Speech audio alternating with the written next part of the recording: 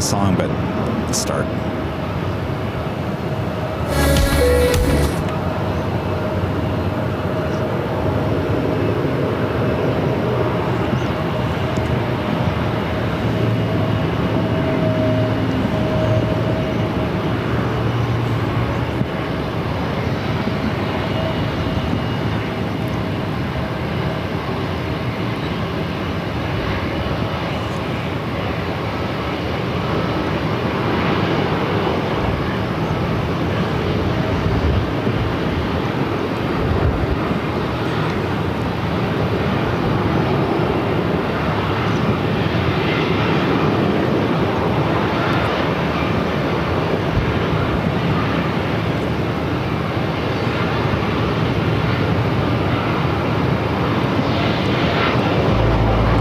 Welcome back to a gorgeous Phoenix, Arizona for another awesome day.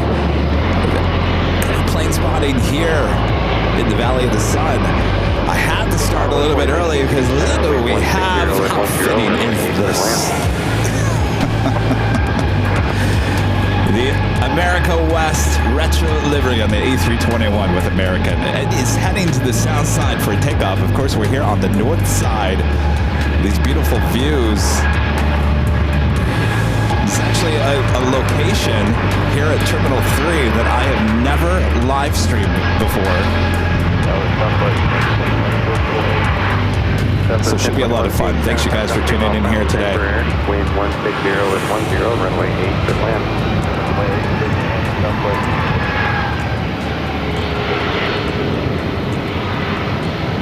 Flight heading to Philadelphia.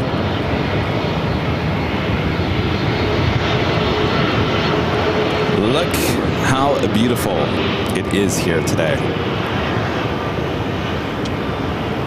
Hello everyone, I'm your plane jockey Kevin. Yes, we are high on top Terminal 3's parking garage on the north side. This is actually not a location we've ever live streamed before. Of course, if you remember about a month ago, we did do a live stream on the south side. The parking garage at Terminal 4 is completely full. We could not get in it today. We were gonna head up there to the top overlooking the American hub, but I think this is just as good. Of course, we are really close to United. Program takes information, Golf current wind 150 and 10, altimeter 3003.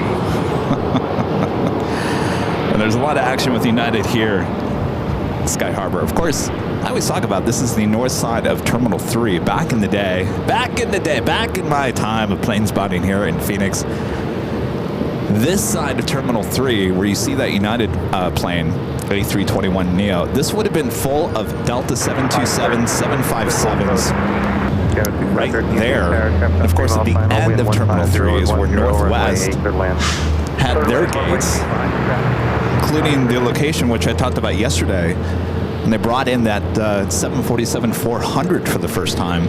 It was parked there, right there, at the end gate of Terminal 3.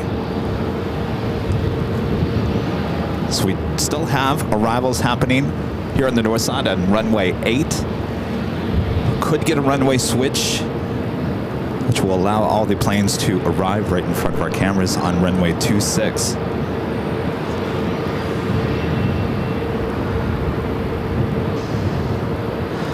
Runway 4019, turn right, Bravo 8, left on Bravo, contact ground.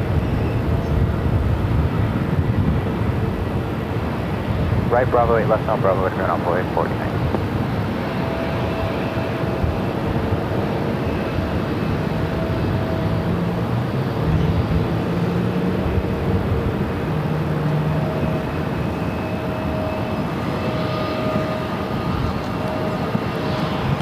Just what happened to our logo? You guys are saying it's a really good question. What happened to our logo? Here it is. Let me work on this real quick.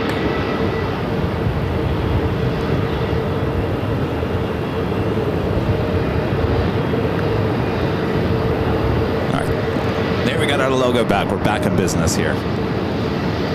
1021, turn right at Bravo 9er, taxi on the south route.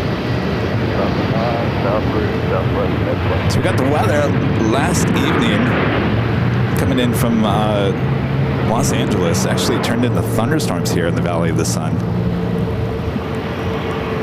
Big storm heading tomorrow as well. 7, what's up for runway 3 477 Phoenix Tower, wind 150 and 10, runway 8, clear to land, traffic on 2 mile final, regional jet. Alright, clear to land runway 8.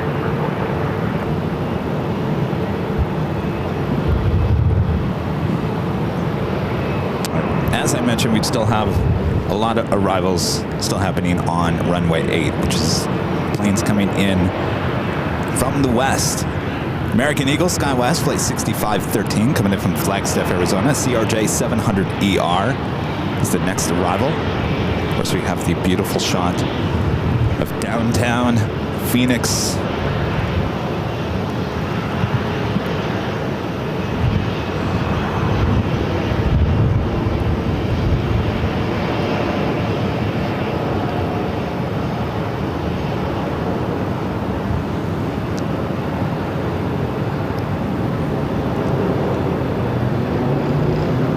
Also seeing the Air Canada A330-300 now pushing back from Terminal 3. Look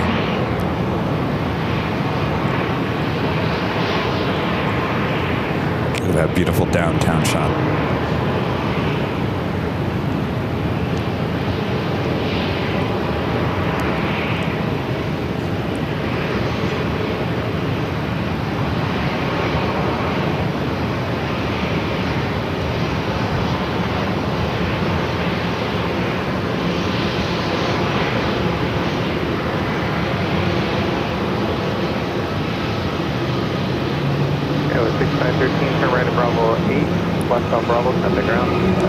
That is the Air Canada. Should head to the south side for a takeoff on 7 left. We will see a taxi in front of our cameras here shortly. Our next arrival on runway 8 coming in from Las Vegas. Spirit Airlines flight 477. It's an A320 Neo.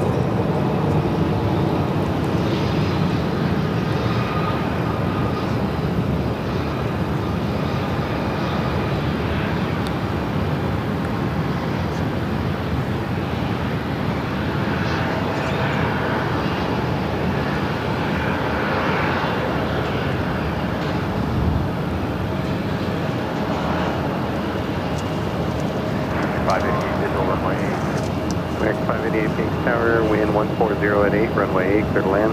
Clear to land, runway 8, American 588.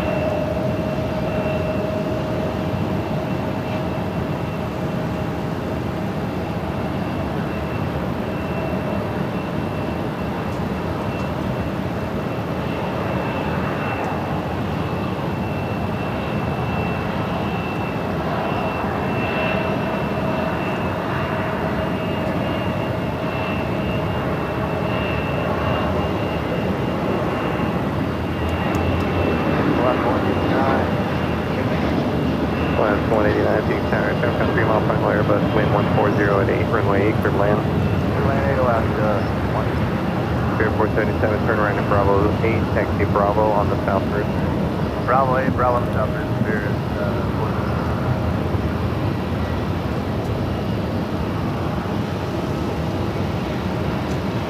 What do you guys think? This gets us a little bit closer to the action here on the north side.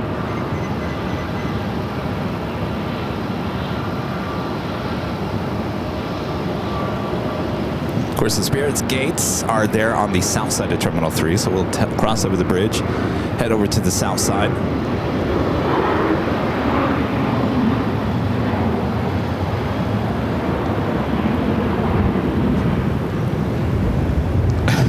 But there are a lot of people flying out of Phoenix this week. I tell you, Terminal 4 parking garage completely booked. You can't even get it in there. There's a guy outside of it saying, forget about it, don't even think about coming in here. Terminal 4 parking garage. 3, for the most part, is still open, but it's getting packed already. I think for Thursday's show, we're probably more than likely going to be heading to the park on the south side of the airport. It's actually a great shot, certainly in the morning. The problem right now is the sun. When we're up at Terminal 4, as we saw it yesterday, everything's kind of a little backlit, so actually it will actually be in our favor tomorrow. And there is a storm coming in, and rain is expected around 2 o'clock in the afternoon. So we'll start early, more than likely end before 2 tomorrow. So we'll have another day here in Phoenix tomorrow, but of course we're just getting started here today. Return on Bravo, around there,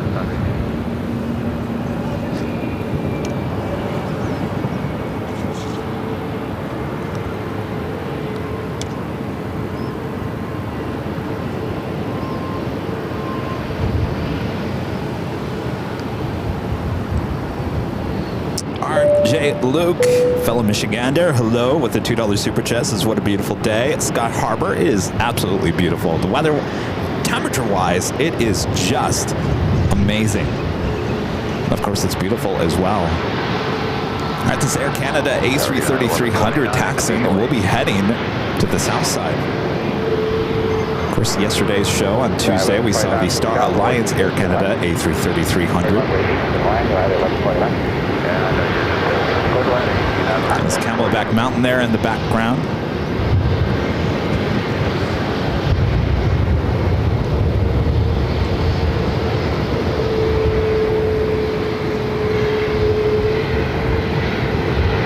Now this is interesting. Okay. I was going to say, if he kept on going forward there, then I was expecting maybe that there's been a runway change. He would have been heading to the 25s instead of the 7s, but now making that right-hand turn, we'll now head to 7 left. Alaska 189 right, taxi on the front one is courtesy. I do any solution to make in front of Porter. Okay, if you're at and as well, we'll be right on Charlie here.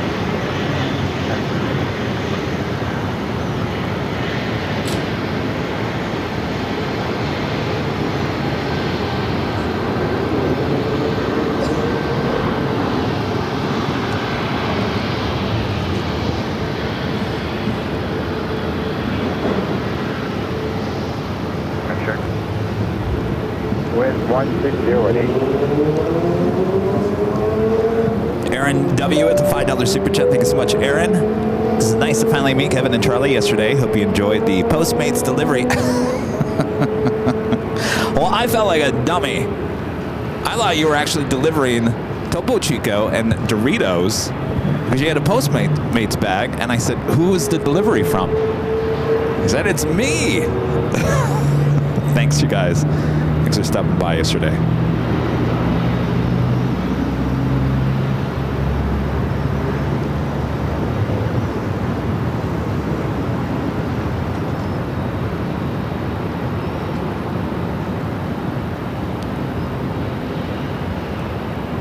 If you guys are just tuning in, welcome back to Phoenix Sky Harbor Airport. You're looking at runway 8 in use for arrivals. Runway 8, clear climb. Climb runway 8, Public 21.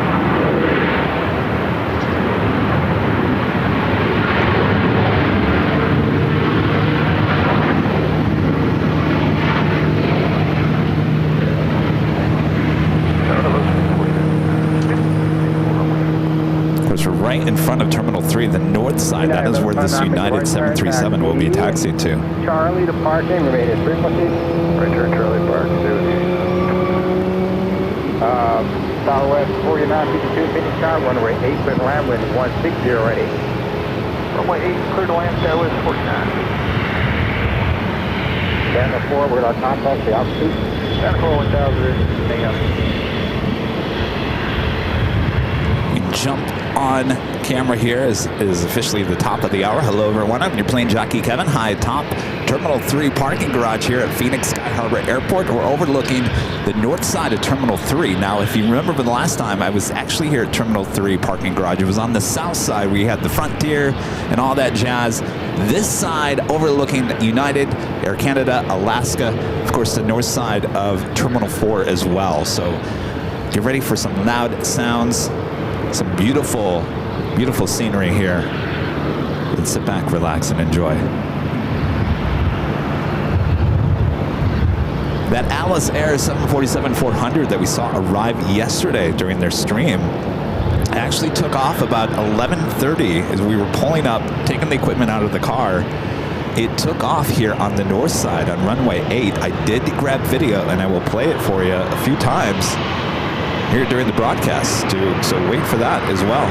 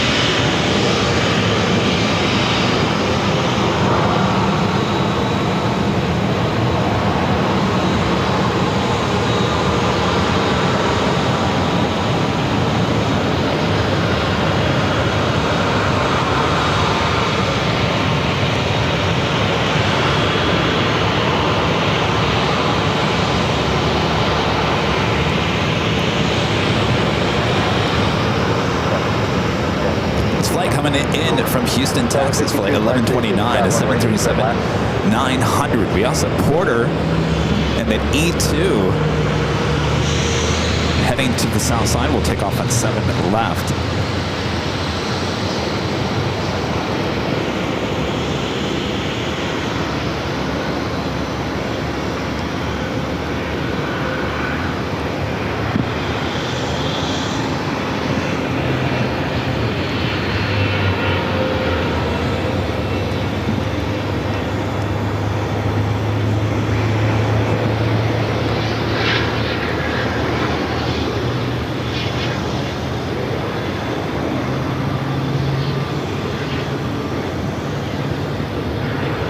Legend Jane with the $550 super chat through PayPal. Thank you so much, Jane. Jane says, have a great show, Kevin. Thank you so much, Jane. Amazing support as always. Let's see those Legend Jane emojis there in the chat. Thank you so much, Jane. It is a beautiful day here in the Valley of the Sun. Of course, we're in between weather. Like I said, there was a thunderstorm here last evening. Kind of cool to watch. Kind of felt like summer monsoon storms here in the Valley of the Sun. But the big storm is coming tomorrow afternoon into tomorrow night. So we'll have a couple of more shows before we get kicked out of here and head back to LA. Thank you so much, Jane. Southwest 1351 speed 8 south. Can you reduce to your final? You're showing 30 knots faster than traffic coming to. All right, let me know when you guys want to see the Atlas Air takeoff. Noah becoming a silver member. Thank you so much, Noah. Continue Bravo, Charlie 11, Charlie to the Quebec line. Mina P in the chat. Hello. Our friend in golfing, Amy Photog. Hello. Buddy Dog, Aaron. Of course, great mod, Allison N. Soul Searching, Emily.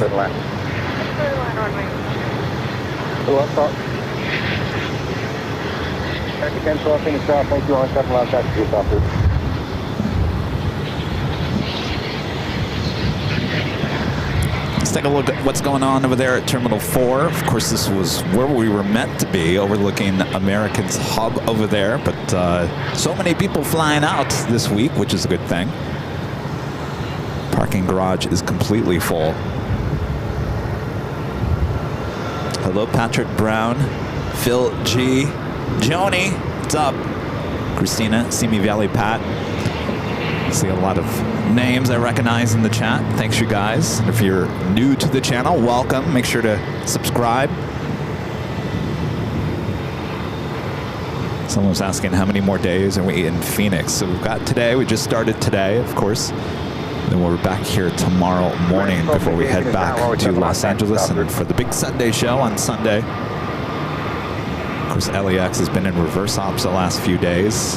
I checked the 24-hour live streams, High Top DH Hotel. Looks like everything is back to normal there at LAX.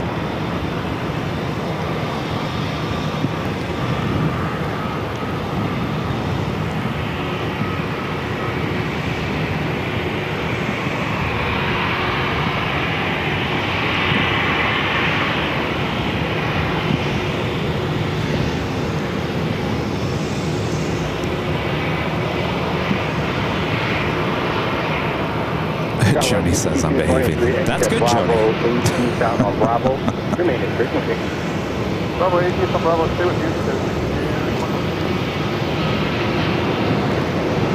Follow the leader. Both these American Airbus jets heading to the south side. Let's head back to runway 8 for our next arrival. Of course, everyone is still talking about Southwest now charging for bags. Not a lot of happy people, loyal Southwest people out there are very upset.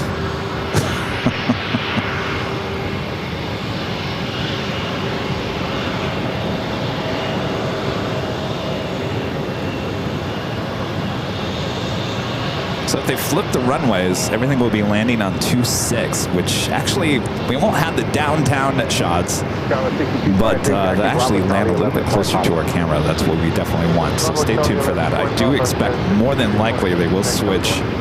Southwest 1361, exit at Bravo 9 and taxi via the south route.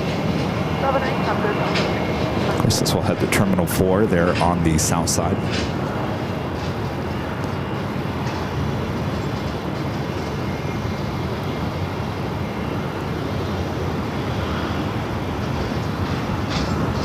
Can't beat the views here, that's for sure. Point 1357, finish current information, golf, current track, Quebec is approved. Southwest wasting no time, heading to Terminal 4. Up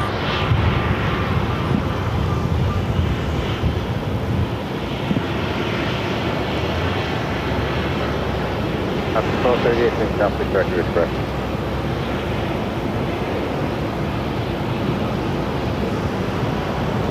All right, you guys want to see the Atlas Air 747-400 that took off? Yeah? All right, let's play this for you.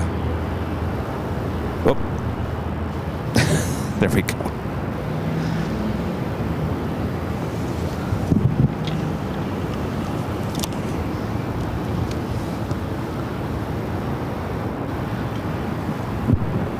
So this did take the Dodgers to Tokyo Haneda. Cubs already left on a United 777-300ER that came in yesterday.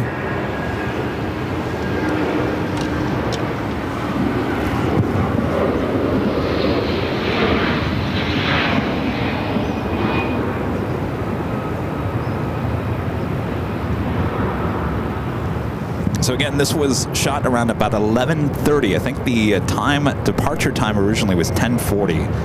So about 11:30, this video was shot here on the north side, taken off on runway 8.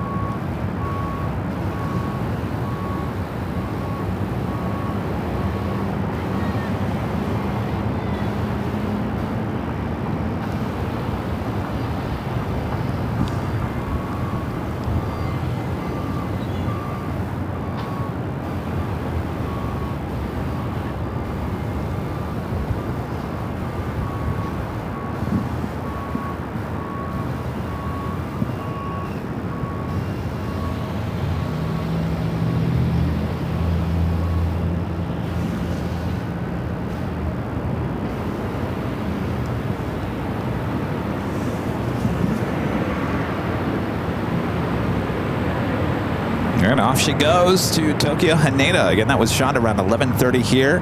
The Terminal 3 parking garage, the Atlas Air passenger 747 carrying the Dodgers.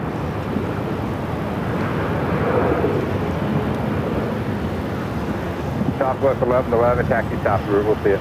Southwest 11.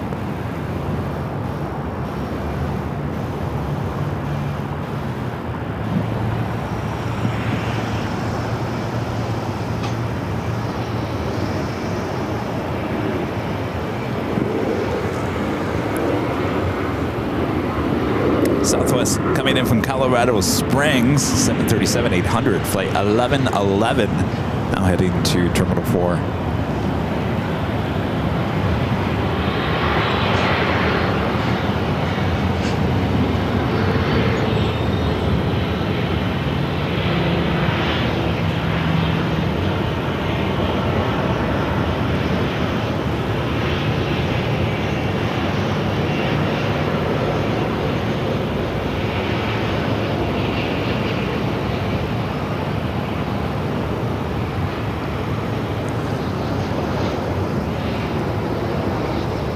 We look across here, modified 757.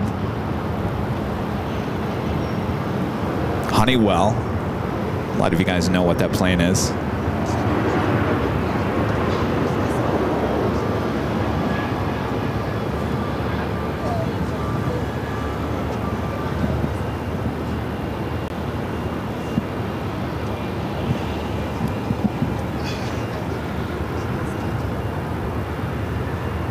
Next arrival, I believe, here on the north side is Frontier Stewart, the red build Streamer Tail Live. Coming in from Minneapolis on an A321neo. Should be followed by Delta Airlines coming in from Detroit. Flight 813 and A321. We have another United flight coming in from Newark. Flight 1847 and 737-900ER also on its way here to the north side.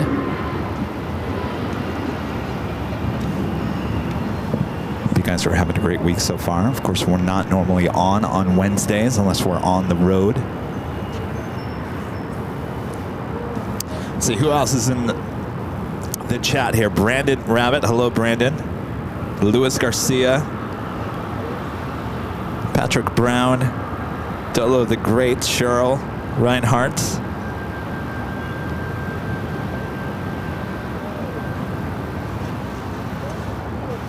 Donica, and many more. Thanks you guys for tuning in here today.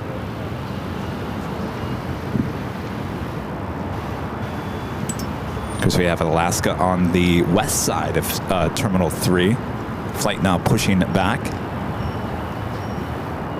This flight heading to Portland on the 737 MAX 9, flight 1238. Okay, you said on the that'd be the pilot side, you said the right side or the nose? You got the what? Did you copy that there, west at 1357?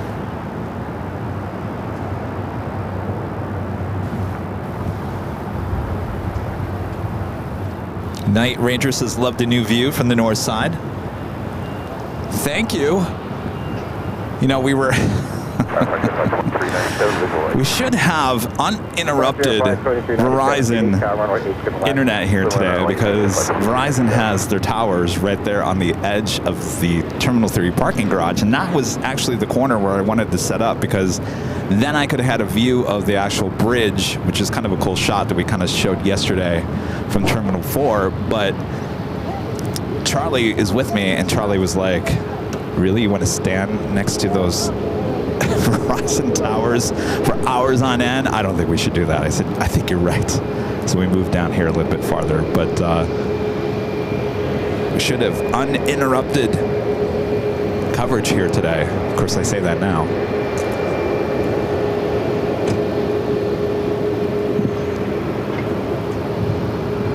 Another United flight heading here to the north side.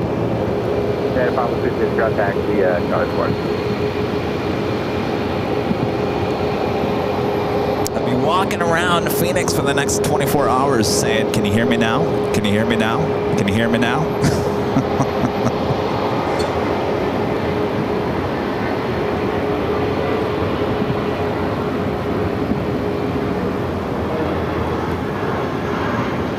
I know, Joni, you're right. Don't jinx it.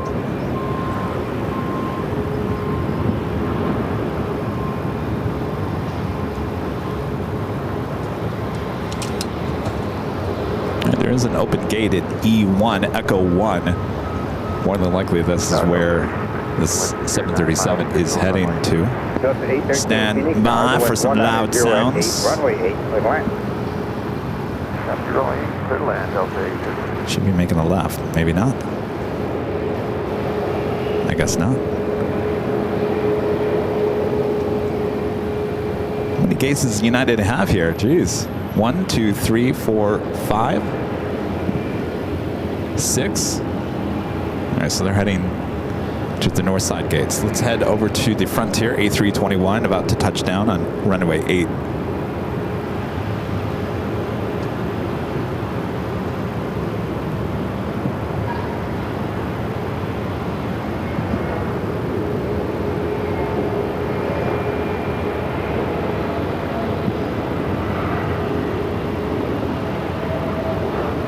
Frontier Flight 2397, turn right at Bravo 9er, and taxi via the south. Bravo 9, operate Frontier Flight 2397.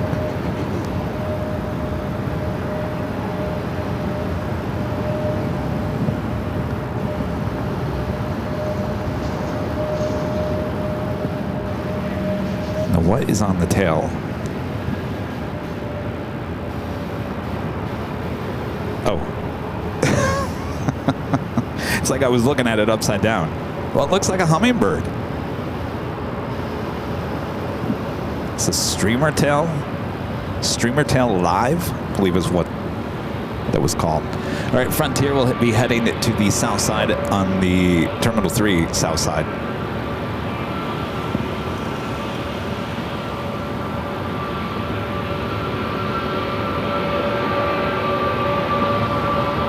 We have our next arrival on runway 8 coming up.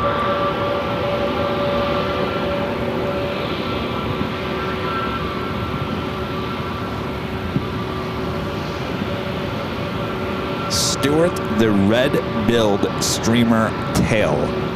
Never heard of it.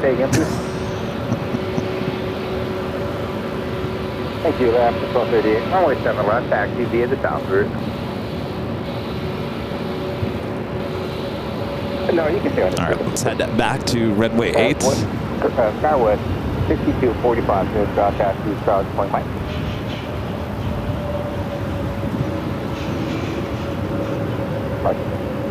Delta A321 about to touch down.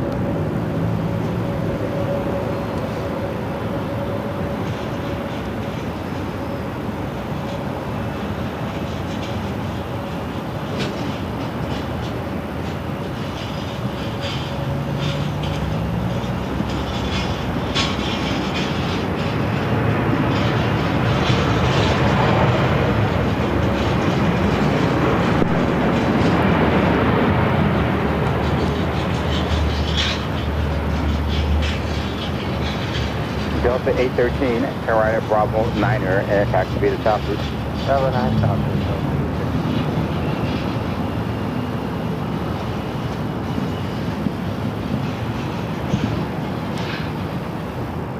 My brain always says this is going to head over here to Terminal 3 because that's where Delta used to be back in the day. No, we'll head to the south side of Terminal 3. Delta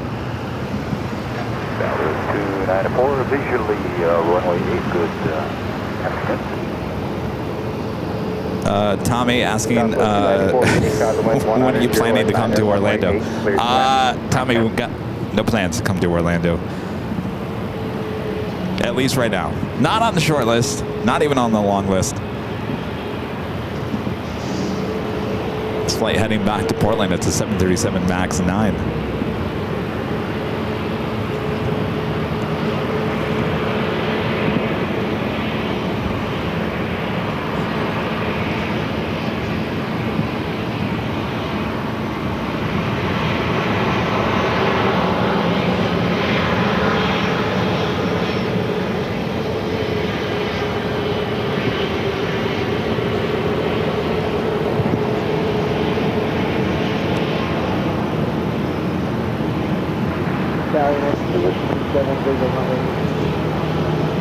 Southwest maintenance, voice position.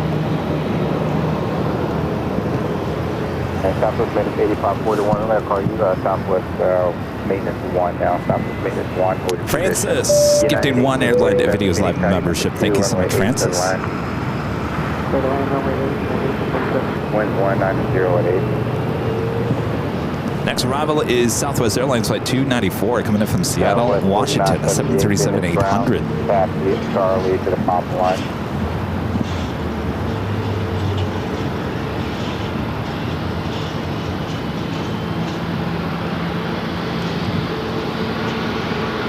That's 4978, taxi Charlie to the pop line. Southwest maintenance 1, after that read, put that passenger off the right hand side, do southbound on taxiway, won't be able to contact southbound.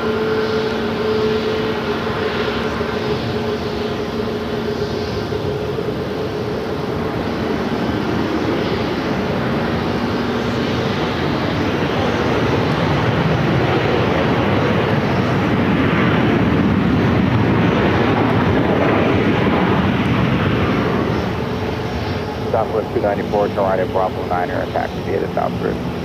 Bravo 9 South Route, 294.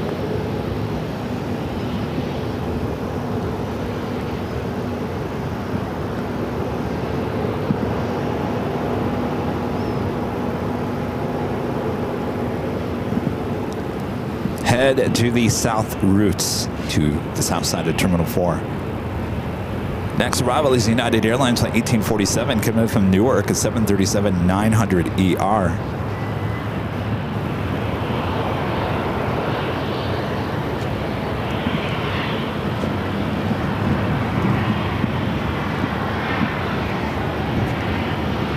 Some friends from Sky Chefs.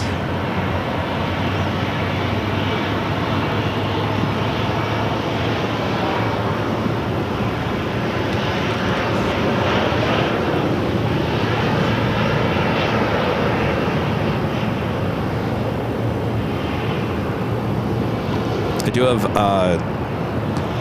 Charlie here with me. We can make him as a co-host again here today if you guys want him to be a plane jockey once again.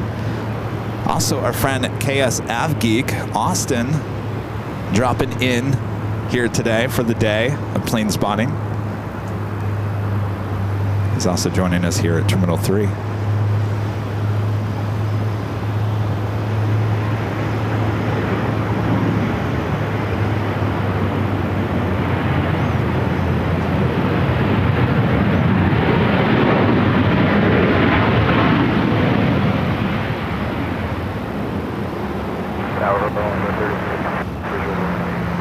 United 1847, turn right, taxi side, park and remain in Spirit 1. Charlie, parking with you, United 1847. Joni says, yes, of course. Love to hear Charlie. United, Preston, Onboard 3729, Phoenix Tower, runway 8, clear to land. Runway 8, clear to land, Onboard 3729. All right, I believe, I don't know. I shouldn't say it. I believe this one's heading to gate Echo 1, but I guess we'll wait and see.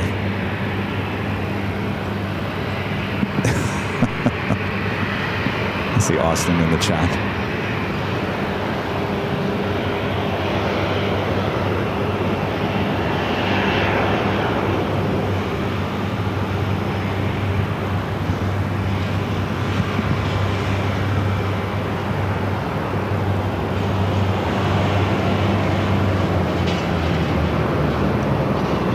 Oh, come on. Come over to Echo 1. No, I don't think it is. I think he's going to Echo 7.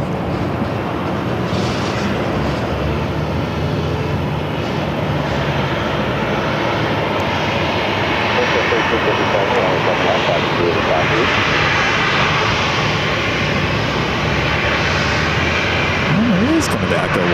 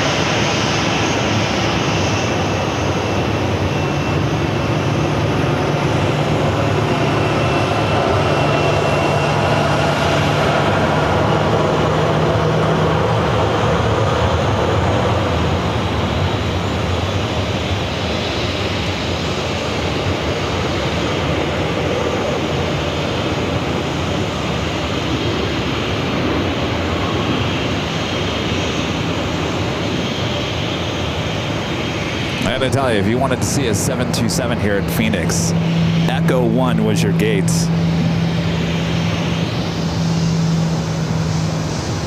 Back when Delta was here at Terminal 3 North Side.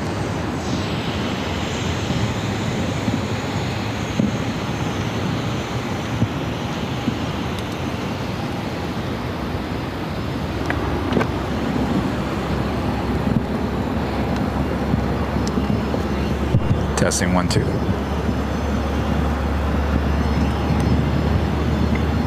Hello, Charlie. Hello. Hello, look at it's Charlie. If you guys weren't tuning in yesterday, he's our producer editor here, based out of Phoenix. That's the reason why he's out here just kind of helping. And I was looking at him yesterday. We didn't have a lot of people show up yesterday, and I think we realized why. The parking garage was not letting anybody up into it.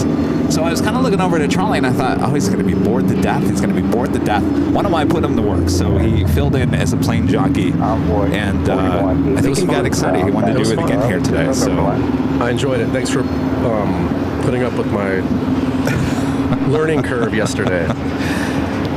Maybe calling out here all of the arrivals. I don't think we're going to see too many departures up here today, but you never know. An E-Jet now on short final for 8.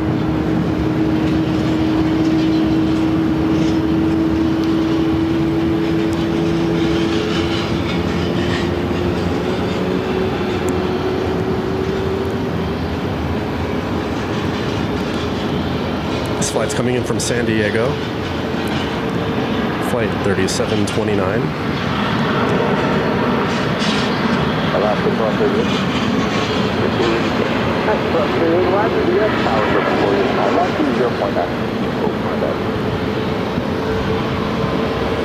Envoy 3729.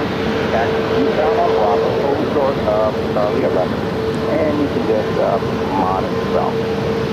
You know, the amazing thing about Phoenix is you don't see too many E-Jets. Of course, we have a lot of E-Jets there at LAX.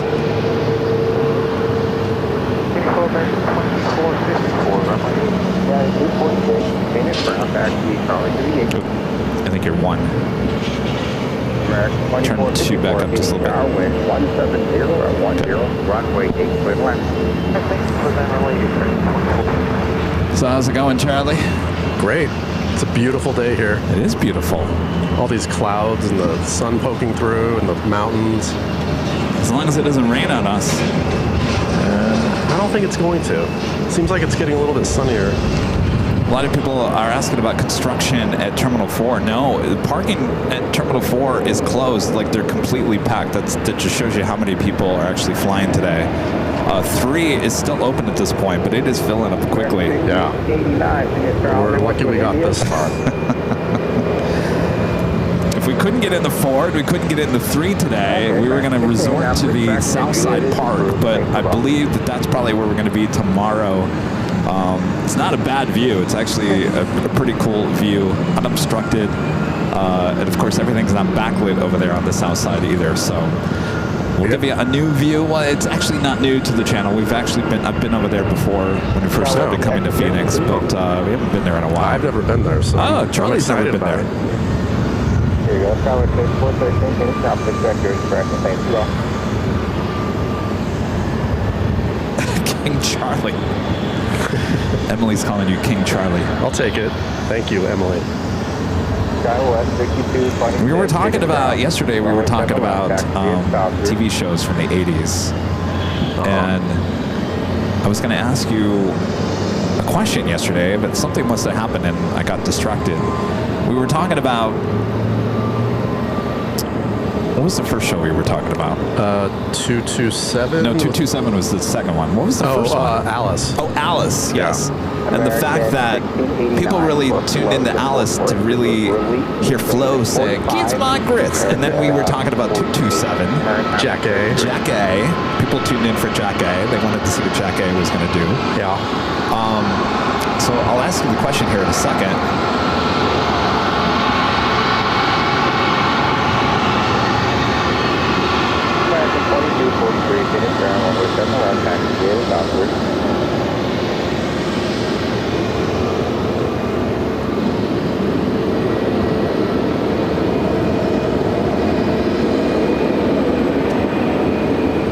This flight heading into gate E7, Echo 7. I'm telling you, it's very busy here for United. Counting at least 1, 2, 3, 4, 5 planes sitting at the gates here already. And y'all thought it was just American and Southwest here in Phoenix.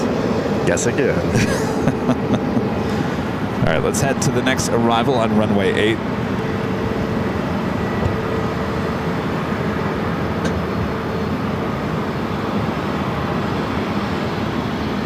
This is another United? No, Chip. This is American. Oh, okay. This one's coming in from Santa Ana. Santa Ana, California. On a A321neo. Neo time. Flight 2454. I got to tell you, though, I've flown on an American A321 and I've flown on an American A321neo. You will not notice the difference inside the cabin. There is no difference. Huh. Interesting.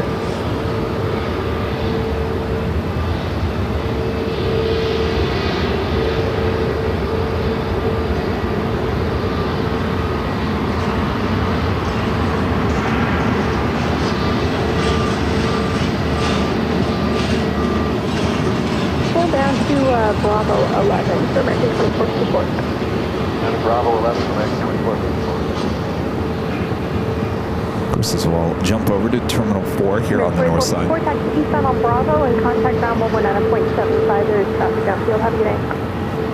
Right eastbound on Bravo. Oh, that's true, Allison. It's not as noisy, yeah. In terms of the looks of the cabin, you're not going to notice a difference. I've been on an American 321neo. Yeah. It was nice. It was much nicer than the Southwest 737. Oh, really, Charlie? And I'm not just saying that now.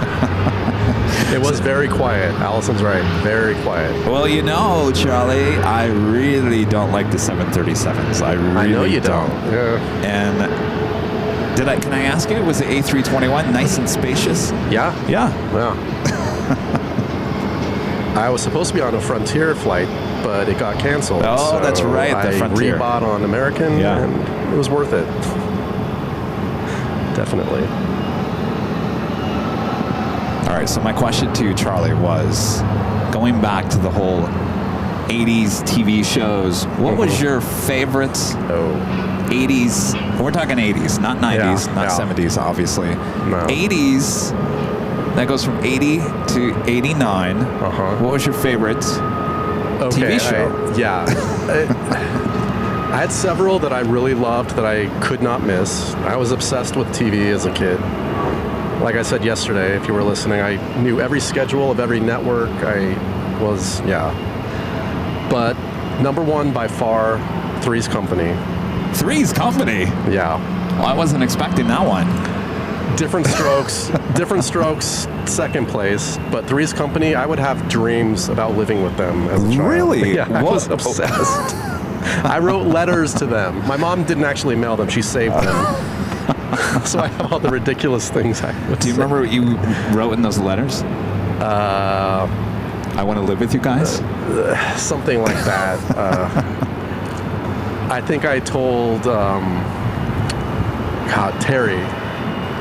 The character Terry, what's her name, the actress? Oh, yes. She was the blonde one. Priscilla Barnes, who replaced Suzanne Summers. Anyway, in this letter I wrote that my mom saved, I basically said I had a crush on her.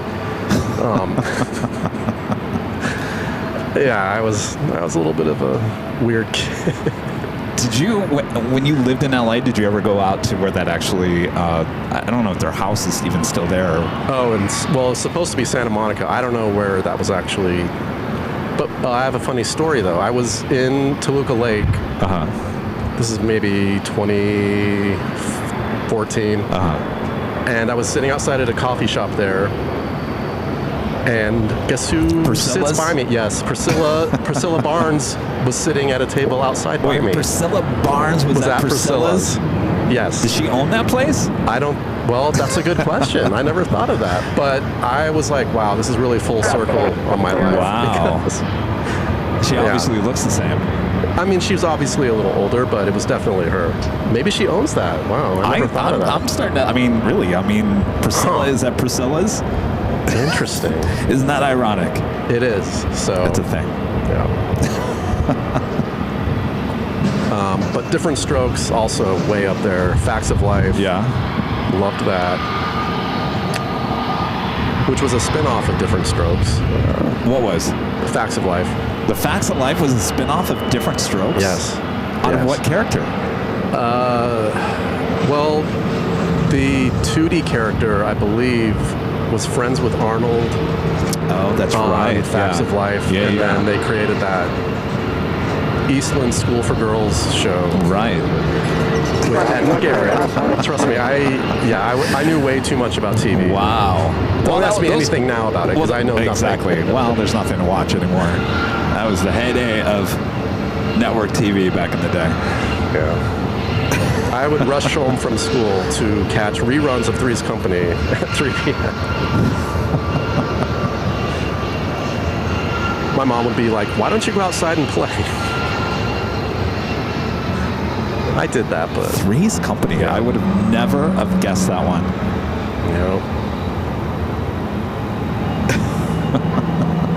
And then when that went off the air, they had the spin-off of that, Three's a Crowd, but that wasn't as good.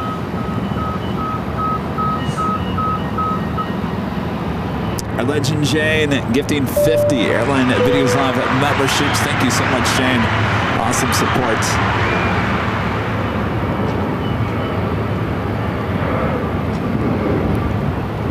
Jane, did you have a favorite show growing up?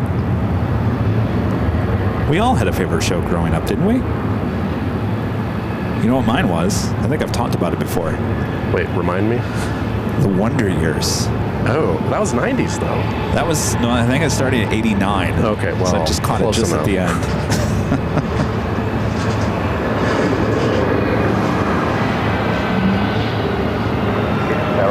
Oh, that's right. You actually went to that house. Yeah, in Burbank. The house is in Burbank. Still looks like it did in the TV show.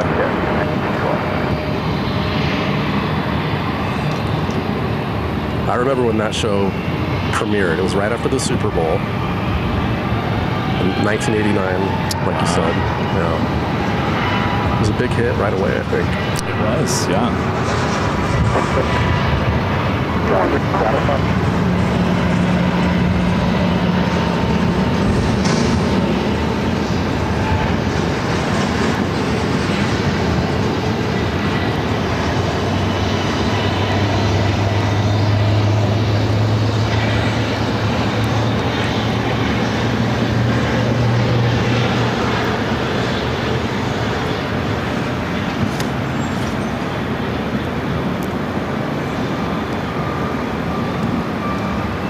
Richard Flair with a $10 super chat. Thank you so much, Richard. Says hello from Chicago O'Hare and Chicago Midway. Kevin and Charlie, did you ever watch Alf? Oh yeah, Alf was great. I never got into that show. Didn't he eat cats? Well, you didn't watch it. Yeah. That was a good show. Alf ate cats? Yeah. Oh boy. I thought it was a funny looking character. I think a lot of people are scared of it. Oh, really? Yeah. Do you know what ALF stands for? No. Alien Life Form. Really? Yeah. I think it'd be fun. I mean, they could bring back that type of show, not with that character, but just like have a Muppet living with real people. I think that's a great concept. Yeah. You hear that, network TV? Or Netflix or something. Yeah.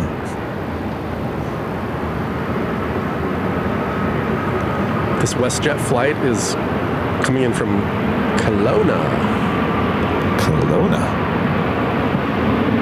It's a 737 MAX 8.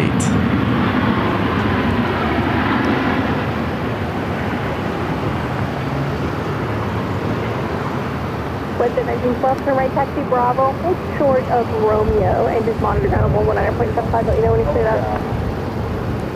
Kelowna. I don't know what that is.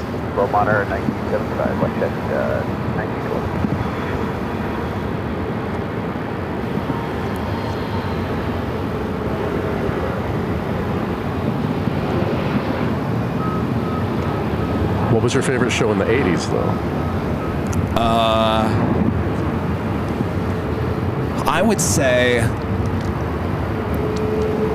as a kid, because I was with my grandparents on the weekends, of course, I would be kind of subject to whatever they wanted to watch. And of course, my grandmother and grandfather would love NBC on Saturday nights, which included the Golden Girls and all that jazz. So I would probably say the Golden Girls growing up. Yeah. Of course, when you were sick, you know, it was the reruns of the Brady Bunch and The Price is Right. Of course. And of course, you remember the days of Donahue and all those talk shows. You know, I start talking about Donahue to Rudy. He has no idea. Might as well be talking about Alf. Basically, we're ancient. I really do miss those daytime talk shows. I mean, they were the best. You know, I went, I'm sure you guys already know, back in, geez, what was that, 1993, before I moved out here to Phoenix, Arizona. My friends and I drove to Chicago to the NBC Tower there and went to go see a pretty new show that a lot of people didn't know about. And of course, this person was up against Sally Jesse and Donahue and Oprah and Ricky Lake and all this. A guy named Jerry Springer.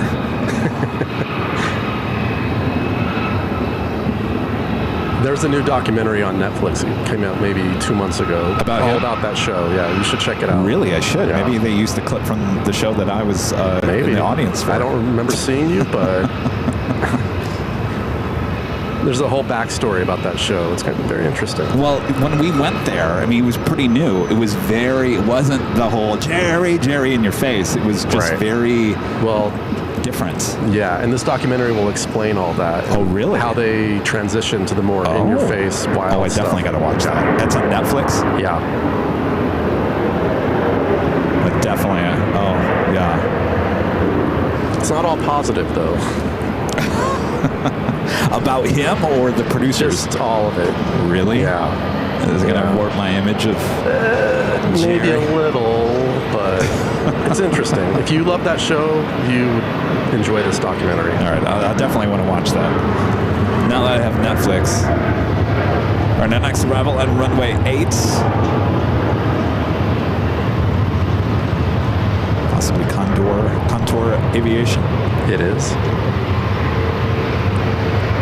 On an E-Jet coming in from Sholo, which is a little northeast of Phoenix. It's a beautiful part of Arizona.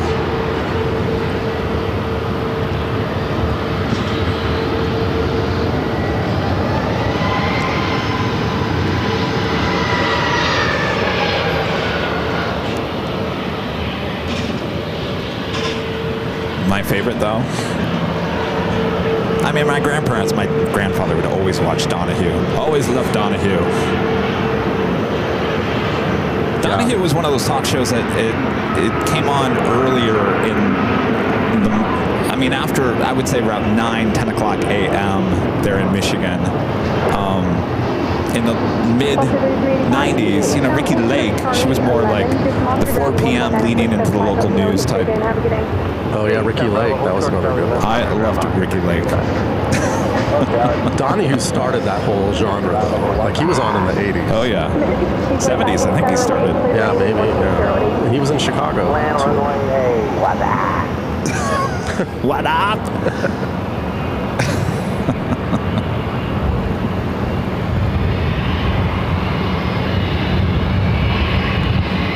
Yeah, they don't have the talk shows anymore, do they? I think they oversaturated the market. So it's time for it to come back. Maybe. Maybe I should bring it back. Kevin. You have a history of doing talk shows. Yeah. Some people tell me I have a little Barbara Walters in me.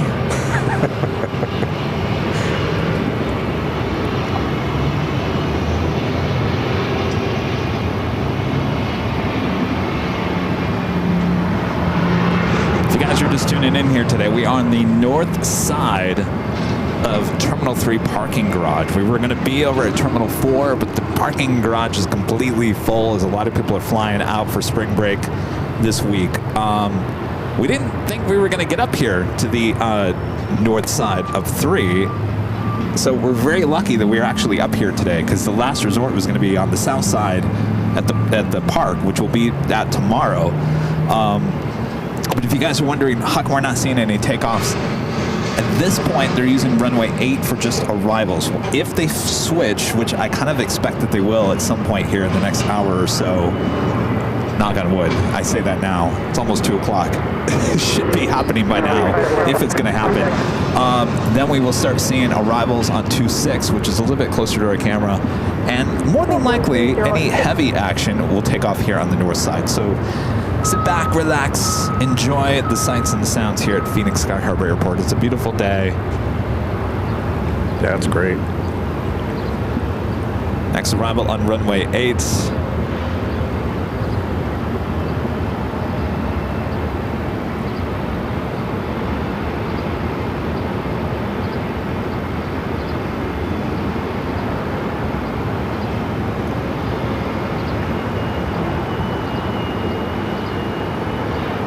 Of course, you can't beat these views of downtown Phoenix as the planes land.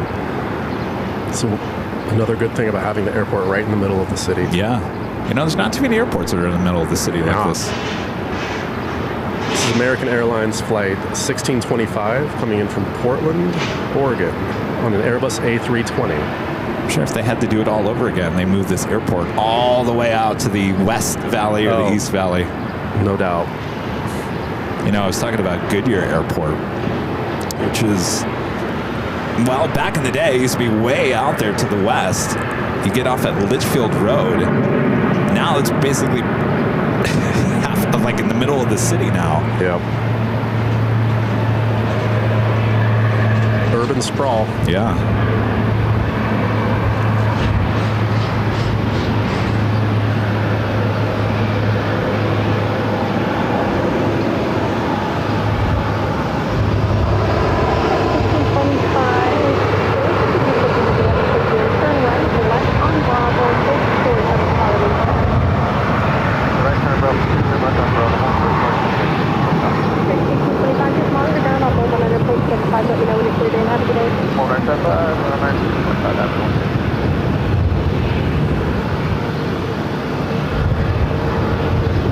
Let's see, who do we have in the chat?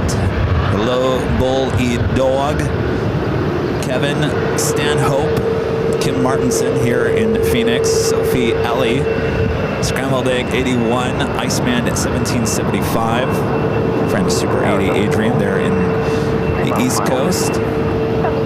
Jen and Pinky Todd, hello. 170 at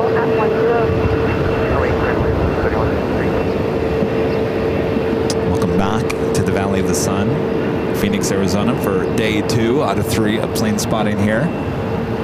So, Charlie, you like planes, right? Yeah. I don't think I could do my job if I didn't Well, that's true. like planes. That is true. So you used to be a news editor. Did you ever use video of a 747 when talking about a 737 and file video? You know what I'm talking about, right? Yeah, and the answer would be no. I knew. I mean, a lot of other editors might have done that because they just don't know. Right. They just like, oh, it's a plane. It's just a plane. You could be talking about a 737 and they'll use file video of a 747. Yeah, that, I would never do that. Wind 170 at 11. When I was a kid, I knew every model. Oh, really? Yeah. In fact, I would have my mom bring me to this airport, and we'd stand on the roof of the parking garage and watch planes. Of 3 or 4? It must have been 3, because I was pretty young. Wow, I didn't know that. Yeah.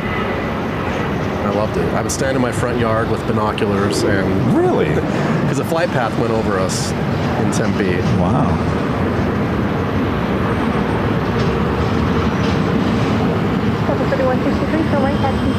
This is Southwest Airlines flight 3163 coming in from Salt Lake City on a 737-800. Are you still devastated by the news of Southwest? It's sinking in. I'm just going to have to deal with it. And they sent you some information overnight. Oh, yeah, they emailed me last night with the whole list of everything that they're changing. And it's not just checked baggage and all of that. They're restructuring their points system. Basically, everything's being taken away from you. Yeah. Like the Wanna Getaway fares, which are their best deals. Yeah. You're not earning, I think you're earning half the number of points that you used to, miles. I forget what else there is. There's a whole list. And they basically said, we're sorry. We know a lot of people are not happy about this. But we need to do this in order to keep Southwest the experience that it is. And I was thinking, what's the experience? Your experience was free bags. They're doing their best, I guess. I can't. I mean, they want to stay. They want to stay afloat. So. Okay, I get that, but you're talking about experience or staying afloat. Those are two separate things. Because what you're doing right now, Southwest, is you're completely changing everything that you're known. That the experience that you're talking about. I think they want to basically not have to come out and say, if we don't do this, we're filing for bankruptcy. So you really think that I'm that just close reading to into that? it. I don't know. I don't know. I'm not an airline industry insider, so that's just my guess. But I'm sure I'll still fly Southwest in the future. I mean, but I'm more likely to give other airlines an option, or the chance.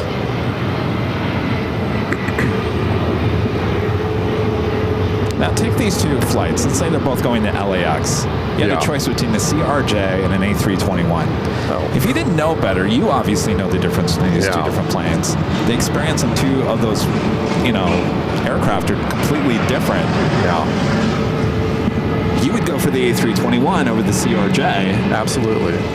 So when it comes to finding a flight now to LA, if you're not going to do Southwest, are you going to go through United and Delta and everyone that does? Well, I've wanted to fly those airlines to LA just to, change it up, but it's always on the smaller aircraft, and I always opt for American or Southwest. Gotcha. I mean, I should try one of those.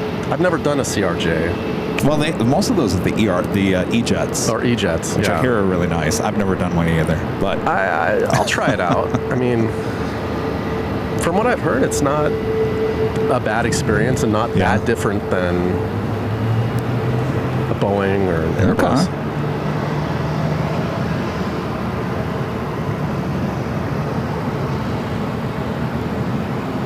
Heath Shelton with the $5 Super Chat. Thank you so much, Heath. Says, hi, Kevin and Charlie. One of my favorite 80s shows is Max Headroom. Oh, yeah, that was, way ahead of its time and 20 minutes into the future. That was an actual TV show? Yeah, you don't remember that? I do remember that character, but I don't remember. That was a show, on ABC, Seriously? Mm-hmm. Huh. It was way ahead of its time. Bustin' Loose Racing 714 with a $10 super chat. Thank you so much, Bustin' Loose. Says, I fueled up the Atlas Air 747-400 that landed yesterday. We uplifted 44,545 gallons for a total of 321,200 pounds of fuel for its trip to Tokyo. Wow. Look at those numbers. Yeah, we got it actually taking off. I guess we can show you that video again.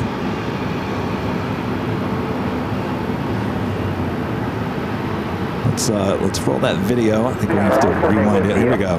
So this was shot around 11:30 this morning. I think the original scheduled departure time was about 10:40, so it was running a little bit late. Charlie and I had just gotten here to Terminal 3 parking garage, and I had the table set up, the tripod up, no camera on the tripod. Charlie says, come on, get live. I said, there's no way I'm going to get live. So I pulled out the camera and we shot this video of it rolling down runway 8. And there she goes.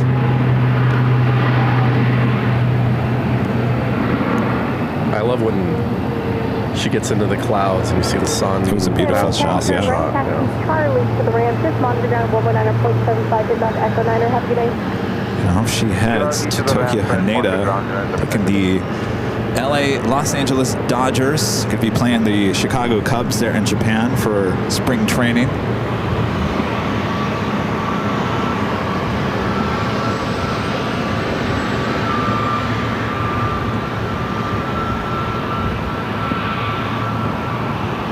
Yeah, it's a great shot. Of course, we caught her arriving live on the stream yesterday. Couldn't figure out if this was actually going to take the Cubs or the Dodgers. Of course, the Cubs left last night on that United 777-300ER.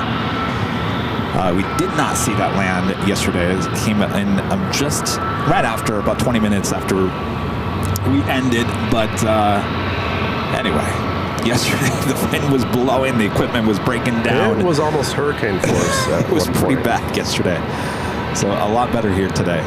Have a United A321neo heading to Terminal 3, arriving here on the north side. Gotta love these A321neos. 74 City Tower, Bravo 8, clear lane, wind variable at 6.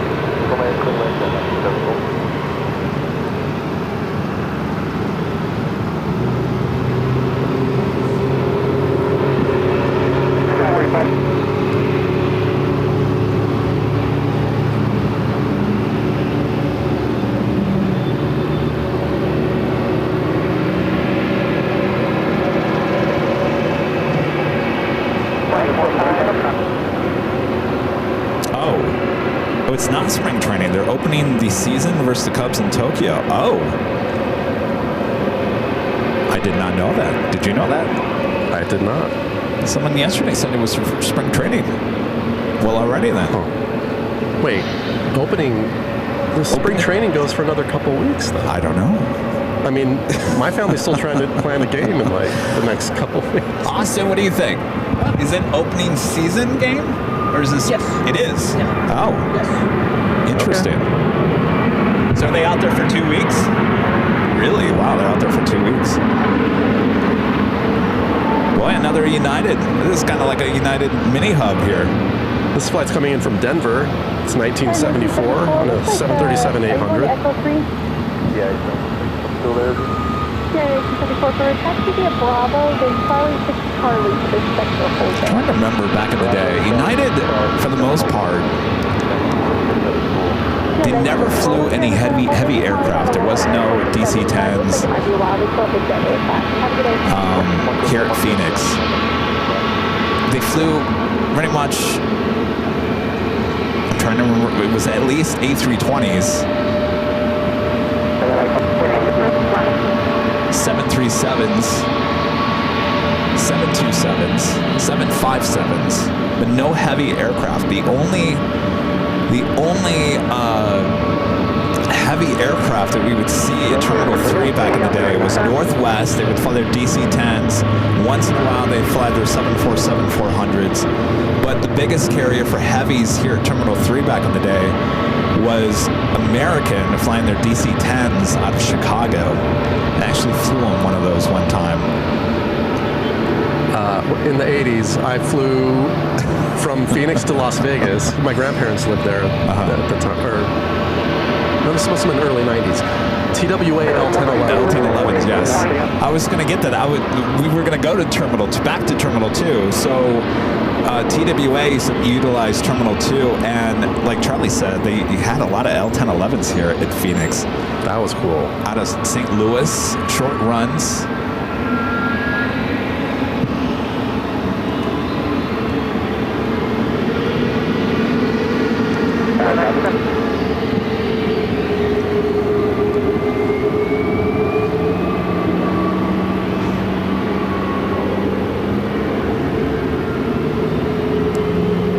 Heading into, what is that gate number?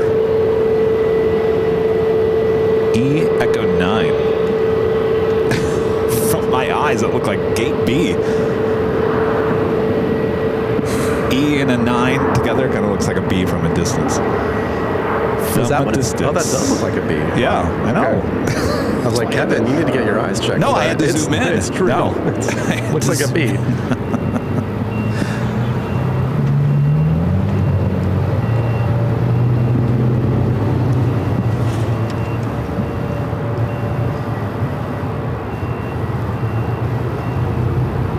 Network with the $3 super chat. Thank you so much, Network.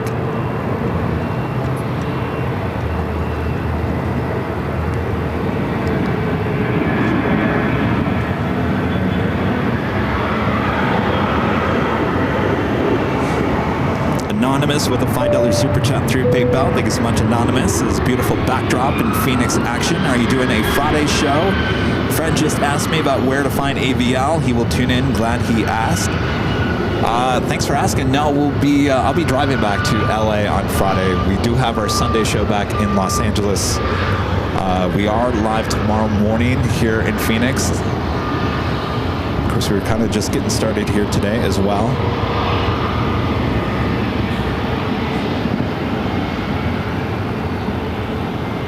Southwest 962 visual. Craig Russell asking, does Allegiant fly into Phoenix Sky Harbor Airport, or is it just Mesa? They do fly here, not very often, but they do kind of have a focus city out there at Phoenix Mesa Gateway.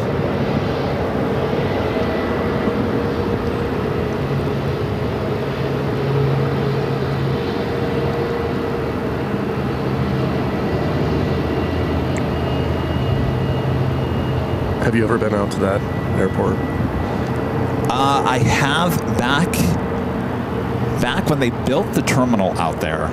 And it's, when I say a terminal, it's like a small little, at least it used to be a small little building with one little like TSA little area.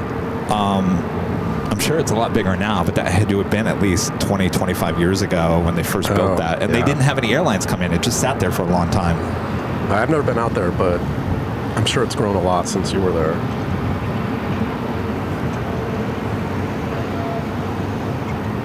I think there's some cargo action out there as well. I don't think there's enough action out there for a live stream though. Next arrival here on runway 8. Charlie's favorite, Southwest. Oh yeah, it's flight 962 coming in from Albuquerque. The 737-800.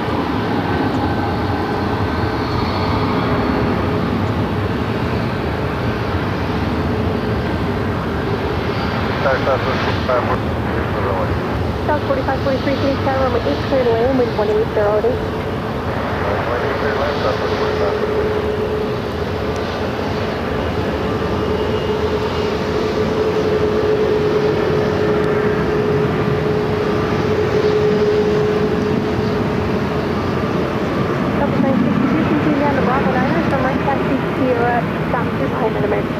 On Sierra, contact southbound on 133.7 today, 123.7. Alright, 337 behind the American. Good, lovely.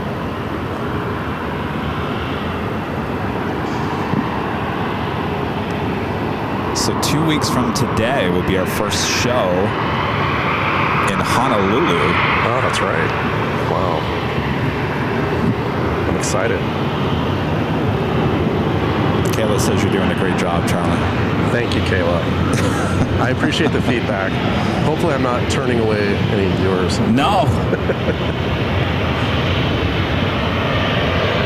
Yeah, I'm looking forward to propping Kevin up in that back of that pickup.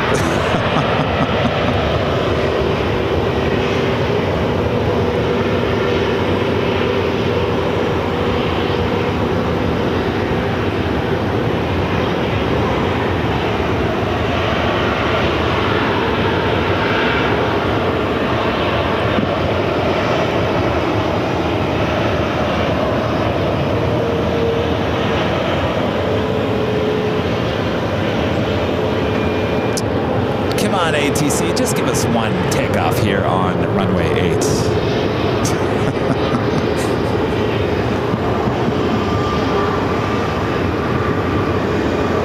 Matthew Allen, no, it was Southwest, not American. Southwest is changing their baggage. They're going to start charging for the baggage. American already charges you. It would be a smart move if American announced they were having free bags. Yeah, I know. Can you imagine? You know, that is a really good point. If there was an airline out there, maybe Spirit at this point, or Frontier, it says, your bags fly free on our airline. Hello, instant PR. The Southwest jet is coming in from Denver, 4543 on a MAX 8. Of course, you're talking about a lot of money. I'm sure no one's willing to do that. No one wants to give up that money. It's a business. You gotta do it. It's a business. Airlines are a business. No, it's a service. Well, before deregulation, maybe, but got the One World livery on the 737-800. Something's pulling into one of the north side gates at Terminal 4.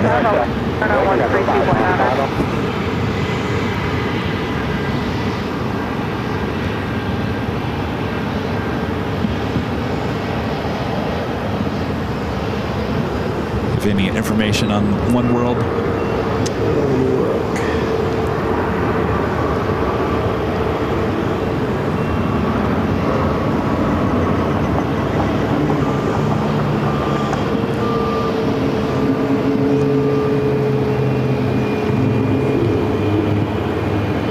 That's coming in from Los Angeles.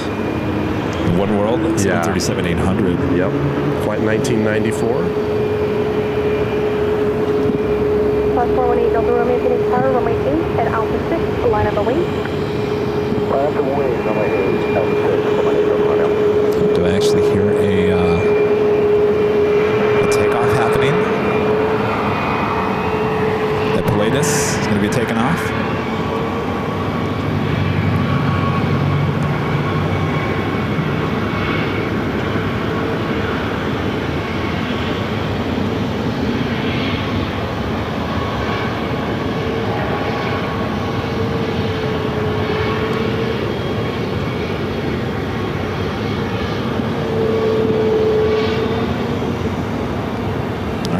Lined up in runway 8.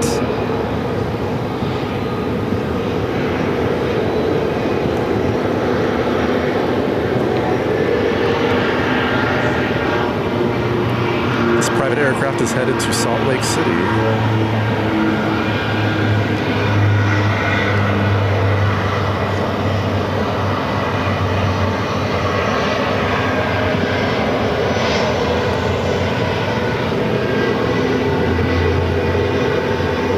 Delta Romeo, regional jet departing the south complex will be straight out and then southbound, no factor, wind 170 at 5, runway 8 at Alpha 6, clear for takeoff. Runway 8, Alpha 6, clear for takeoff, runway 8, Delta Romeo.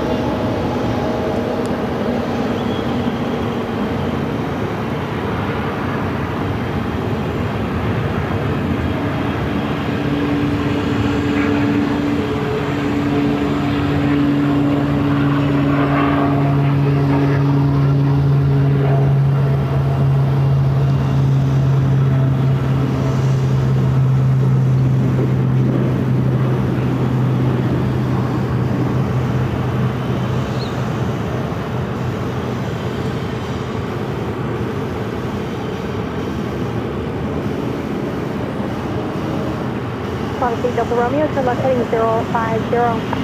050, Delta Romeo.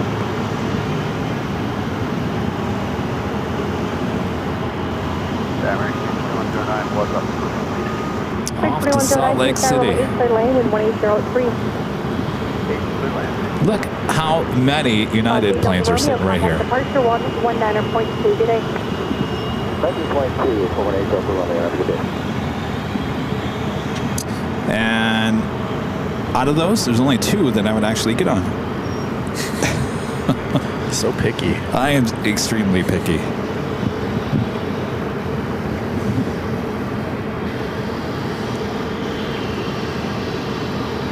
Tina Marie, oh yes, top of the hour, thank you. I am Plane Jockey Kevin. We are here at Phoenix Sky Harbor Airport. Thanks you guys for tuning in here today. Day 2 of 3. Right now we're located on the north side of Terminal 3 overlooking runway 8 still in operation here today. This is Charlie, our producer-editor here on AVL, helping me out here. He's based here in Phoenix, so I thought he'd come over and help out and play Plane Jockey again here today. Thank you, Charlie. Anytime.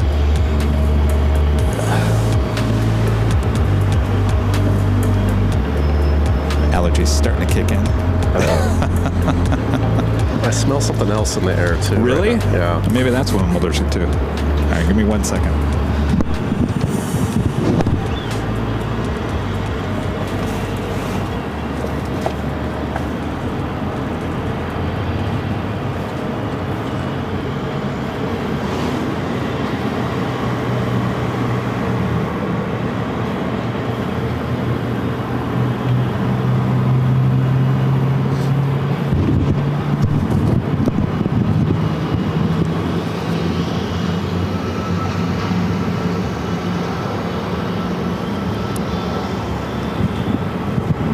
Next arrival on runway 8.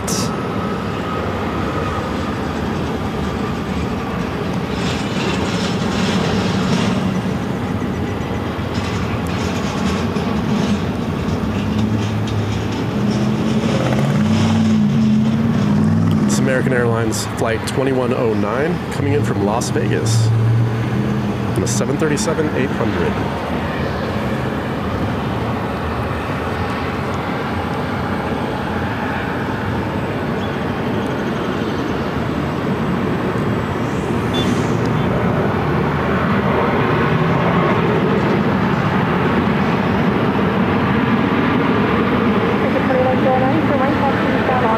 Contact now today.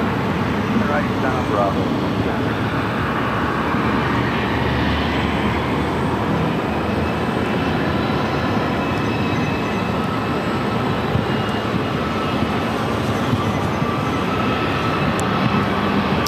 Boy, back in the day, Charlie, back in March, this time of the year, I used to have the most worst allergies here in Phoenix.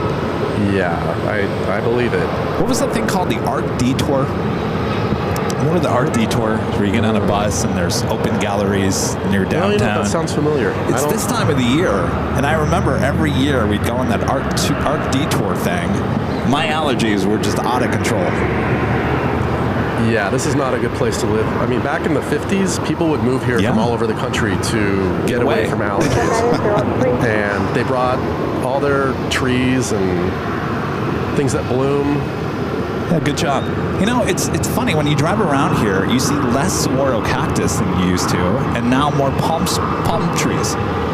Yeah. Yeah. Well, the olive trees that people brought from all over also create a lot of allergies here. The olive trees, yeah. Southwest Flight 180 coming in from Cancun on a MAX 8. Good job, you guys. Brought all the allergies with you. Yeah, I had to get allergy shots growing up every week.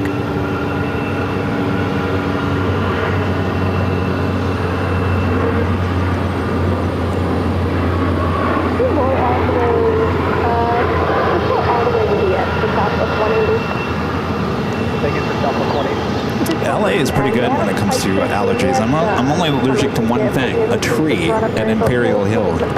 Just that one tree. One tree. Believe it or right not. where you need to work. I know, exactly. Go figure. They have a right for you, turn right next to the section left on Bravo. Oh, just kidding, turn right. The tree is dead. I mean, it's barely hanging on. I mean, it's still living. But it's still blooming enough to... Barely blooming. Right, Bravo 13, and Romeo, back to South. Well, I hate to see trees die, but maybe that one.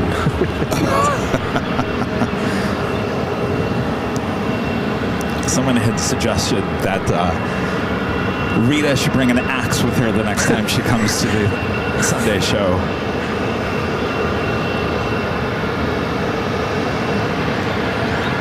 Sammy the Third in the chat. Hello, Sammy. Sammy came out to visit us there at Terminal 4 parking garage.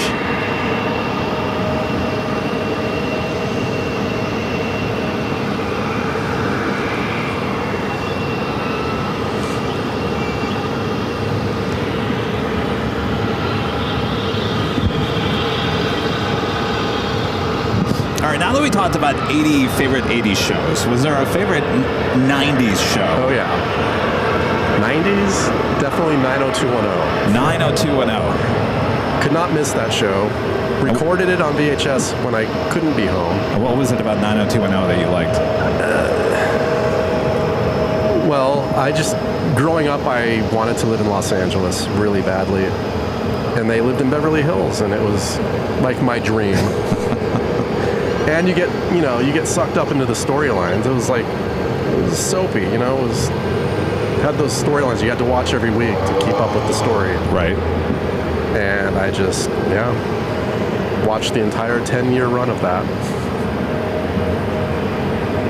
I'm going to jump back to the 80s. I lied. The Wonder Years was not my favorite show of all time. Huh. No. Actually, it was Double Dare on Nickelodeon. I wanted to be on that, a contestant on that show Is so that the one badly. where they'd slime you? Yes. No, not slime. Well, they would slime you. I know what you're talking about. But you would run through the obstacle course, through, big oversized hamburgers and all kinds of... Mark Summers. Mark Summers, yeah. I wanted to be on that show so badly. I asked my parents, can I please go audition to be on that? No. No, to the point where actually I would take things out of the refrigerator, bake beans out of the cans and put them on a dish or whatever, and I would create my own obstacle course in the kitchen. Now that's ingenuity. Yes. Well, the show I was thinking of with slime, also on Nickelodeon, do you remember You Can't Do That on Television? Yes, that was the big old slimer. Didn't Alanis Morissette start out on that? Yeah. Isn't that ironic? I really do think.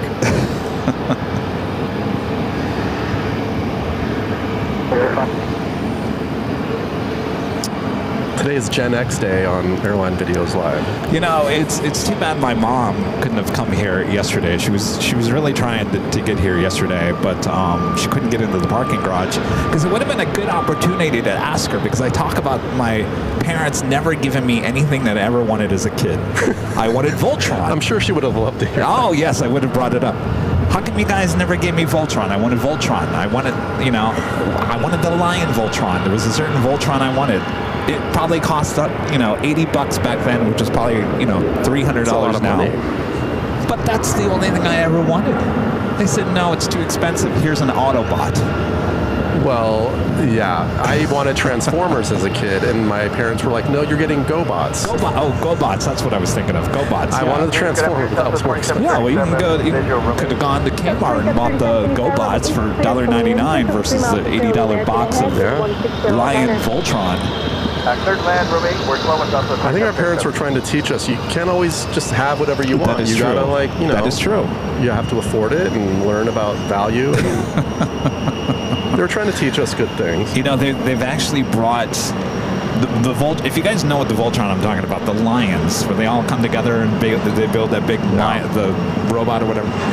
They actually came out. I think Mattel came out with a new version of that a couple of times, and it was on sale, and I was really tempted to buy it because it's like it still lives inside of me that I wanted that as a kid. It's nostalgia. Yes. I still have a stack of Garbage Pail Kids. Speaking of... Oh, yes. Oh, I talked about the Garbage Pail Kids the other day. I had to explain to Rudy exactly what it was all about. Rudy, he's a baby. He's a baby. 90s baby. I said, well, Rudy, it all started with the Cabbage Patch Kids, which was a big rage back in the day. I mean, the parents would fight over the dolls. It's crazy. Toys R Us or whatever. And Topps, who made baseball cards, they were making fun of the Cabbage Patch Kid thing. Yeah. And he goes, oh, interesting. I never heard of any of those. Do you remember any of the Kevin cards, what they were called? No. I probably have one in that stack. I'd have to look it up. This is American Airlines Flight 1884 coming in from Palm Springs on a 737-800. I just had a great idea for a new line of trading cards here at AVL. Yes. That is a good idea. Trippy Kevin. You need to have them in the pack with the gum. You need to put the gum in there? Yeah. Stale gum? Yeah. Yeah.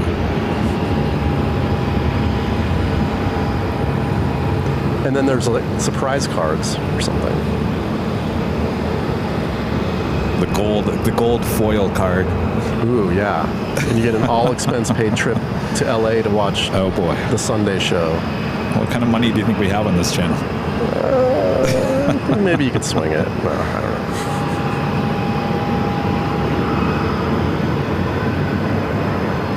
know. Southwest Flight 2737 coming in from Dallas on a 737-700. It's be Dallas Love Field.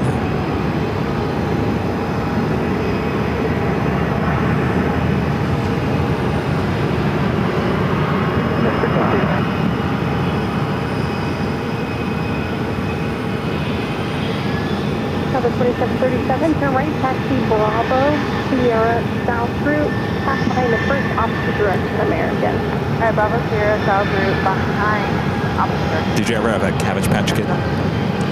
No, but my brother did. His name was Morton Eugene. Morton Eugene. You know, those names of those Cabbage Patch Kids were something else. Yeah. They had some unique names. To me, I was intrigued by them. I wanted one. I never got one, but I like the idea that it each had its own individual name. How did your brother get one and not you? I think my grandparent. I don't remember. Oh, the good old grandparents. Yeah. My grandma was trying to collect them too. She had like the twins, the newborn twins one that she kept in the box. I don't know what happened to that. So continuing the tradition of our parents not giving us anything that we wanted, I wanted a Cabbage Patch Kid not as a doll, but just because it was such a rage. Yeah. My grandparents got one for me. His name was Emmett. I remember the name. He was a bald baby. They usually are. And my dad was so upset that my grandparents got... He didn't want you having a doll? He did not want me having a doll. Oh, he was so upset. So upset. I said, well, see, you didn't give me the Voltron.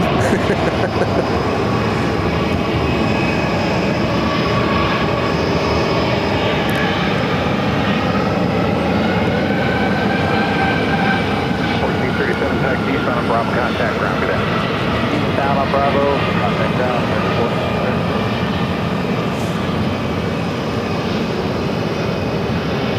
You guys are still talking about 80s shows. I see Punky Brewster. That was a good one. Give Me a Break. Oh, great show. Nell Carter. Yeah. Classic. When she uses that vacuum to suck the fish out of the aquarium in the open. Yeah.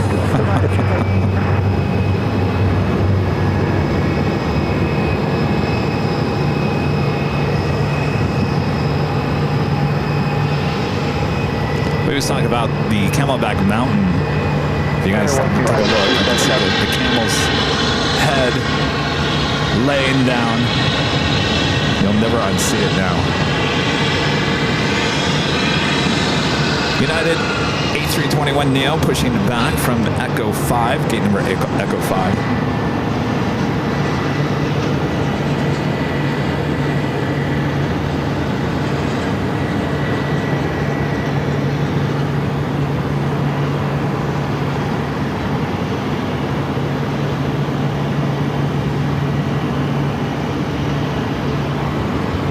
What happened to Emmett? That's a good question. I think as I grew older, I think I left it at my grandparents' house, and your dad found it and threw it away. He lit it on fire. I don't know. I really don't know whatever happened to Emmett. Probably sold at some garage sale. I mean, that would be worth a lot of money now. Yeah. Poor little Emmett. I remember where we got it too. We got it at the Toys R Us in Hazlet, Michigan, which was on the west side of Lansing, if you guys know where that is. The traditional old Toys R Us, you know, Jeffrey the giraffe, you know, front side and ugly brown building, orange. And I remember going to go pick it up, and there was just so many people there, and it was chaos. There'd be stories on the news all the time. People totally. Like literally wrestling in the aisles to get these dolls. We know if you look on YouTube, there's a few news reports that show video that happening. I wish some of these TV stations would put more of their archives of old news stories on, because it really is interesting. It's you want to think about anything more 80s, that was right there.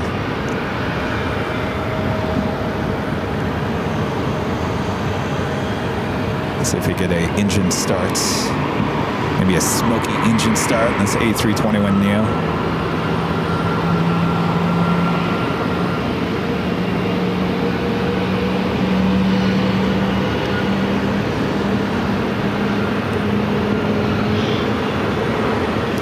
Also have another United flight about to push back from Echo 3.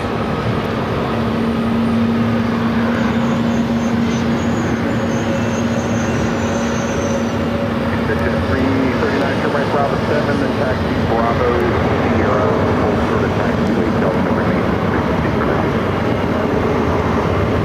Delta 7 Bravo Sierra, hold for Delta.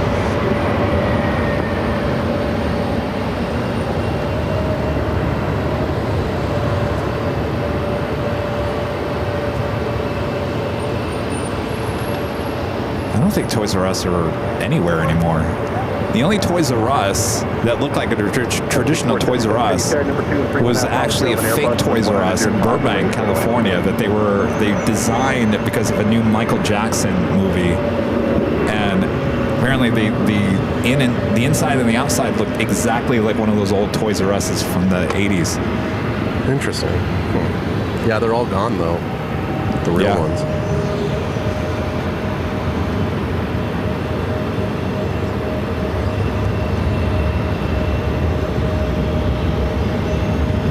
Live too far. Can't remember if in the original Back to the Future when he's on his skateboard and he's going by the old Burger King. Yeah, that's in Burbank, and there's a Toys R Us, and I think that's where the Toys R Us where they recreated it. I remember that. It used to be in that behind it. I can't remember if you could see that in that movie or not. Have to go back and check. Yeah.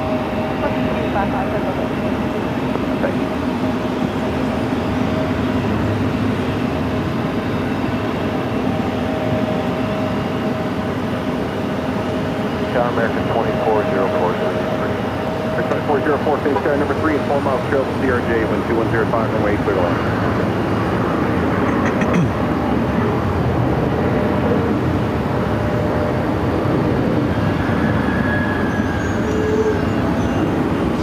Any flight information on these two Uniteds?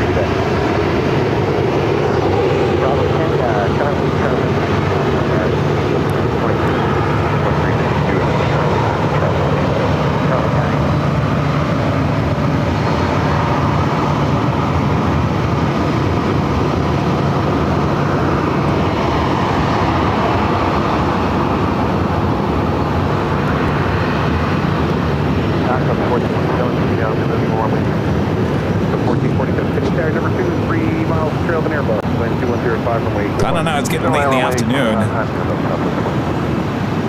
2:30, usually they would have switched runways by now. Probably going to stay on the 8s here. Of course, the wind could change still.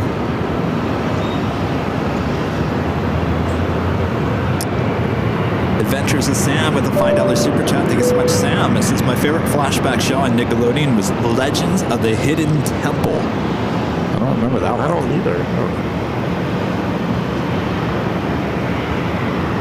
Going Slightly Mad with a $5 super chat. Thank you so much. Going Slightly Mad says, okay, Boomer, me, favorite shows, Lassie, of course. Of course. Rockford Files, and into the 80s, Quantum Leap, V, the miniseries, Voltron, He-Man, and Thundercats. You remember V? I do, yeah. That was a big, when that came out, that was kind of a big deal. Yeah. V was, weren't they aliens or something? Yeah. I just remember that one scene where they someone tore out the face off and it was an alien, a lizard. We were pretty young when that came out. That was kind of scary a little bit. For network TV, it was a little scary. Yes, yeah. The guy was a lizard. Quantum Leap too. That was a good show. Yeah. You never saw that? No, I never did. Scott Bakula? Yeah, I was too young. That was in the 80s and 90s. I know, too young for me to enjoy a show so serious.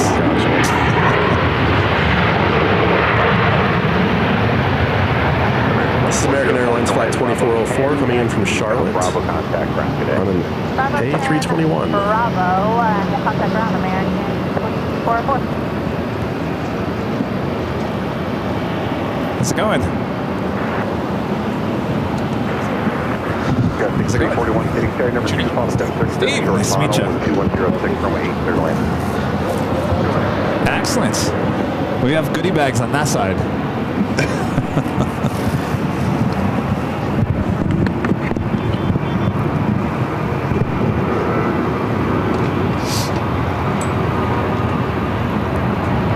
Again, this flight heading to Houston.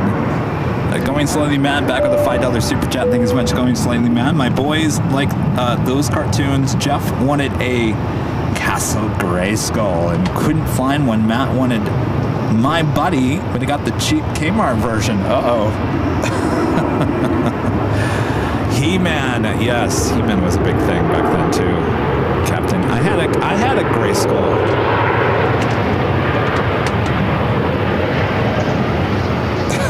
Remember who got that for me. I don't think it was my parents. I think my grandparents got me Okay, Bravo 9, Sayer, South Route Zone Bridge. Castle Grayskull.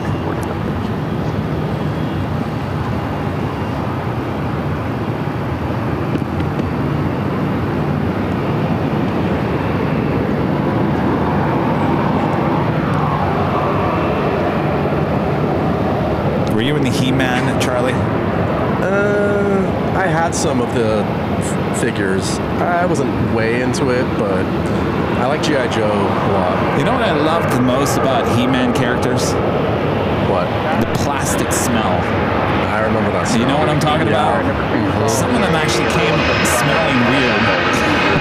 But a good weird. Yeah.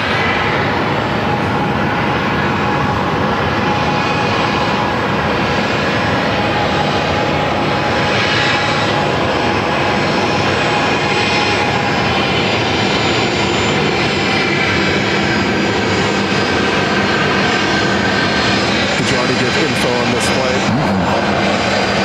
It's coming in from Denver, flight 1974, 737-800.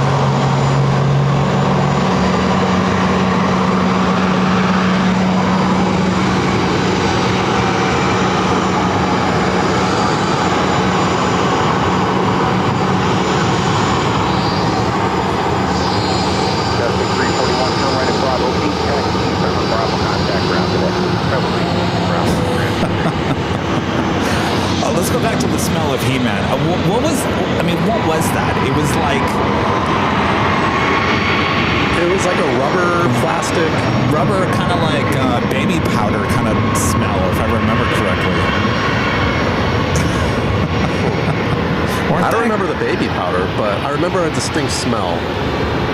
There's so many toys back then that used to have just a smell. That's how they get you. Gotcha. You're addicted to the smell of the rubber. Yeah. Gets in your brain and you have to buy more. Think about smell. Smells trigger memories. Like they say that's the strongest memory sense is smell. Does AVL have a smell? Maybe we need one. Maybe we need our own cologne. Candles, colognes, body sprays. We've talked about air fresheners. We've talked about a candle that smells like burnt rubber or jet fuel, and there's a few out there, and I've smelled them, and I got to tell you, there's not something you want to burn in your house. Yeah, you don't want to. Yeah.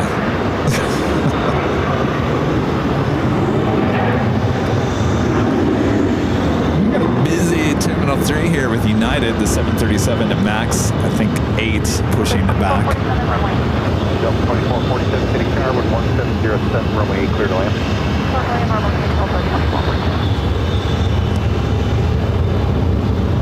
I'm waiting for a smoky engine start.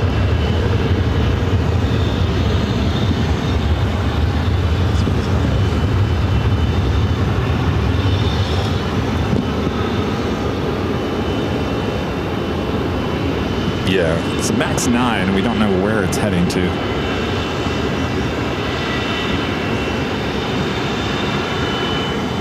Vector 218 taxi on a Bravo contact ground today. Oh, Youngblood Hobby says AVL has music.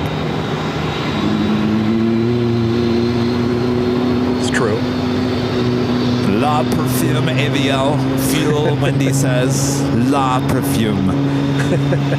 La Perfume. Aviel. If we had a smell, what would we smell like? You know that smell when you first walk onto a plane? Well, at least back in the day, like there's just like a smell. Smell of rain. Is that how you would describe it? Yeah. I don't know. There's like a smell. Yeah, it's kind of like when it first rains. There's like always like a smell, right? Yeah. 403 City Ferry number 2 calling an Airbus short final. Something like that. That's what we'd smell like when you first board a plane. Or the smell of whatever's blooming on that tree at the hill. That thing doesn't even smell. It just sends out the pollen. It sends out the pollen in your nose. Right on your nose, yeah.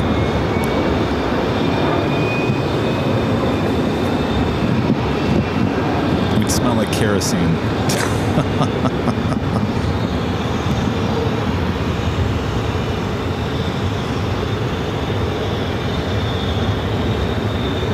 No smoky engines are in any of these aircraft so far. Still don't know where this one's going either.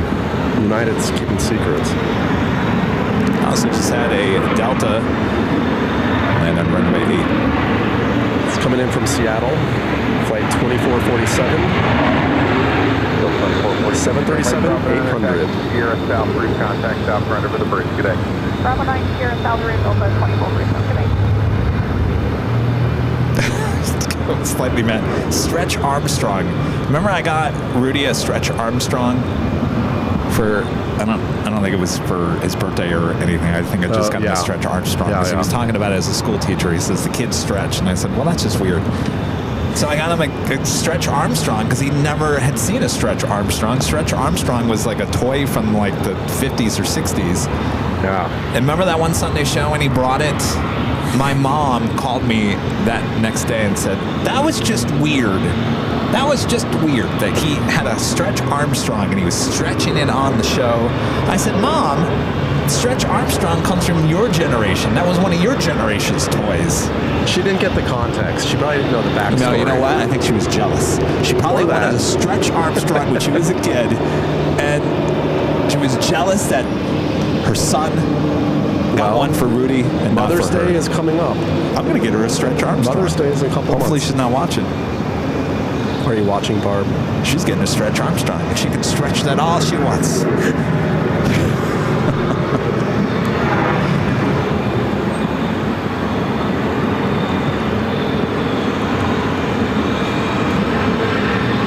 Oh, it's from the 70s? Yeah. All right, well, still close enough.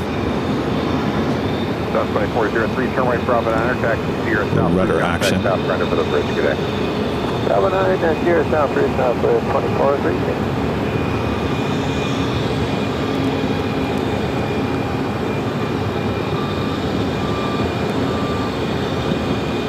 Tower Southwest, can I with you visual runway? South 1098, Kenny Tower with 1505, runway 8, clear to land. How's it going? Land, that's it. Hi. Boy, the sun is really coming out now. How's it going? Good, I'm Robbie. Robbie. How's your shoulder doing? It's getting better. Yeah, ready to pitch? Yeah, right. Yeah, man, everything like this about your man.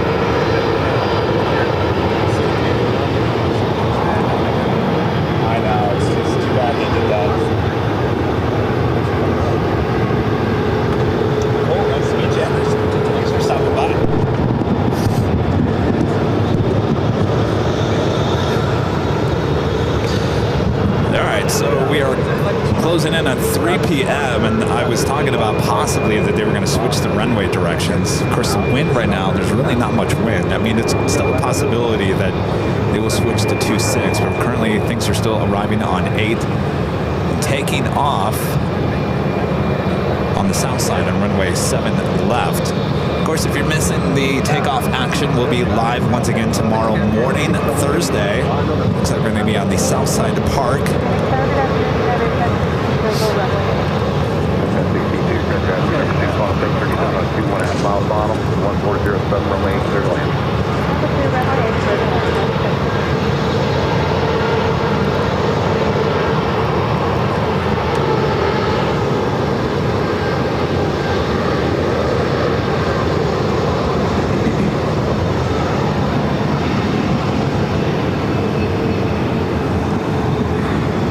The sun has officially arrived. Yeah. It's getting a little warm.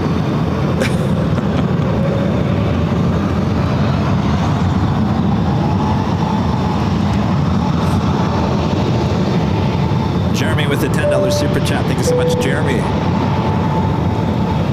Says, seeing Charlie as a plane jockey is incredible. Promote him. Such a great team. Incredible. Well, thank you. That's quite a compliment. I don't think he'd want to be a plane jockey. I'm actually having fun. I kind of like the talking about experience. The 80s. Yeah, it's fun. And the planes. And I mean, Rudy has nothing to worry about. No, obviously. we called Rudy last night and it said, did you watch the show? He said, no. Well, Charlie filled in a little bit. You got nothing to worry about. Don't worry, Rudy. I don't think he was worried, honestly.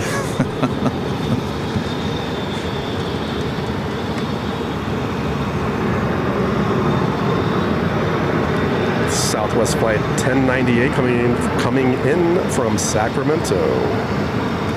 737-700.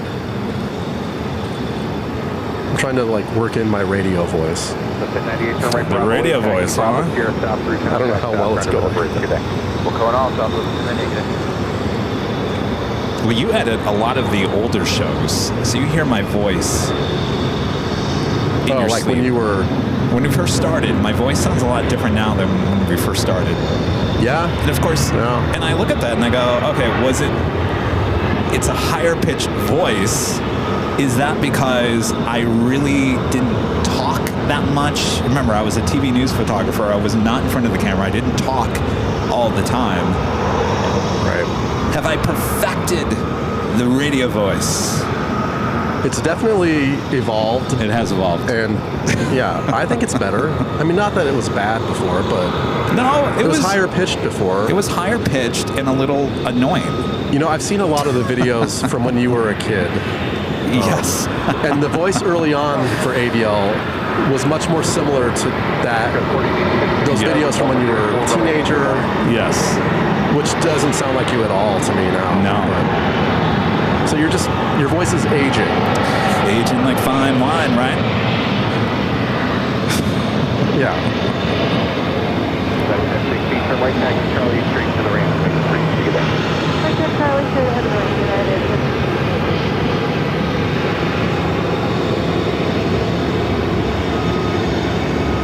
So now Charlie's perfecting his radio voice here today. I lose my voice easily, so it gets really raspy if I talk a lot. Yeah. So. All right, even more United flights are now on their way to the gates. This flight came in from Washington.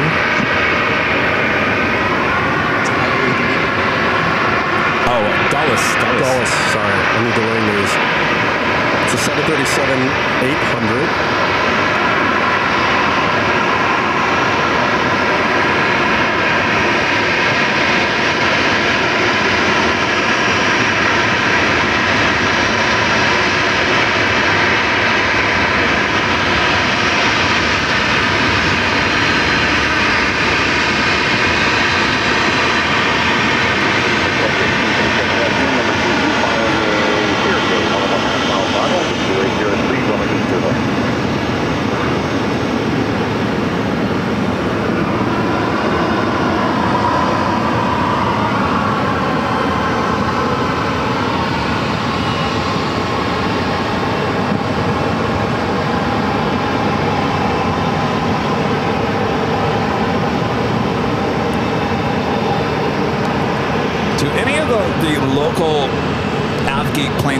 Here in Phoenix. Do you guys know the story why? Now, this used to be Delta's area here at Terminal 3. Delta moved from here to the south side of 3. And I'm just curious as why they gave up these gates here on the north side. United was at Terminal 2. Obviously, they had to move over here. But I'm just curious why United didn't move to the south side and Delta just stayed here on the north side. Does anybody out there possibly have an answer to that?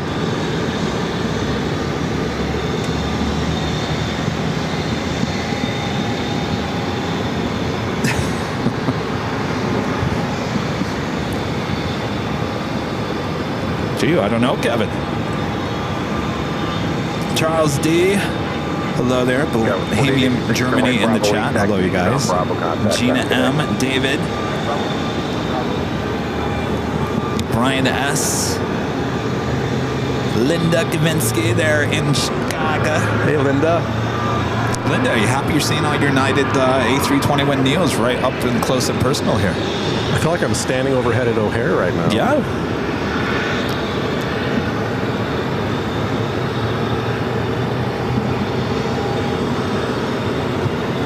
All right, let's head to the next arrival on runway 8. Turkish 72, finish credit afternoon number 2, following a Airbus 1.5 mile final, 0704, runway 8.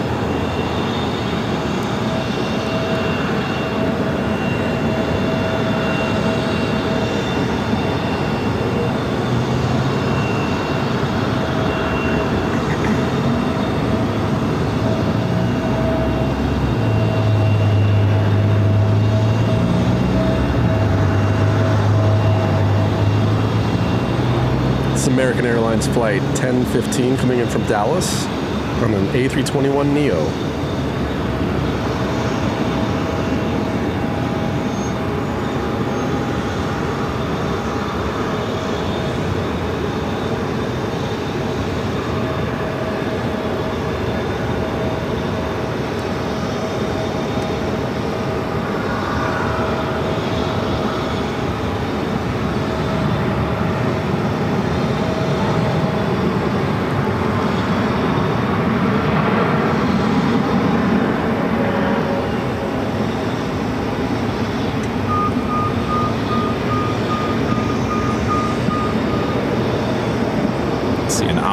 Truck right below us. Charlie to Point India remains as frequency. When's the PHX operations BTS? Yeah, when do I get a ride along in your operations car here at Phoenix Sky Harbor? Maybe I could ride along. Maybe we'll get a wave.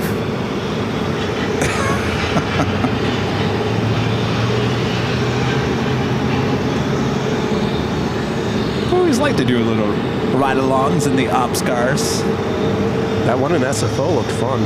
It was. This is the kind of truck that we're going to be using in Honolulu, because you need a pickup truck like that to get over the fence. We will be doing the live streams, and they can guarantee you have that truck. Well, you know, that is my fear every time I have to get a truck like that. You know, they say, yeah, it's booked or whatever. You get it to the counter and they say, we don't have any trucks for you. Right. Well, there's a problem because I need a truck. We're going to have to find a truck. I think that actually did happen when we went to Honolulu last time. And there was a delay and they had to wait for a truck to come in. So I usually book with Avis Budget. Between those two, they usually have a pretty good stock of cars. Plus, I doubt a lot of people are coming to Hawaii and renting a pickup truck. Well, I think they do. Oh, really? They do. Yeah, it's you know, there's certain locations like Alaska where everyone wants an SUV or 4x4. Right. Maybe in Honolulu, maybe everyone wants a Sebring convertible. A la Michael Scott. Oh,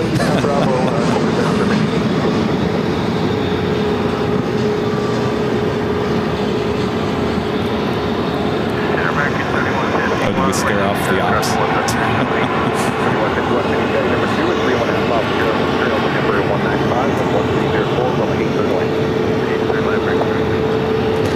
Hope you guys are enjoying today's show. If you're enjoying it, make sure to hit that like button, feed the bees, subscribe if you're new, and make sure your notifications are set. We will be in Phoenix one more day this week. Tomorrow, Thursday, will be a morning show. We'll be back on the south side. We'll be at that park off of University. I will honestly say, as much as I like being up here in the parking garage at 3 and 4, the shot is actually really, really good there at the park on the south side. I think you guys will be impressed if you haven't seen one of those shows before. Number 3, following an Airbus 4 mile final with 1304, runway 8, clear to land.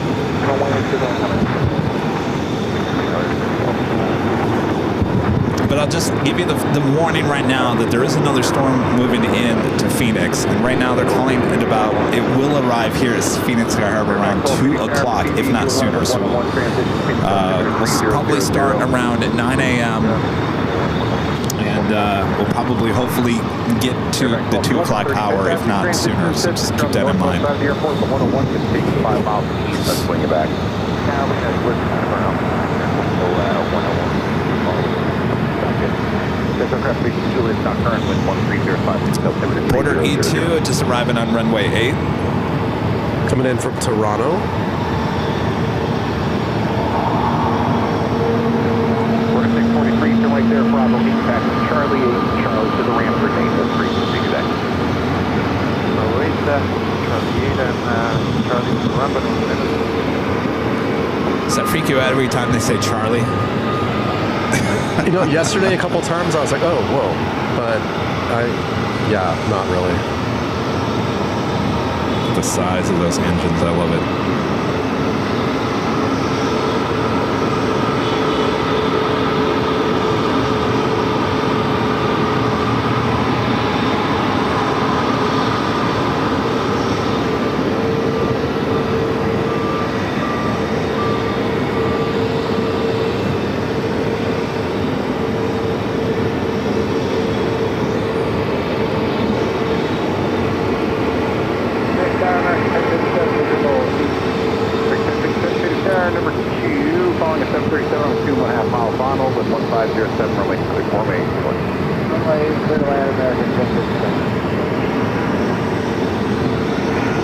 American Airlines flight 3151 coming in from Denver on an A321-200.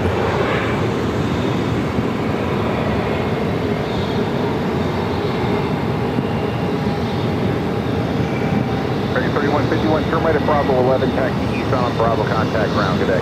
Bravo 11, east on Bravo, and then over to ground 3151.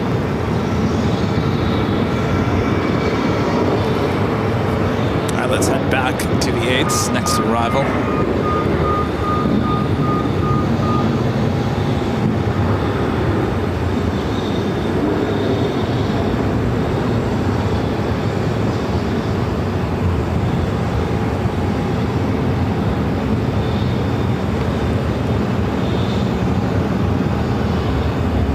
American 737-800 is coming in from Austin. Austin, Texas. Your neck of the woods there, Craig Russell.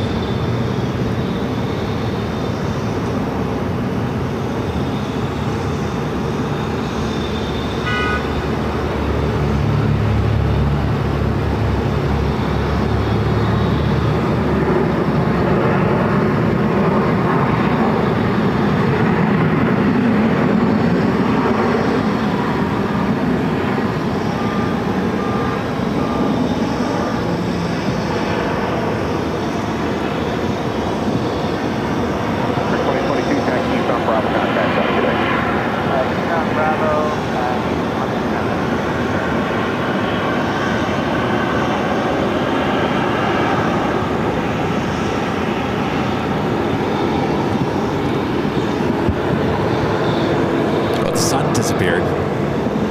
Good.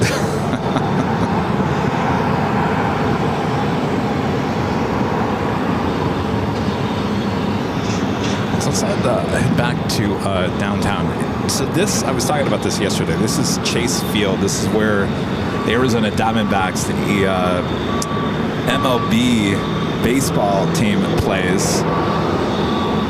It used to be called the Bob Bank One Ballpark. Of course, Bank One, it used to pretty much own the skyline of downtown Phoenix. This used to be the Bank One Tower. It used to be a Bank One sign up on the top of that. I think they pulled out of that a long time ago. Well, Chase bought out Bank One. Oh, Bank One's not around? No. Oh. They became Chase. Chase took over, so... Oh, I didn't know that. Yeah. Well, duh, where have I been? I've been trapped in a time capsule, obviously. You've been moving around a little bit. That might have been while you were in LA. I think it was, the first time. Yeah. So is the old Bank One Tower, is that still that's the tallest building in Arizona. So there you go. That is the tallest building in Arizona. And believe it or not, I have been to the very top of that. I was was on a video shoot, and I can't remember. I think it was at that time, it was for Bank One, and they wanted their CEO to basically be on the top of their building. And in order to get that shot, you had to climb on the top, the side of that. I said, I'm not doing that. Are you kidding me? Yeah, no. Were your legs? Well, you never even went up there. I never went up there. I mean, I went up there, but I didn't go to the side. Were your legs like jello up there? Yeah, I can't. My hands start sweating if I'm up that hard. It's like that one time when I got called into the newsroom in LA and they said, well, since you're the entertainment videographer with Jane, your assignment today is to go to the helipad on top of the US Bank building in downtown LA. I said, well, how do you even get up there? They said, well, you take an elevator up to whatever certain floor, and then you have to take a staircase that wraps around up to the heliport. You know, the U.S. Bank Tower is the tallest building in this side of the Mississippi. And well, at least it used to be. Chase building. It's way up there. I said, there is no way I'm going up there to that helipad. You're going to have to find another photographer to do it. Well, you probably pass out or something. You know what I would do? And this happened to me at the Stratosphere in Vegas. I crawl on the ground. I instantly get on the ground and I crawl because you feel like you're going to fall. Yeah. That does you no good as a photographer, crawling on the helipad on top of the US Bank building. Well, I was on a shoot with you way back, before ADL. Yeah. And we had to go up a ski lift. Do you remember that? And I wanted to die. Yes, yes. That's how afraid of heights I am.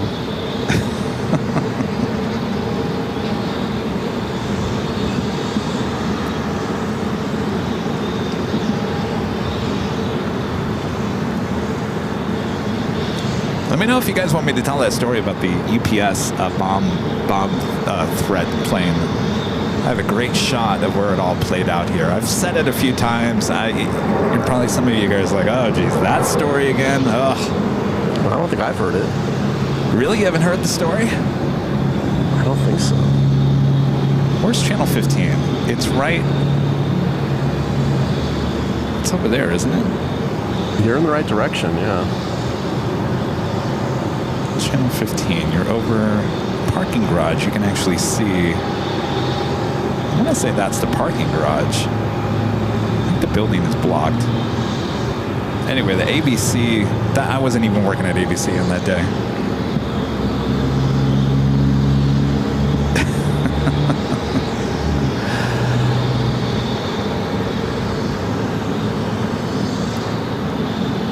I think, so this, I can't remember. See, I'm trying to like get my bearings here. There's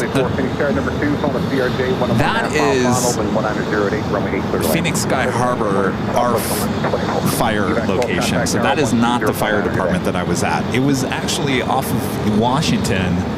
It's probably not there anymore. All right, so I was working at KPHO Channel 5, not ABC 15 this night. And we were doing a story. I can't remember what we were doing, but it had nothing to do with the airport. But there was a fire department built.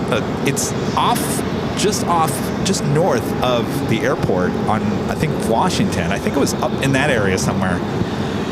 Where they're sitting there all night long. Nothing's going on. Nothing's going on. It's getting late in the night. It's almost 8:30, 9 o'clock at night, and you're thinking, you know, if you don't have a story, your deadline's at 10. They're going to start looking for another story or whatever. It's cutting it close. It's cutting very close.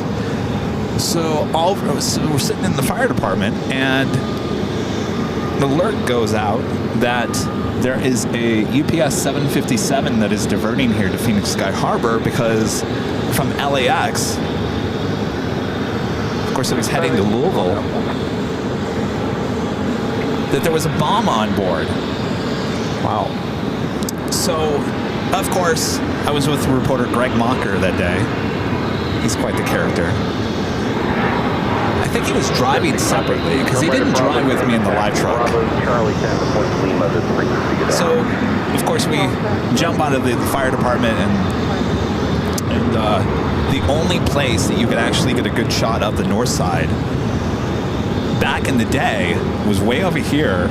See those tanks I always talk about those tanks. Just to the left of those tanks used to be a little park where you could pull off. There was actually a parking lot over there, and you could watch the planes. And back in the day, there was a lot more activity here on the north side. This, I think, was before, maybe right before they opened 7 right, 25 left on the south side. So there's only 2 runways at Phoenix Sky Harbor at that point, I believe. I may be wrong on that. There was a lot more action here on the north side. Anyway, you would go to that park and watch the planes take off and land. So it was a well-known park. It was one of the places that I knew that you could actually get a shot here at the airport. And of course, we were already on the north side of the airport, so I raced over there with my live truck to that little area right there. And so I'm up on my Channel 5 live truck, KPHO. The station knows about it. The plane lands, comes in from the west. So just like we're witnessing today, plane lands on runway 8. So pretend this is the UPS 757 landing on 8. I'm all the way on the far east side of the airport. That thing went long. It just kept on going and going and going all the way, and I think this was on purpose. They sent it all the way to the west far east side of the airport, northeast side of the airport, right in front of where I'm parked at. And more than likely they did that because if there was a bomb on board, they didn't want it close to the terminals. Right. So they had to find a you know, farthest way out, which was near those fuel tanks. That's good to put that next to fuel tanks. Yeah, let's send the aircraft to the fuel tanks if there's a bomb on board. So little Kevin standing on top of the live truck, right to the left of those fuel tanks. And with the UPS 757 now just stopped there. And at this point, back in the day, you put a mast up with the microwave signal, you take it back to the station. This all played out during primetime TV. I think it was Survivor or some network TV show was on. It was CBS. And of course, we were the only ones that knew this was going on, or the only ones that really cared at that point, because it was so late in the evening. So I'm over there standing on top of the live truck with the mast already tuned in. This TV station, CBS, now breaks in the program. Breaking news, breaking news. We take you to Sky Harbor. Of course, I didn't talk. I was just shooting the video. The anchors are talking. This UPS 757 diverting here from Los Angeles with a apparent bomb on board. Next thing I know, the windows open up on the 757 and a rope drops out. What? And the pilots are now jumping out of the cockpit on the rope. And a police officer, I think it was a police officer, came and picked them up, and then they took off. Wow. So heard that story. This is all playing out live on KPHO. So at this point, I've got a 757 with no one on board sitting in front of me. The pilots are long gone. And it's me with the 757 with the parent bomb on board sitting next to these fuel tanks. So about 10 minutes later, the anchors wouldn't let me go. They're like, oh, this is dramatic rod with pictures. The station's like, good job, Kevin, don't leave. Zoom into this, do this. And eventually, I think another cop came over and started yelling at me from the inside of the airport. Said, what are you doing here? You need to get out of here. Get out of here. Wow. So I talked to the station. I said, you guys, listen to me. I'm out of here. I'm pulling the plug. I'm going to pull it right out of the camera. I'm not going to stay here any longer. I'm pulling it. I think I pulled it out live. They were still live with the picture. Well, it's... What are you going to do? The police told you to leave. What are you going to do? You want to get arrested? Well, no, they weren't going to arrest me. They just said, dummy, get out of here. There's well, you don't want to blow up either. So I pulled the cord to the camera, pulled down the mast, and then joined all the other news media that were on the opposite side of the airport at the command post. And I show up, and they're all just like clapping. They couldn't believe it. They're like, that is amazing. That is amazing. You want to talk about being at the right place at the right time. So that is the corner of the airport where that all played out. Now, did you get yelled at for pulling the plug like that, or were they no. understanding at that point? I think they understood. Okay, good. Good. You know, TV stations always say safety first. Right. They may not mean it, but they got to say it.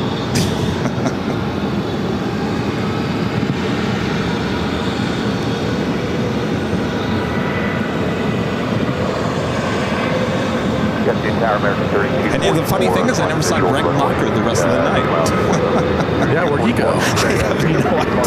He's like, I'm out of here. I'm going home. And you know, this happened, I think, you guys looked it up. What year was it? 2003? Was it 2003? 2 years before YouTube was around. And of course, because it happened not during an actual broadcast, you know this, they roll tape, but they would have to roll Betacam, which was expensive, so they're not going to roll Betacam during a cut-in, breaking news during a network show. They will only roll tape during their regular newscast. So there was no actual tape evidence of any of this happening. That's too bad. Of course, dummy me, I don't even think I rolled in my camera. I don't remember if I did or not. Yeah, that would be some great video to look back at. Because every time I tell you guys the story, I'm sure people are like, that's fabricated, Kevin. That never happened. I don't find the story on YouTube. There's no evidence of it. And it was before YouTube. But some of you guys have actually looked up the date and found a news article that was written up about it. That's about it.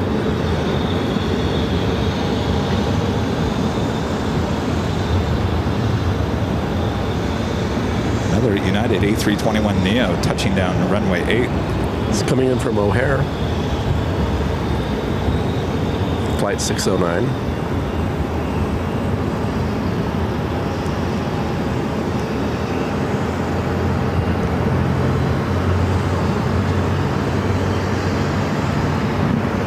This plane is brand new, according to Flight Radar.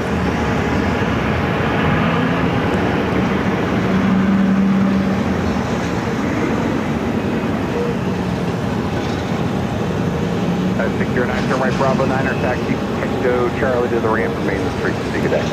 Bravo 9, Tango Charlie to the ramp,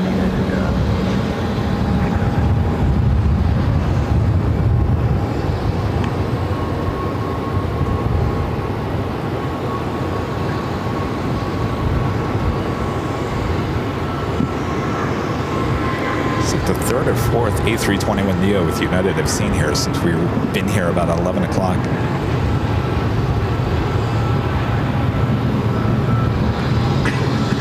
American 1203, Phoenix Aircraft Altitude number 3, just over 3.5 miles of trail, 737 with 1408. Discuss 14, runway 8, clear to land. Tower American 3244, there were some birds at about 1400 on vinyl.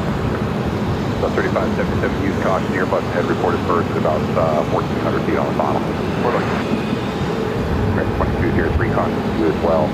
Company Airbus over the numbers reported birds at 1400 feet on the bottom.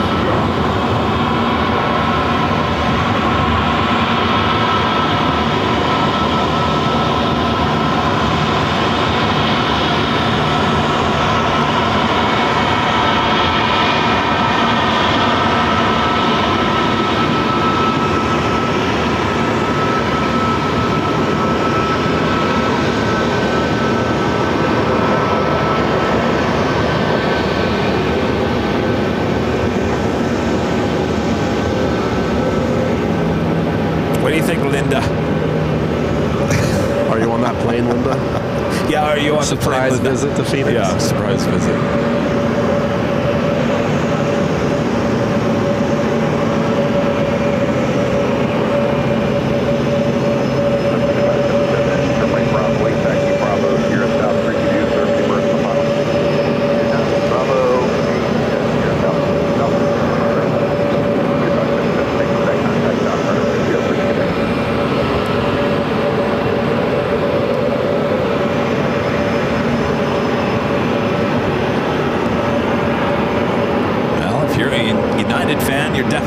Here today. Some of you are like, well, I was going to tune in today. I thought I was just going to see Southwest and American all day. I'm pleasantly surprised that I'm seeing United. Surprise. Jado in DCA with a $2 super chat says, go to Four Peaks Brewery in Tempe, get the AZ rolls. Have you been there before, Charlie? I have not, but I hear a lot of good things. I haven't heard of these rolls, though. What are these rolls? Allison and one of our great mods, gifting 5 AirLineVideos Live memberships. Thank you so much, Allison. Allison is back in the chat today after spending some time in Southern California, flying on those United Dreamliners.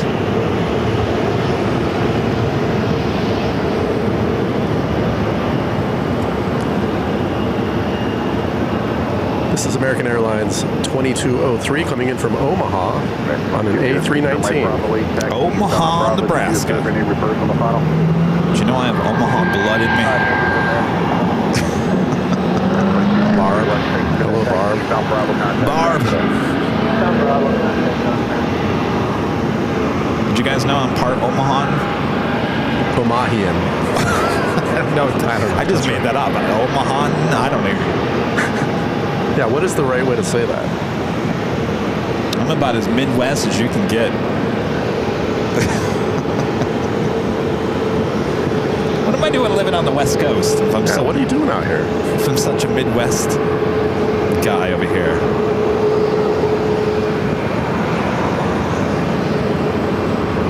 Got the California soul in me.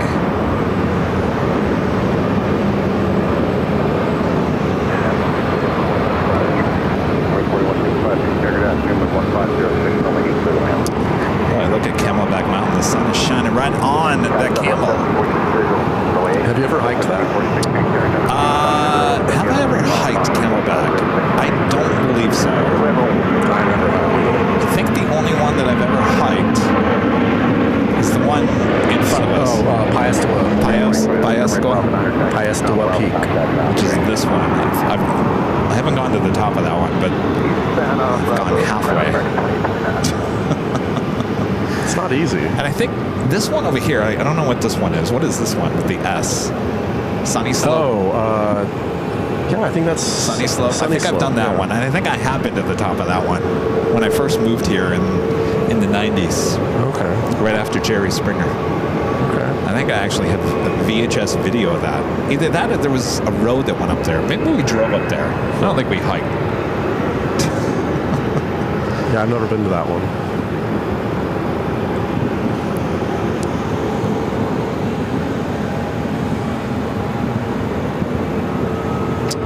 On-Road Games 8000 says, I appreciate this live stream in Phoenix, and thank you for Kevin for coming here in Phoenix for 3 days live streaming. Well, my pleasure. Good to be back here. I will say this, don't expect any more live streams from Phoenix until at least the fall and winter. Smart. I think this will be it for the... This is the end of, before the summer season. And partly that's kind of why I chose to come out here this week, because I wanted to come out here one more time before it did get hot. I didn't want to go to SFO, but we could go to SFO anytime. Of course, the weather's a lot more like Los Angeles. Certainly not here in Phoenix. It'll be double digits before you know it.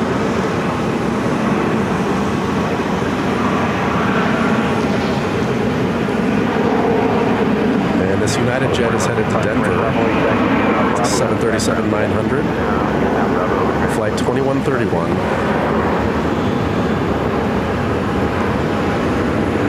Just think this is what a Denver live stream would be kind of like. Yeah. A lot of United 737s. But you wouldn't have this backdrop. Isn't that airport out in the middle of nowhere, basically? It's out? Yes. No, yeah. Well, I mean, it's still beautiful, but I don't think, certainly wouldn't be this close to the planes, that's for sure.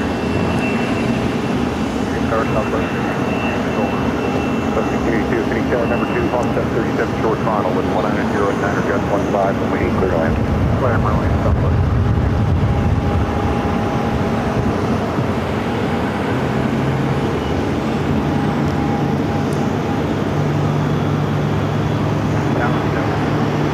The most popular route in Phoenix is Denver. Is that true? Interesting. Because in LA, it's SFO LA.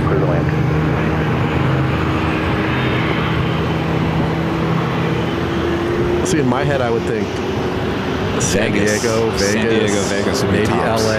Yeah. Interesting. Probably everyone connecting through Denver. Yeah, that's true.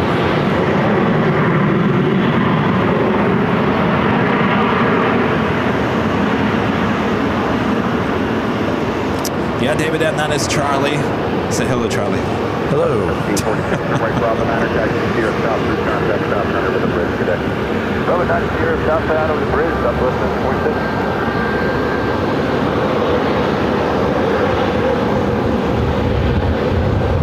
Yeah, David, I'm with you. David says I would have said LA, Vegas. Yeah. Definitely San Diego, too.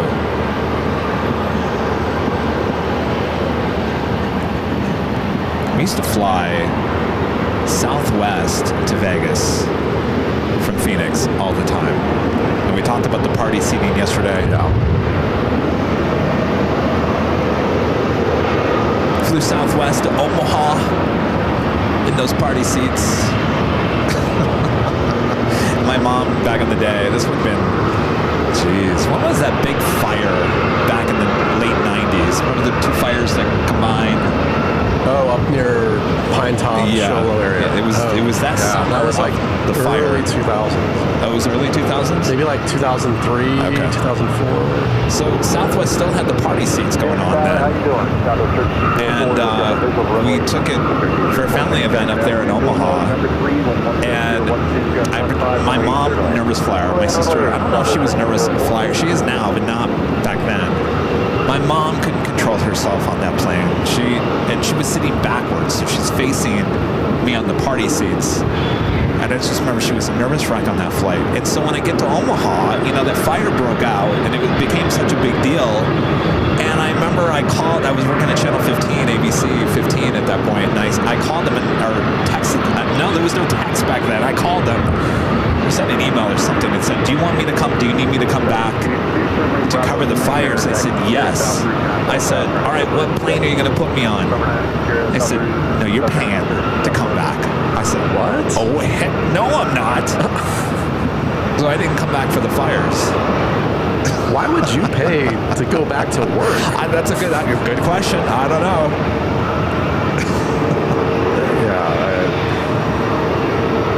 There's a reason I no longer work in that industry. Well, there's a reason you and I both don't work in that industry. What's funny is there's a lot of people still working in the industry. Some people we know, some people we've never met. A lot of news people like watching AVL. Partly because they probably like, it is what it is. But I think secretly, because they know I just dish on the industry so much, You have the inside scoop. I think they like that. I think they secretly, deep down inside, just love when I torch the news media. I think that's true. 2033, Phoenix area number 2, 4 miles to go, 37, 37, 15, 08, 15, from Main Street Line. 2033,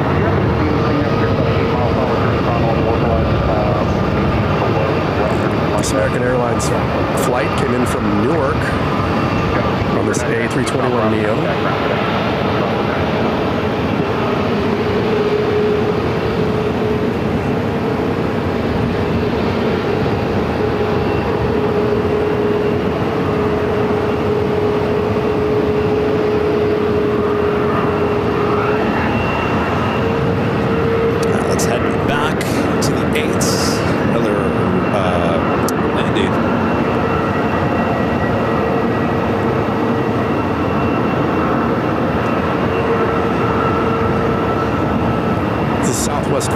1304 coming in from Denver on a 737-800.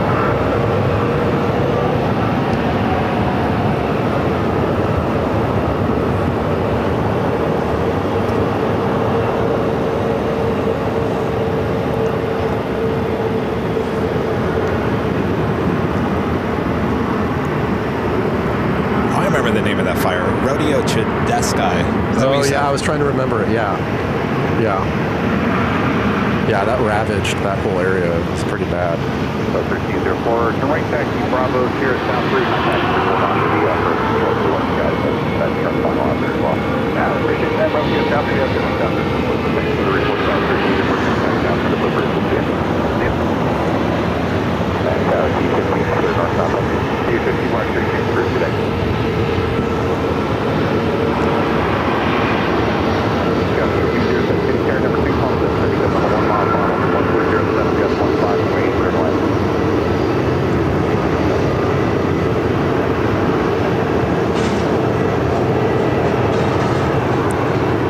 So that Southwest jet we're looking at came in from Denver, and that United jet is headed to Denver. I'd rather fly United to Denver. Yeah.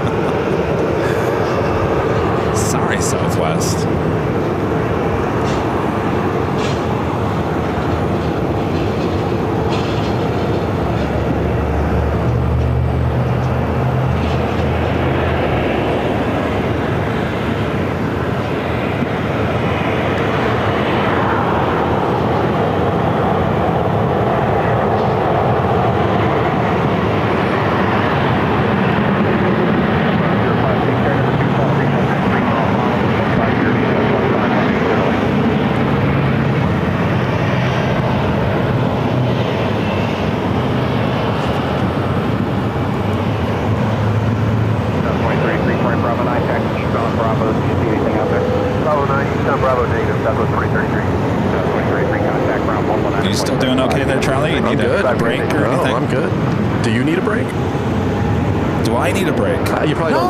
Take over completely on my Aaron with a $5 super chat through PayPal. Thank you so much, Aaron. Says, as you rotate through trailer videos, can you post the old ones so they aren't lost forever? They're so good. Yeah, I mean, that's, I think, the purpose. I was going to ask you that, yeah. Creating new trailers. We have a new trailer coming out. Should be out on Sunday. It's the top 5 thrilling moments of the plane jockeys.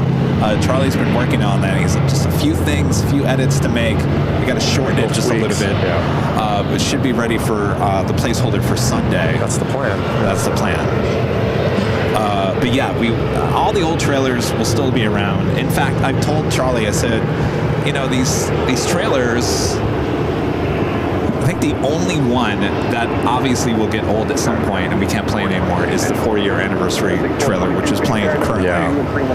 But pretty much all the trailers are kind of generic to the point where they can be played at any time. And I want to have a library of them, because every time you put a placeholder out, that trailer, whatever trailer, is playing. So I don't want them to get too overrun. Right. Eventually we'll have a nice rotation yeah. Go through. Yeah. We have a new trailer for Sunday's show. You should get it ready by then, right? Unless there's some unforeseen debacle of some sort. That's my plan. Right. Bravo 9 or taxi east on Bravo contact route today. It's the CRJ versus an E-Jet. CRJ is coming in from Palm Springs.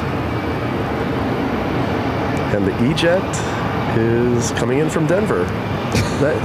Was that David that said that about Denver? Yeah. He was right, apparently. Everything's Denver. Got that One World livery, 737-800 now pushing it back.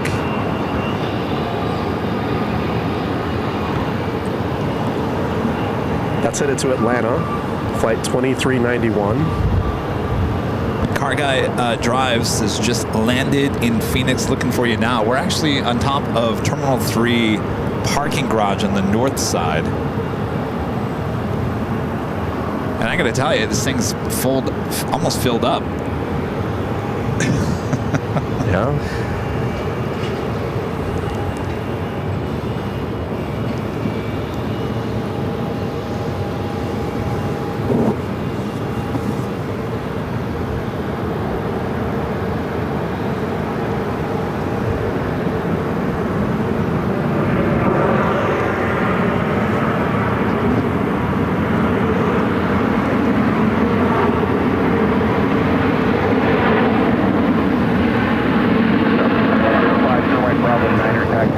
south through contact south front over the bridge. Good day. Up 907.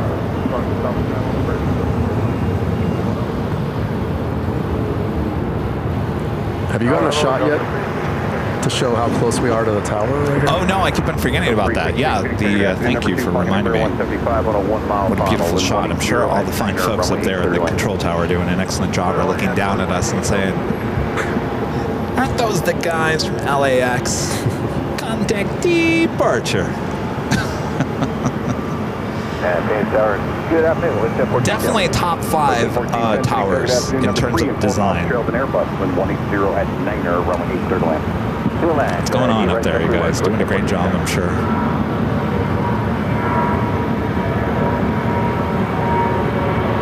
Yeah, we are just below the tower, as you can see. There she is.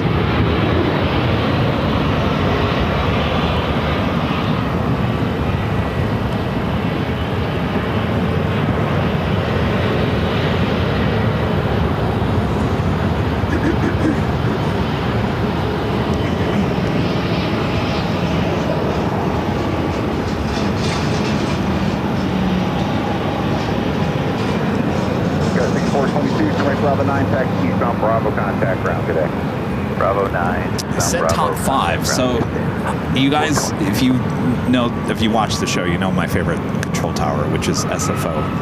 By far, best looking tower. It's not very tall either. It's half that size. Really? It's very modern, very sleek. Yeah. SFO, hands down, and number 1. And we're talking about control towers here in the U.S. Number 2, I have to give it to LAX. That is iconic, that tower. True. Everyone knows what the LAX tower is. So number 2 in my list. Number 3,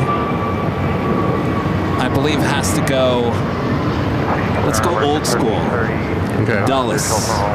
Dulles? Dulles I'm not control, familiar with that the one. old control tower at Dulles. I'm talking old control tower at Dulles. Okay. Number 4, Boston. That's iconic as well. Very big. True. Number 5.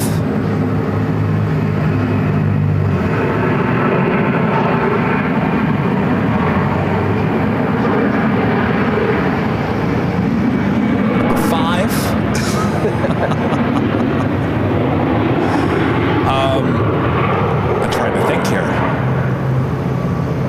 Maybe it's PHX.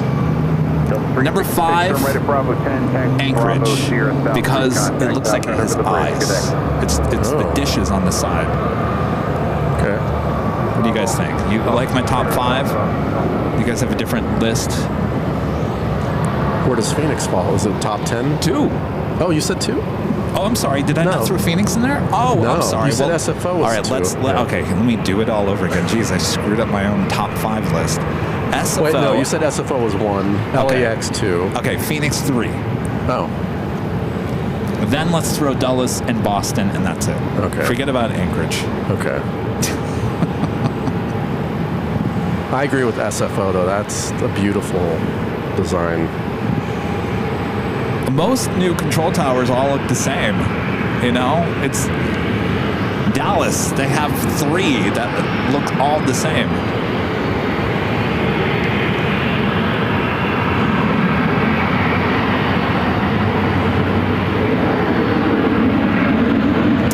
JFK's tower, it's unique, but I don't think it's on my top 5 list.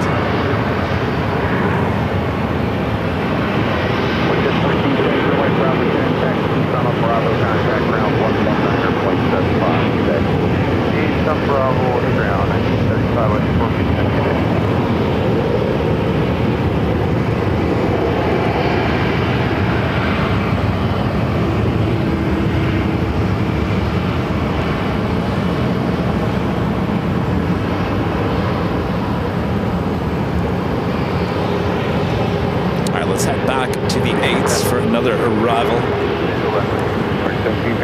Good afternoon, number 2, following an Airbus 1 mile final with 1080 from 8 clear to land.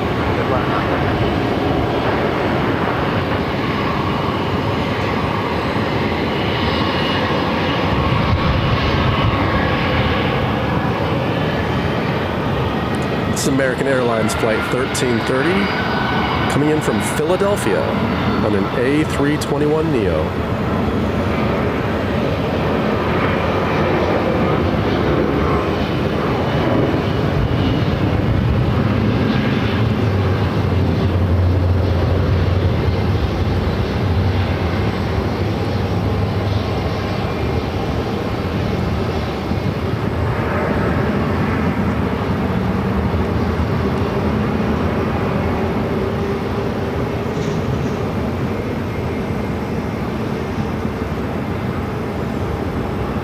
American 1330, turn right at Bravo 9er, taxi Sierra Charlie to point India, this frequency cadet.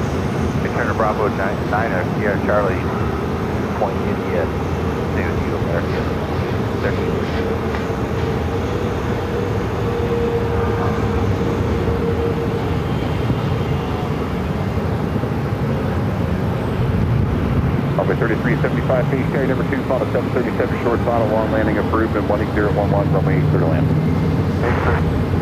Yeah, my top 5 is just for control towers here in the United States. Do you have an international version? You know, we actually came out with, we had our tower designs, t-shirts and whatnot. We actually had London Heathrow and we had Amsterdam in the original tower designs. Go figure.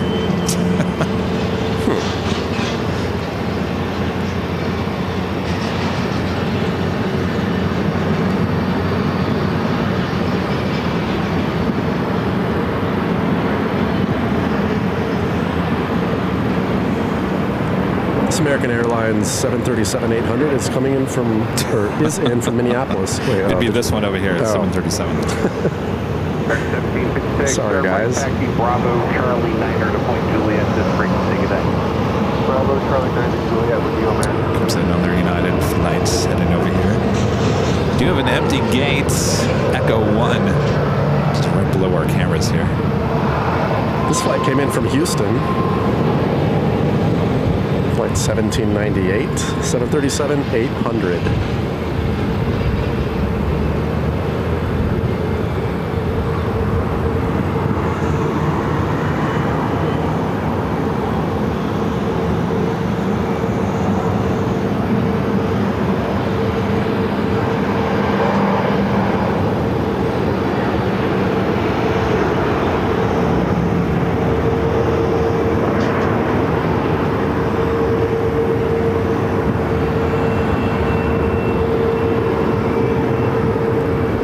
Surprised at how many United flights there are here? You know, I am a little bit surprised. Yeah, I kind of like it though. I like the diversity of it. Yeah, I would have never thought. I mean, I've never really been above the United's presence here in Phoenix to realize how many flights they have. Yeah, it's good to have options. It's good to change things up. That once in a while, right? Yeah. You know, when we take you on the road, our home base is in Los Angeles. Right. I always try to make sure we go back for the big Sunday show back there in LA. You know, there's a way. What if I said I was going to be in Phoenix for 2 weeks straight? You guys would kill me. Yeah. Really, Kevin? 2 weeks in Phoenix? Right. 1 week is good. Yes. Well, you and I, we're media professionals. We know when enough is enough. You don't want to oversaturate. You don't want to overdo it. Maybe it's really, really good. You don't want to, saturate it to the point where people don't want to tune in anymore. You gotta tease them a little bit, right? Right. Which is why it's good to get out of LA once in a while too. Yes, exactly. But you got to go back to LA. Well, that's the home base. Talk about LA, JV LAX videos with the $5 super chat. This is a great stream. I'm sick and AVL is making me feel better. My list for towers international is probably LAX, SFO, Sydney, O'Hare, and then Amsterdam. Good choice there. Hope you feel better there. Got 6273, Phoenix Tower, wind 170 at 8, runway 8, clear to land. Runway. Look at that random pink baggage cart. Oh yeah, I saw that earlier. It's like, huh, interesting. I don't see another pink baggage car anywhere. It's the lonely little pink baggage car. See, now there's a merch idea. Yeah, there you go. The little pink baggage cart. I'm sure it has a story.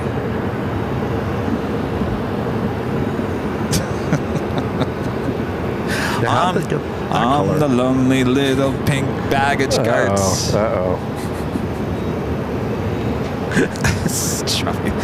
Charlie's never really around me much when I go live. He's looking at me like, oh boy. I've been around you a few times and you start singing though. I'm just joking. You're usually editing with my voice. Heart out. Yeah. Giving me the side eye over here. No, never. Boy. Oh boy, here we go. Never.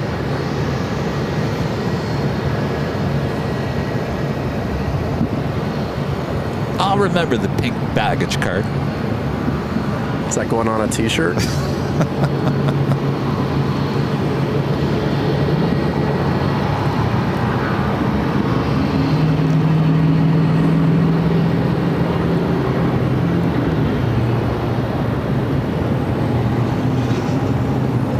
This American Airlines A319 is headed to Santa Rosa.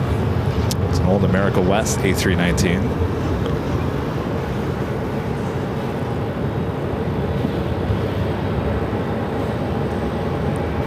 Yeah, there's a pink pushback truck. I think it's with American.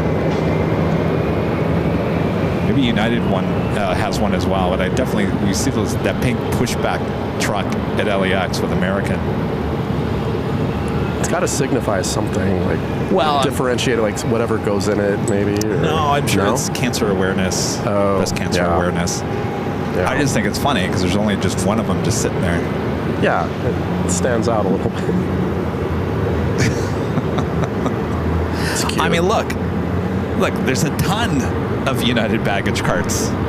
Ton. We don't see any pink ones. No, just the one. Just that one. You're special.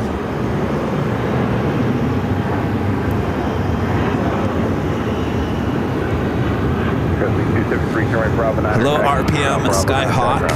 Good to see you. Margie loves N863 GT. One of our great mods, Vince Las Vegas, now in the chat. Hello, Vince.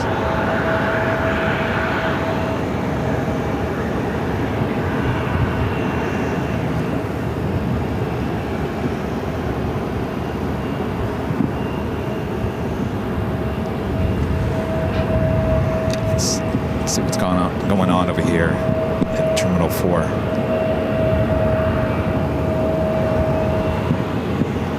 Can I just look at that real quick? Yeah. 2532 coming out for 2532. There was a MD-11 that came in from Louisville, landing on the south. That's too bad. That would have been great.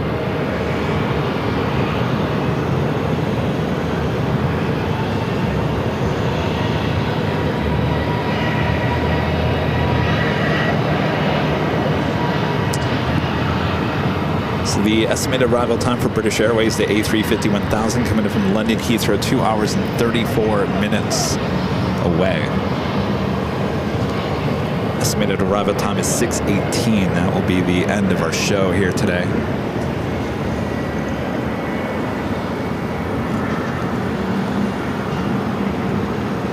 Did you say 8:16? 6:18. Oh, 6:18. Charlie's like, 8?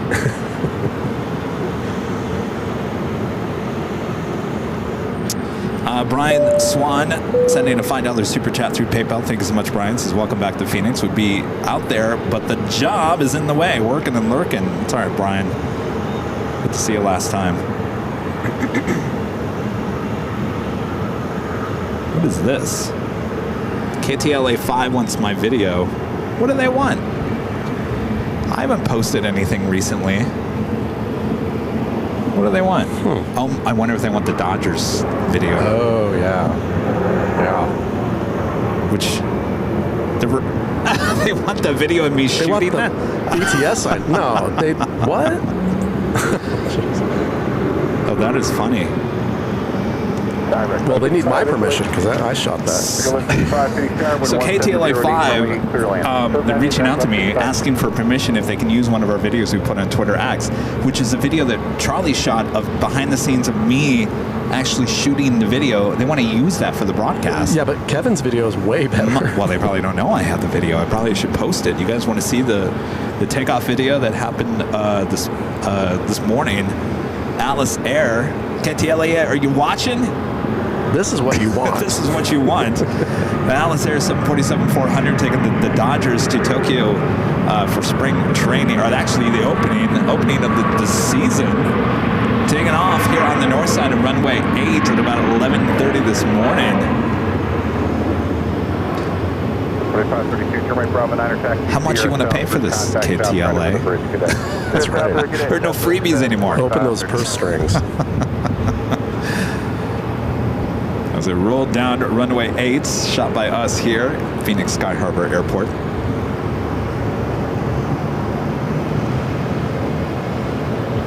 And it actually caught me by surprise because the original departure time is 10:40 this morning, and I thought, well, there's no way we're going to get there to the airport by then. We actually got out here kind of early because we were going to scope out where we were going to be live today. And we were lucky to get here on top of Terminal 3, and we had just started pulling things out of the car. Next thing we know, that Queen starts taxiing to the north side. I was like, gotta get the video of it, gotta get video of it. So off she went to Tokyo Haneda, the Los Angeles Dodgers. Yeah, look at this KTLA. This is the video you want. I mean, if they want to give me $50 for my cell phone video,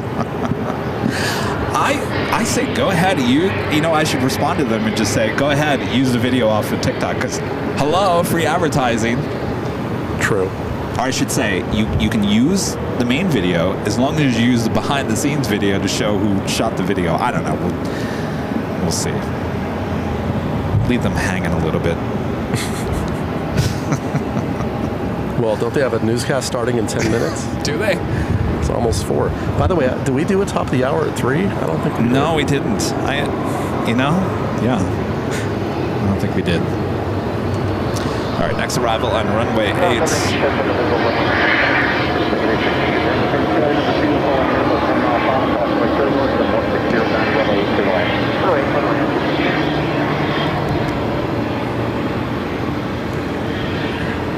It's American Airlines flight 1155 coming in from Dallas on an A321.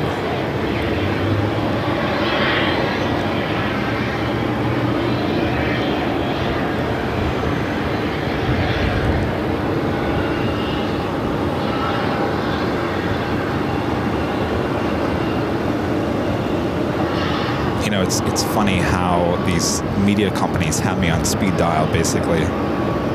They watch our social media because they know we capture news events. The source of a lot of really good video lately. So I was talking to Later Tater on Sunday about that. It's not really an incident that happened in SFO, but the last day we were up at SFO, there was what I called a bad call by ATC, allowing the Emirates A380 to line up and take off on 28 left while you had a couple of heavies heading your way to the 28s. I did eventually show Tater the video, and he goes, what a mess. So he agreed. It was a bad call. He agreed with me. I did not get yelled at by Later Tater. How dare you? How dare you say a bad call? You're no ATC person, but he did agree with me on that. So, but I told him about it, and it was funny because that happened on Thursday. It was our last show at SFO a few weeks ago, and by that morning, I had 5 emails from a network news station. 5. They wanted that video so badly. Kevin, we need this video. Can we have this video? We want the video. Name your price. We want the video. Name your price. One of the emails was another person. I mean, it was 5 emails from 5 different people at this network One of them, finally, because I wasn't responding, first of all, because it was so early in the mornings. One was overnight. And so finally, one of the emails was from another producer who said, name your price. What's your rate on that video? So, and I know exactly why they wanted that video. And I told Tater, I said, you know, there's a lot going on, you know, with ATC controllers and this and that. And here I am going on there and saying, ATC have made a bad call. And I thought, that's why they want that video. Because they want to use my voice to basically call out what a disaster, what they think is, you know, our ATC situation here in this country. Well, in the end, you know, we have an agency we work with. And the agency for a long time has said, Kevin, quit giving your video to these stations for free. And I've done that. I did that with the Holy Moly. I've done it with the guy that ran on the taxiway at LAX, the Key Lime. A lot of these news events, we've given the video for free as long as they've kept the logo on screen. And for the most part, everyone's done a really good job. But they make a lot of money off of our video. And yeah, we get the credit, but I'll be honest with you, as many stories as we've given them in the last couple of years, and as many times as our logo has made it on TV, I think in the end, it doesn't really help our subscriber count. It doesn't help the channel. It doesn't hurt, but it's not like helping it to the point where we should be giving it out for free. So I contacted the agency. I said, listen, this big news media outlet wants the video. Can you please contact them and give them a price? So the agency wrote them back and said, here's your price. And they said, we don't want it anymore. It's not that important. It's not that important. Yeah. No, we wanted it for free. No, nothing comes for free. This is Frontier Airlines Flight 2141 coming in from Denver with the Francie the Piping Plover livery. Oh, come on. We want the flow. Kiss my grits. This is an Airbus A320.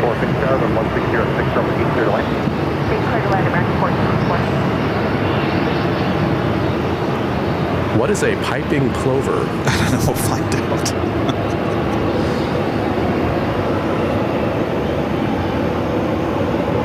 Looks like it has big wings. But you're interesting looking. Wow. Never seen that before.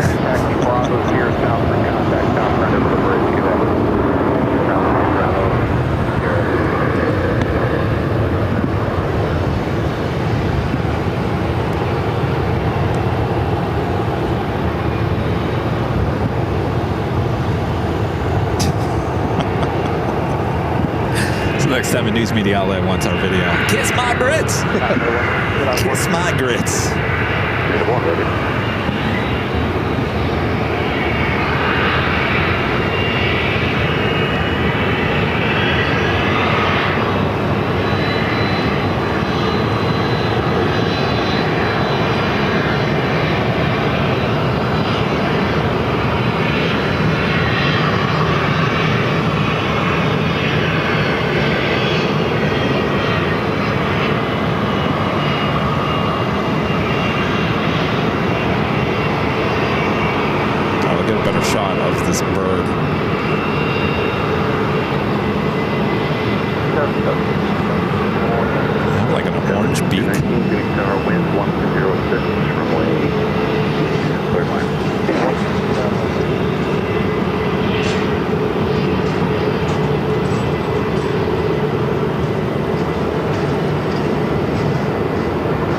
Piping plover.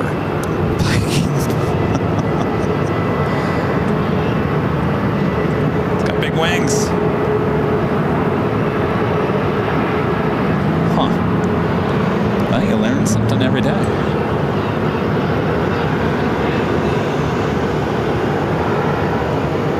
This American Airlines A321neo just arrived from Miami. It's flight 1454.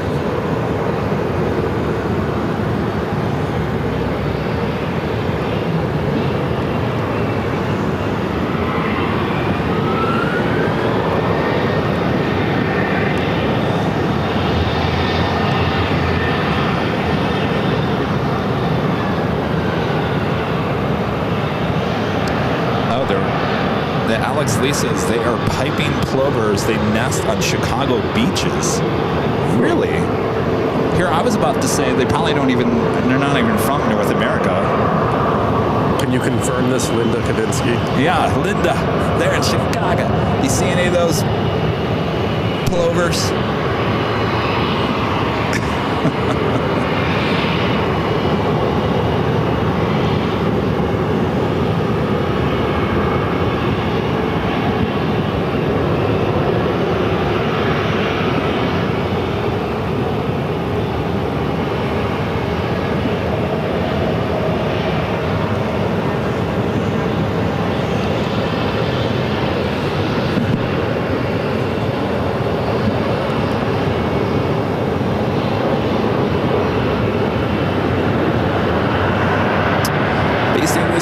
Sam, gifted 1 Airline Videos Live membership. Thank you so much, Sam.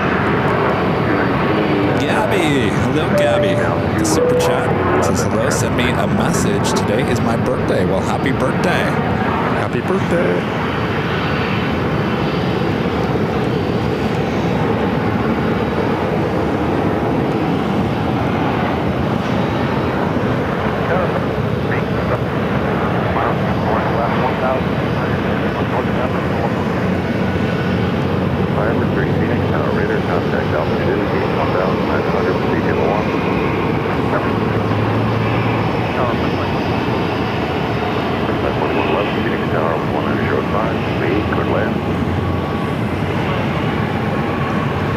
Let's head to our next arrival on runway 8, pointing back out to the west.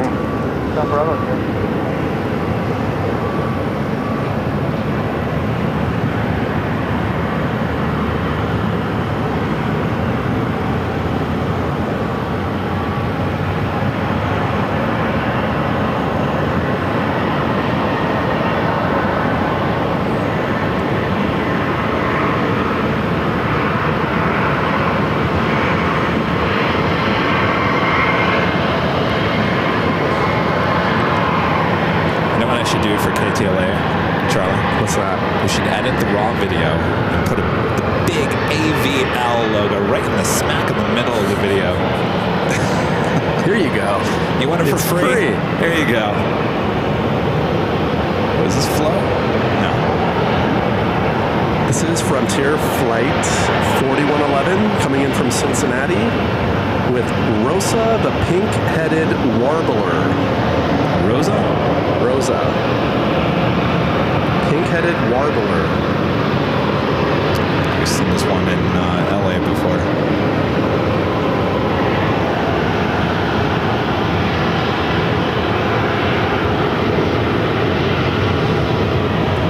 Frontier 4111, taxi Bravo, right turn Tango, contact southbound on the Tango, bridge 132.55.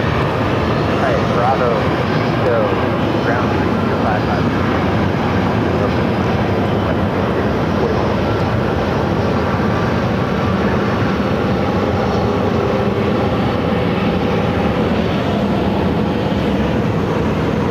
Is that head even pink? Oh, is it?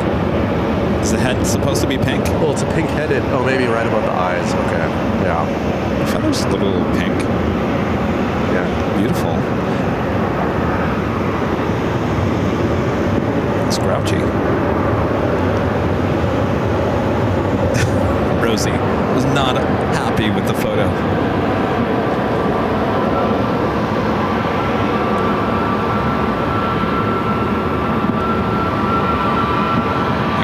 Frontier has a lot of flights in and out of Phoenix. Yeah, they do. Would you ever fly them again? You had a bad experience last time. I doubt it. I honestly doubt it. I gave it a shot, and in the end, it was way more expensive than most other airlines. So. Yeah.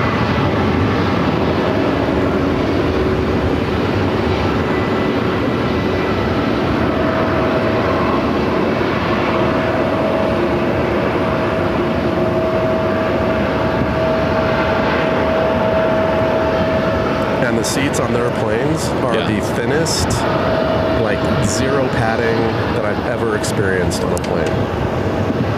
Yeah. You know, it used to not be that way with them. Justin with a super chat. Thank you so much, Justin. Appreciate that. Heath Shelton giving 5 Airline Videos Live at memberships. Thank you so much, Heath. 191, It is officially top of the hour, just after 4 p.m. here in the gorgeous Phoenix, Arizona. I am plane jockey Kevin here high atop Terminal 3 parking garage overlooking the north side of Phoenix Sky Harbor International Airport. This is our producer, editor, Charlie. Keeping us company here today. Hope you guys are all having a great time here today. The awesome sounds and up-close action that Phoenix, Arizona offers us. Of course, this is day 2 out of 3 of live streaming here in beautiful Phoenix. We'll be back tomorrow morning for more takeoff action there on the south side. Until then, sit back, relax. We got you covered.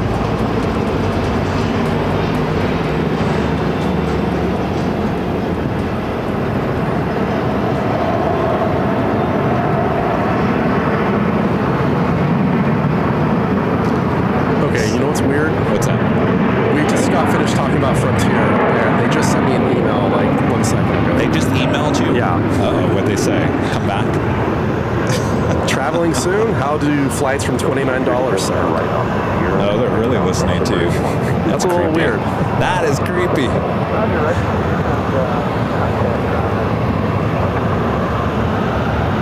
This Delta flight just arrived from Minneapolis. It's 2287 on an A321.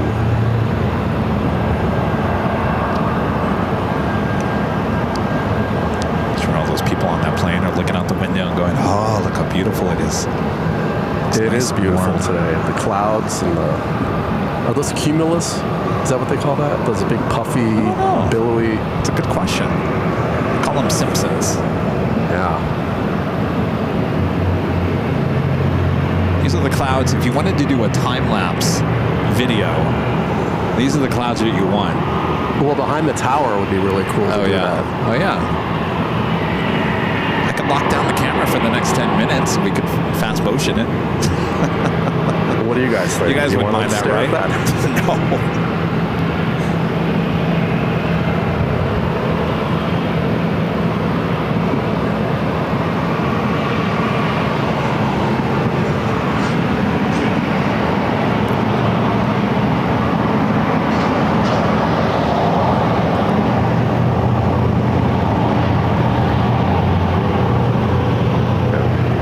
So no Nighthawk action this Phoenix trip.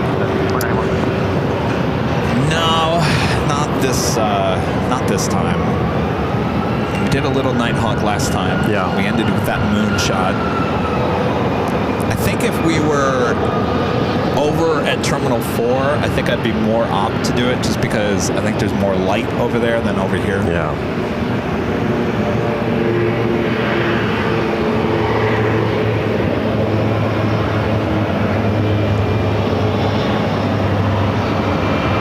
Plus, I think within the month that I've been here, didn't it get darker earlier?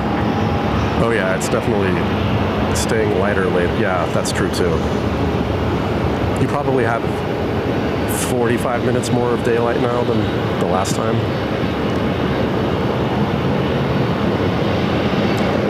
Alaska 737 MAX plane heading over to the north side of Terminal 3. Oh, look at this old America West A319.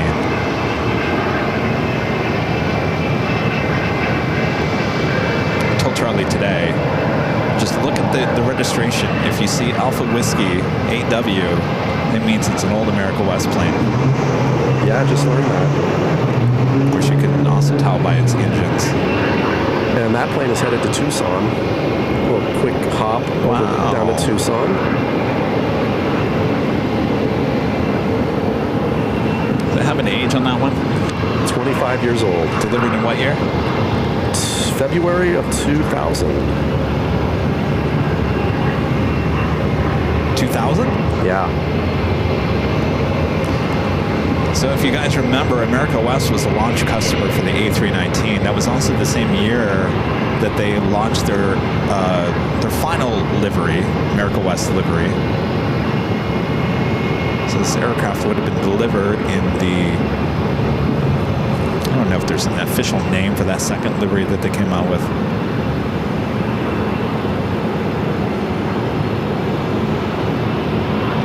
That was the one introduced in the mid-90s, right? 96, Okay. yeah. Dramatic change.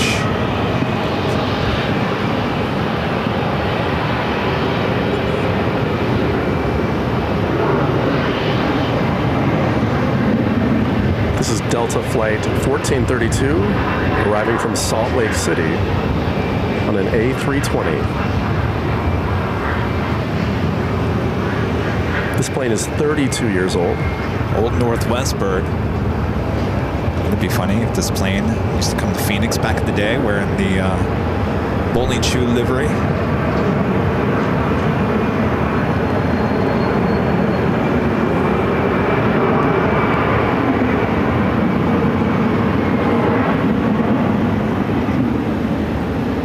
Delta 1432, turn right onto Sierra, contact southbound on the bridge. Good day.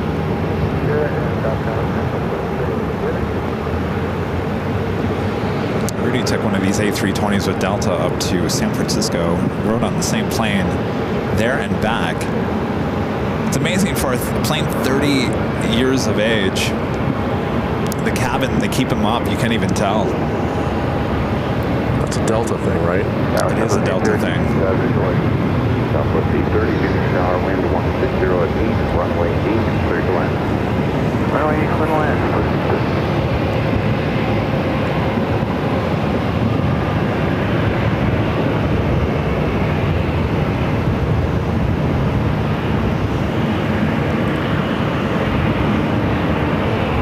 Pushback of the United 737. I believe this is a 8 or 900 pushing back. Julio with a $10 super chat. Thank you so much, Julio. Yeah, it's a 737-800. It's going to be headed to Houston, flight 1885. Mina P with a $7.47 super chat through PayPal. Thank you so much, Mina. Says, hey, Kevin, Charlie, loving the Phoenix streams. Can't wait to get out there next week. That's right, you're out here next week. You gonna come take a drive out to LA while you're in town?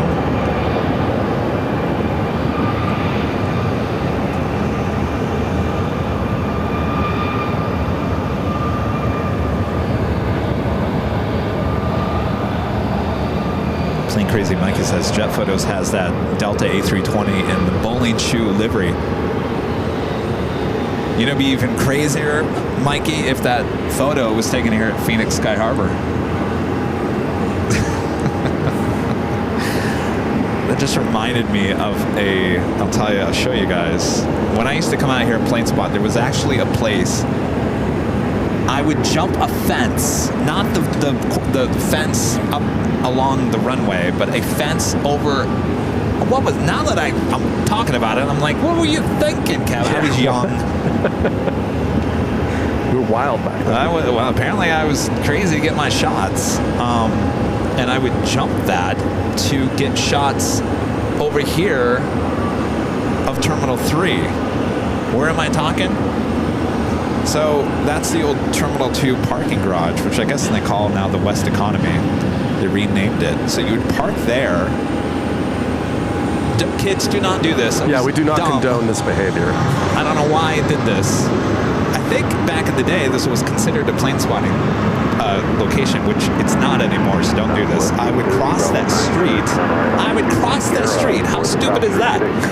I'd cross that street. I don't think it was as busy back in the late 90s. And see this little bridge fence? I would stand on the other side of that. I think it looked different about 20 years ago, 25 years ago. And I would do some plane spotting there. So don't ask me why. So jaywalking and crossing FAA. No. I actually wasn't. It wasn't on. I mean, there is a fence. No, I never crossed into airport property. Good.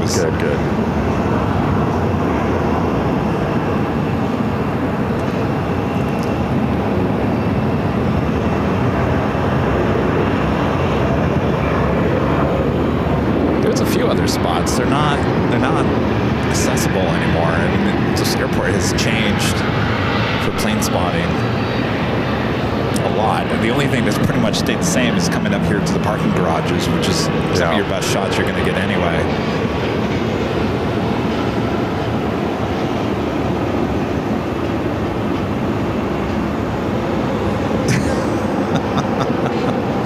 Yeah, there wasn't that much traffic on that back in the day.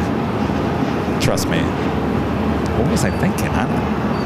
Must have had that. You were a kid. I mean. Well, I was a news photographer at that point. Yeah, but you started as a news photographer when you were a kid, basically. Should have known better. Jeez, live Kevin. and learn.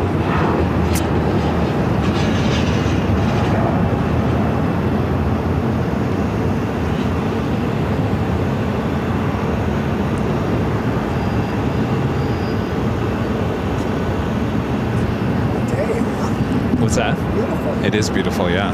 Did you have a problem getting in here? I did my bill. Oh, you did? Oh, okay. Took a while, but $2. Again, we got here, there was nobody up here. No, look how, it's crazy. Oh, there you go. Yes.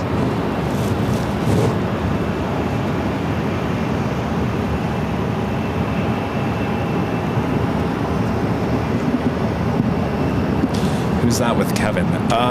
Charlie. I'm the producer, editor. I live here in Phoenix, so... Yeah, he lives here, so every time I voice something or we shoot video, it's got to be sent here to Phoenix. He's originally from here. He's family here. So it makes much more sense for him to be here than expensive Los Angeles. Right. And I did move back here before I started working for Kevin. Right. So Charlie, he also comes with me on the BTS videos, the behind-the-scenes videos that we did. Like you saw him on the Breeze video. So he runs like a second camera. I kind of like run two cameras. He runs the third one, and then I do all the interviews. And then I give him the video. He'll go and log it and write the story, and then I voice it, and then he edits. So he does a lot of work on those BTS videos. Of course, we really haven't had too many BTS videos, partly because we got really busy over the summer. And then Kevin screwed up his arm at the end of summer, which meant I couldn't shoot anything. Though I can now shoot. We're working on trying to get more BTS videos, but at the same time, Charlie's been working great on other videos, including the trailers. And then we had time to put together the year in review. The year in review videos, the top of the hour for the H Hotel, the summer travels tour video. All great stuff. So what was the one video? Was it the year in review video? You said, I've never had to take and log so much video in my life. Oh yeah, it was the year in review. The year in review. Yeah, that was a lot. Worth it. It was fun, but it was a lot of work. Because, I like to go through all that raw to capture all these moments that maybe Kevin forgot about. Oh, I'm sure I forgot about it. So, yeah.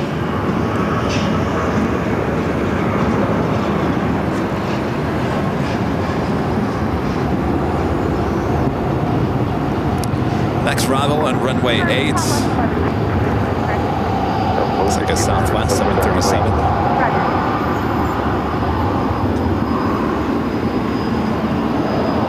You are correct, sir. So 800 coming in from Louisville. Louisville, Kentucky. Louisville, flight 1160.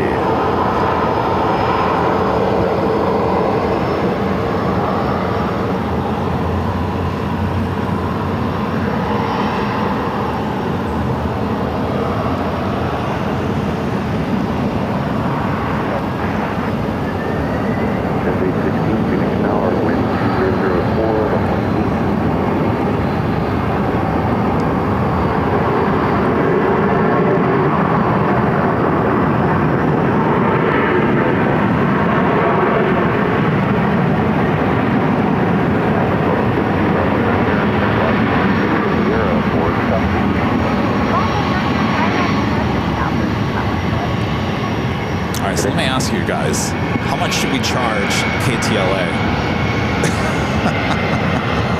Well, are you going to give them a reference point to what the agency wanted to charge that other outlet? Oh, you know what? I should actually have the agency reach out to them.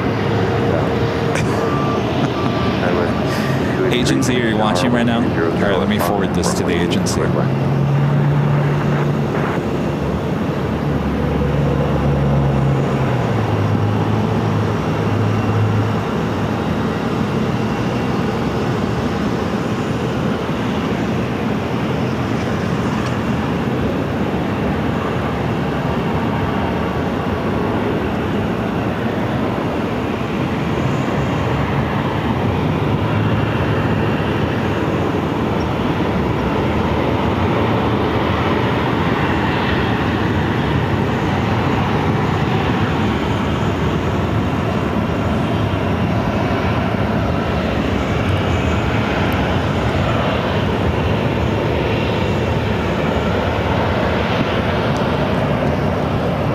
Agency is well aware.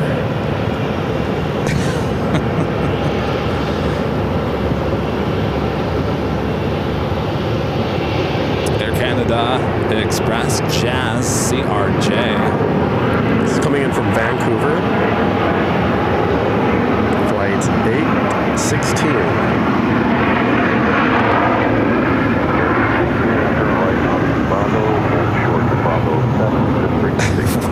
$1 billion. How much? Heath Shelton says $1 billion.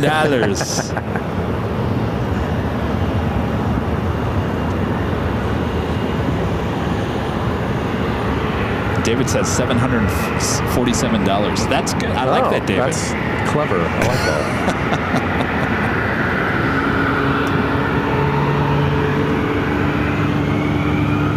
You know, the funny thing is, it's going to end up, we're going to waste our time communicating with this station.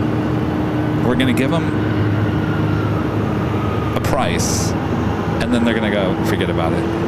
Well, the agency values your video much more than I think you actually would in your own head. Oh, of course they do. Which is good. We've had many conversations, Kevin. Stop giving it to them for free. Stop giving it to them for free. And the agency said, listen, that last network news agency, or the company that wanted your video from San Francisco, do you know how much they paid the main anchor of the show that they wanted to put that on? $6.6 million a year that news anchor makes on the one show. Yeah. Wow. He goes, I think what we charged was, or the price that we were going to charge was $1,070 for that one show, which is nothing. They're paying their anchor $6.6 million. Yeah. Pay I agree. up. Pay up. Exactly.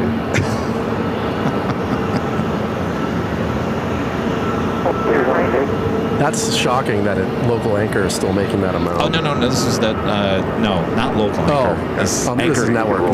Yeah. No, ain't no local anchor. And then taxi Bravo Charlie 11 into Point Papa.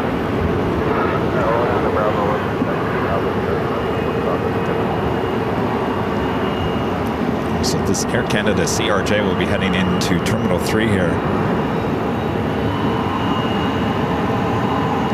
It's looking stormy out there already. What do you think?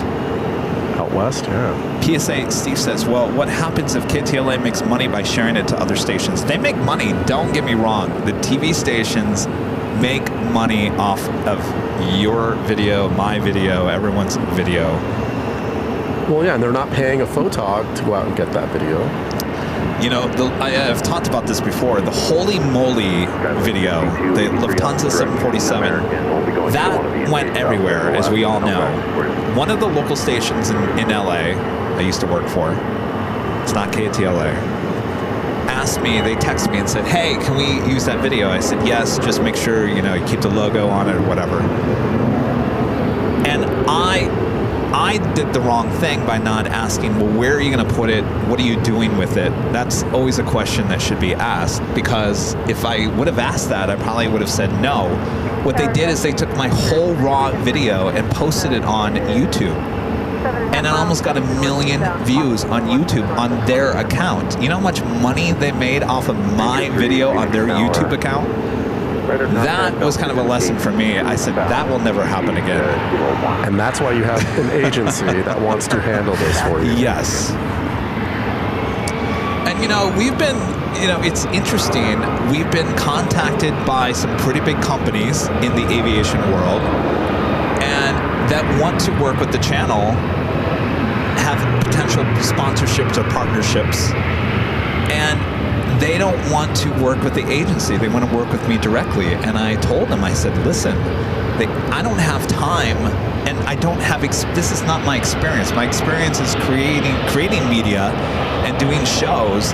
My experience is not selling video to agencies or generating partnerships or sponsorships.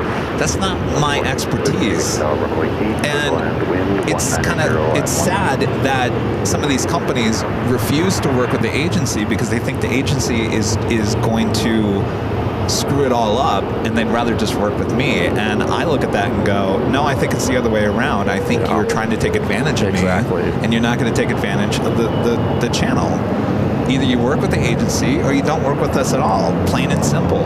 Those agencies' job are to make that partnership as smooth and transparent as possible. So it's definitely, they know they can take advantage of you if they're not dealing with the agency. Of course, because that's not my expertise. I'd probably create a bad deal for the channel. So any company that comes to you and says, no, we only want to deal with you, it should be an immediate no. Well, tough. That's just my opinion. And I will say this, our agency, you know, they found us years ago. They have a lot of other YouTubers they deal with. They didn't have to bring us on. They really believed in the channel, and they really believe that we got something great going on here. And they are looking and protecting the channel in many ways that I don't even think about. So, you know, it's a good thing. It's not a bad thing. No.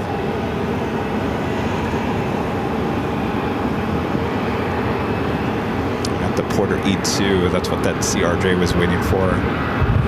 Heading back to Toronto.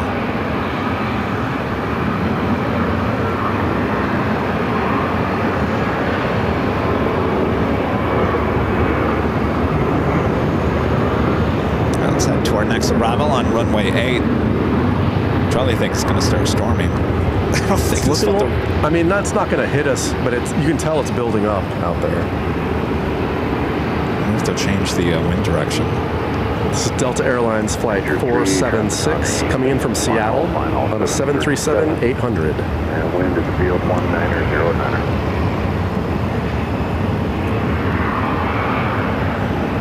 Native 1, please give me appropriate space conditions.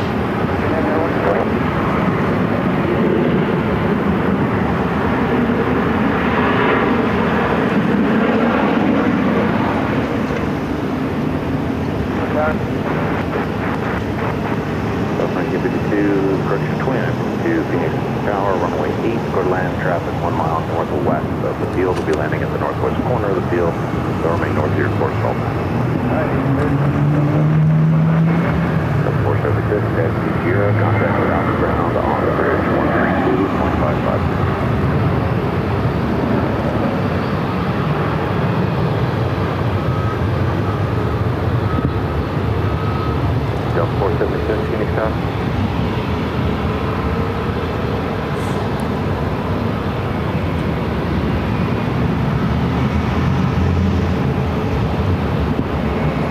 If you're good, I'm going to take a real quick break. Yeah, go ahead. Be right back. Okay. See you guys soon. Can you just mute your mic?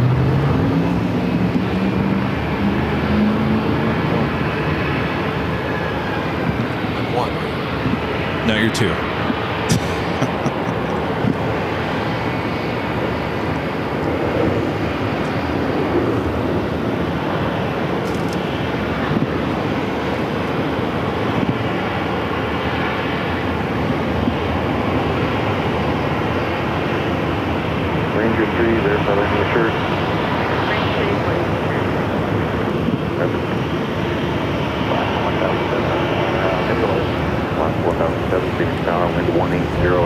runway 8, clear to land. Alright, clear to land.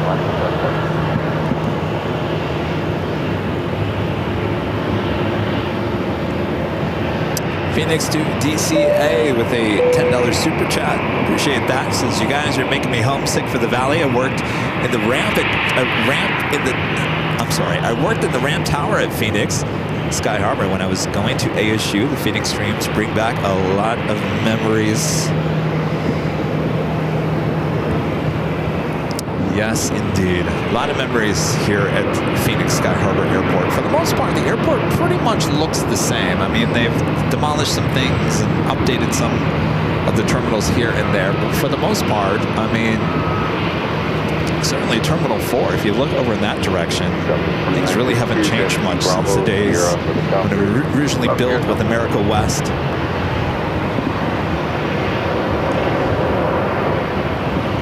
Of course, it was fitting today. We started with the America West Retro A321.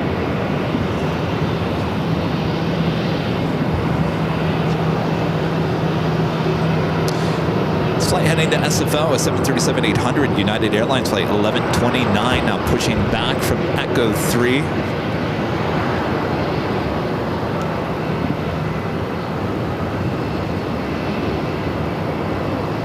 Intentional aircraft, David Lima, current wind 160 at 8, altimeter 29. I hear it's going to be really windy tomorrow, too.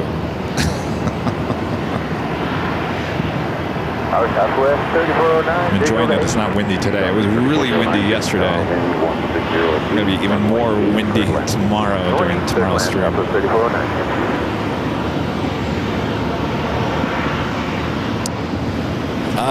Luis Garcia, Kevin, where do we get those sweet looking jackets? Are you talking about the track jacket that I'm wearing here? This track jacket can be found at shopavl.com.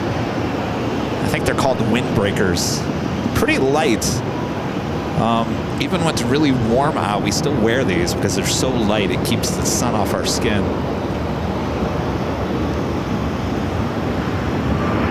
I also call them track jackets.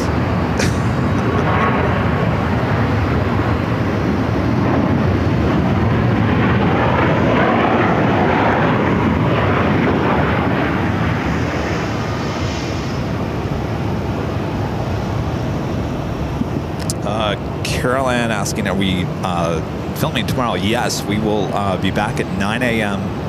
local time for a south side stream. We're going to be at the park off of University on the south side. So we'll have all the morning departure action on the 7s on the south side. And actually, it will probably look better than yesterday's show in terms of departures because we'll actually be on the south side of the airport. And of course, the sun coming from the south, so everything won't be as backlit as we saw yesterday. And of course, that will be our last show before we head back to Los Angeles. And of course, we'll be back in LA for the big Sunday show, starting at 10 a.m. Pacific. Rudy will be back with me. And then we have another week of LA shows before we head off to Honolulu at the end of March. 2 weeks from today, we will have our first show there in Honolulu. Forward to those shows.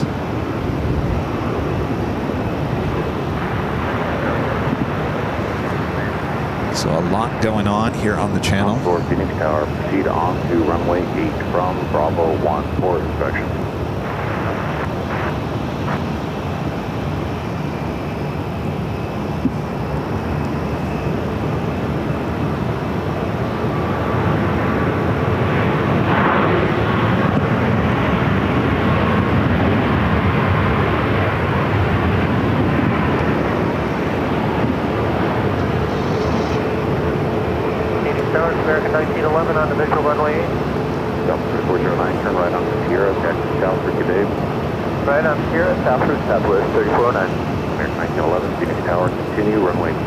So again, this flight heading to SFO, flight 1129, a 737-800, 20 years of age. That Alaska flight coming in from Seattle, flight 1007, a 737 MAX 9.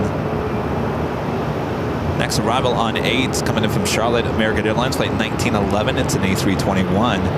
Do you have a couple of FedEx flights coming in from the north? More than likely they will head to the south. Do a little runway check going on 8. What ops?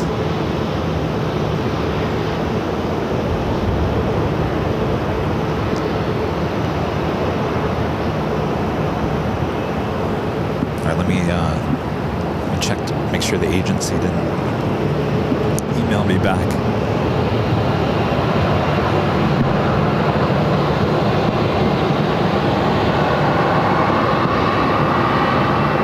No, nothing.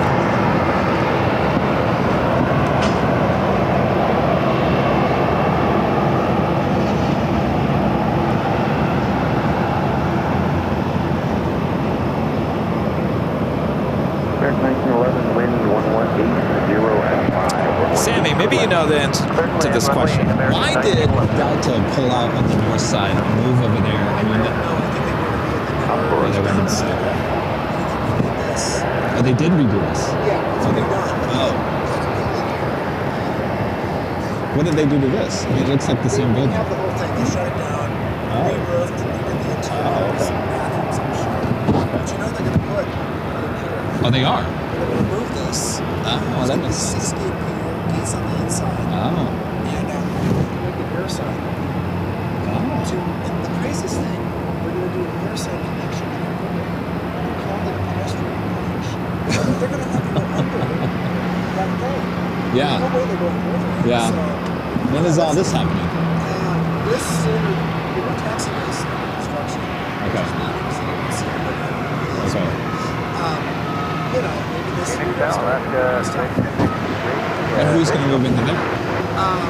663 Phoenix Tower, wind 1805, runway 8, good line. Move some people over. Runway 8, clear line, left All right, so let me get this straight. New 6 gates here, connected to the old 3, and then it will continue on, and there will be a pedestrian bridge all the way to 4. Airside connection. And the taxiway is way on the west side? Yeah, it's called. I forget. You'll see it if you drive out that way. Is it- You'll see kind of. Is there going to be a bridge over it, or how Well, is? they already proactively put bridges over the SkyTrader tracks. Okay. But yeah, they're gonna have to redirect the roads. Yeah. All right. Well, it's funny because I was like, what? You know, they could add some more gates over here. And all right, so our friend Sammy, who's a local plane spotter here. All right, so here's some interesting news. This little area, which is used, looks like hanging out baggage carts or whatever, cargo. And it was funny because I was just saying, this is kind of a wasted space over here. You've got all this space, you could basically add more gates. Apparently, that is the plan, to add 6 more gates, right? This will all be gone. Adding 6 gates, and the way you'll get to that is from 3. So it'll be just an addition to 3. Plus, apparently there's going to be a pedestrian walkway which will take you to 4. But the question is, where is it's got to be under the bridge. Unless they're going to build some. Now, wouldn't that be cool if they build a tall bridge going over? Now, that would be a plane spotting spot. I bet you they go over. I bet you they don't go under. I don't think they can go under because you've got that street down there. It's a very basic website. It's a very basic page. It's just basically this. Interesting. Well, there we go. Well, how cool is that? Phoenix Tower, American 1202, visual runway 8. Phoenix growing up. American 1202, Phoenix Tower, wind 1605, runway 8, good land.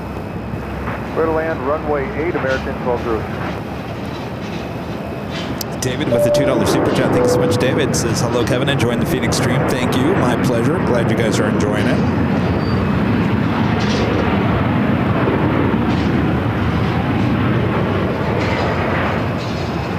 Alaska 663, turn right onto Bravo. Taxi Bravo, Charlie 7, Charlie to the ramp. I don't know. There's UPS 767s heading here to the north. No, looks like they're, I don't know. Looks like it's heading to the south. I would imagine they'd go to the south since the cargo area is there on the south.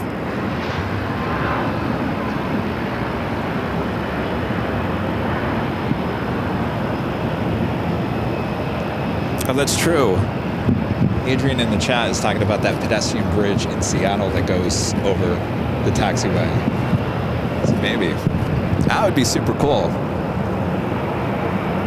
I gotta tell you, and I talked about this yesterday, one of the coolest shots is actually far out to the east side of the airport with the SkyTrain bridge that goes over the taxiway.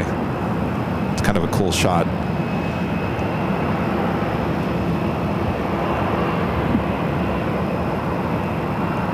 So it looks like the flight to SFO, there's a little timeout area over there.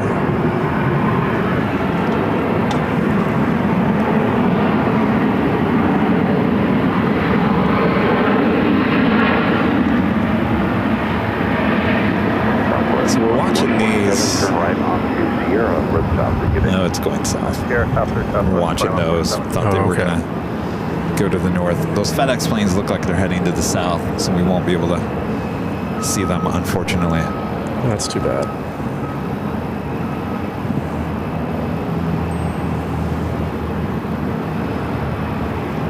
Another United 737, looks like an 800 pushing back.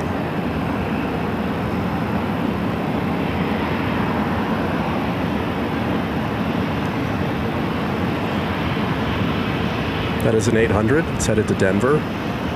Flight 1226.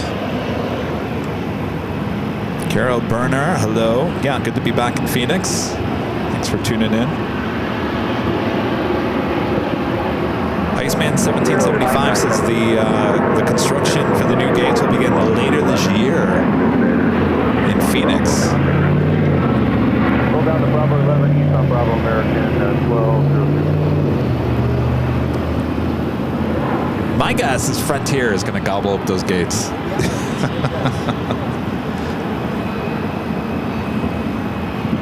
Gobble, gobble. More chances to see Flo kiss my grits here in Phoenix.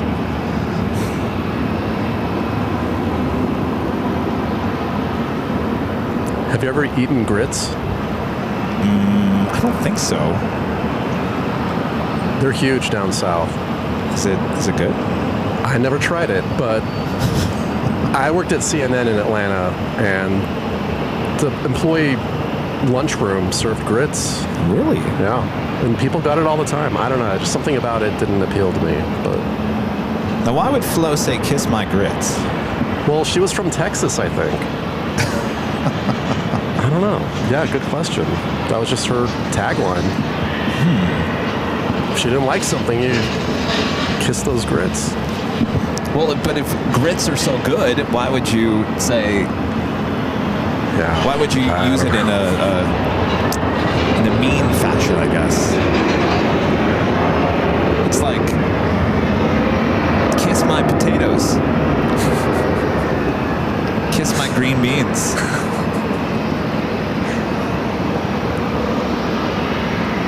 Kiss my macaroni and cheese. All very good things. I know. I would kiss my pancakes. I said, can I eat it instead of kissing it?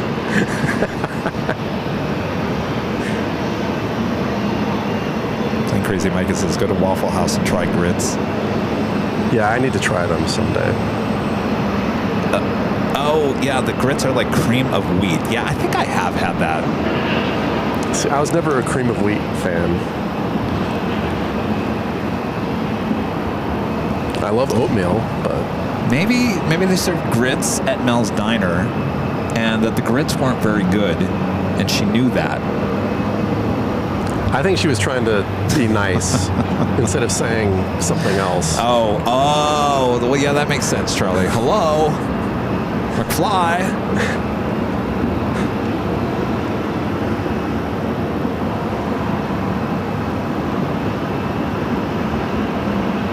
A police helicopter. You know, the airport chopper pad is right behind us, too. Right behind us, yeah. I was wondering if we might witness something. But we don't want to, because this whole table will be overboard. Yeah. Good point. Yeah, wouldn't that be something? Wow. Yeesh.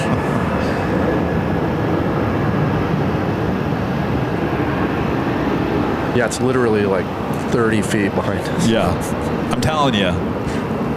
True, yeah. I worked, well, one of our line trucks is based in Van Nuys at Helinet. And anytime those helicopters came in or took off, careful, because everything goes flying.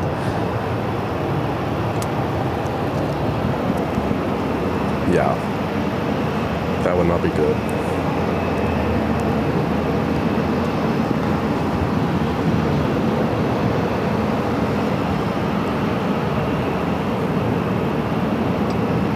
All right, so the agency didn't respond to my text, and they didn't respond to my emails. I mean, it's 3 hours ahead there. They're on the East Coast. Well, do I take it upon myself to reach out to KTLA and say, you can have it for $747? I mean, doesn't hurt. I mean, are you going to miss out if they don't buy it? No. Well, then go for it. First of all, they want that behind-the-scenes video. I just think they don't realize the better video exists. No, they don't. No, they don't. But I'll tell them there's better video for $747. What's going on? Yeah, try it. Oh, really? You think? Oh, they're saying flow change. Flow? Kiss my grits. We got a flow change. American 478. What's everything look like on the radar? Is anything coming in from this side now? Yeah, I think we do. I think the first flight, possibly in the north side, is CRJ. Maybe we should extend our show a little bit and catch some more... Catch what? Some flow change.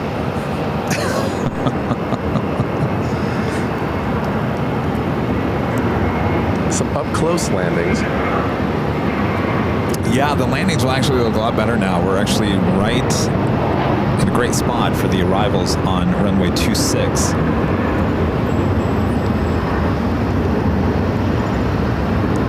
I mean, that's why everyone's just kind of sitting here waiting as they change things up. Certainly the wind now coming out of the west, you can feel it. Yeah.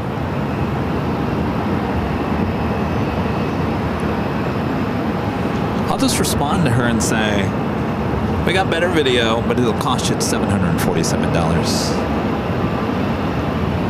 Do you think they'll get the reference? No. They said, hi, reaching out from KTLA 5. Can we get permission to use this video? Which means we want it for free. Yes, just say of course. Yes. Yeah. They're not going to pay $747 for that. I know already they're not going to. Not just to see the plane the Dodgers are on. I mean, yeah, it's cool. I'm sure the producer, someone, one of the managers, is someone from the assignment desk is going to the manager and they're going to go, yes, they're requesting a payment of $747. And the manager is probably going to go, well, is this a joke? I mean, it kind of sounds like a joke, but it sounds like a good amount, too. I mean, of course it's good. You know KTLA, they'll put that on the CNN feed, and everyone else will have it. Yep. Should I just respond to them? Just, yeah. Should I just click? It doesn't hurt. Respond, yes, we charge $747. I mean, make sure and say you have better video, but it will be, they're going to be like, well, what is this better video? I could say, watch the stream and I'll show you a better video. Yeah. We're live right now. I'll show you a better video.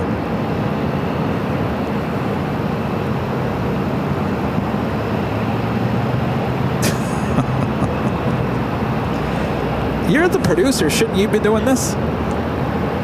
I'm on air right now. Got to entertain these people. Yeah, I can't do this right now. See? Do you want me to do it? No. I will. No, I want the agency to do it. I don't want to... It's all good. All right, so things are pretty silent here as we have another United A321neo going to be pushing back as well.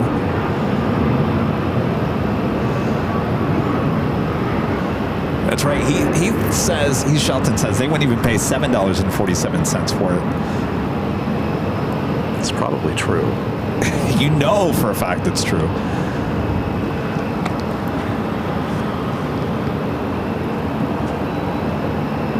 This United jet we're observing right now is going to be headed to Chicago. Chicago. Coming at you, Linda. 1268. It's a brand new A321neo. I do like that livery on that A321. I just wish they would have opted for the raccoon look. I think that's such a good look on the A320s, A321 Neos. That would look really good with that livery. But nah, we're not going to have any fun. United Everyone's and blanding American. it down. Yeah. What's that? Everyone's blanding down their look. Bland.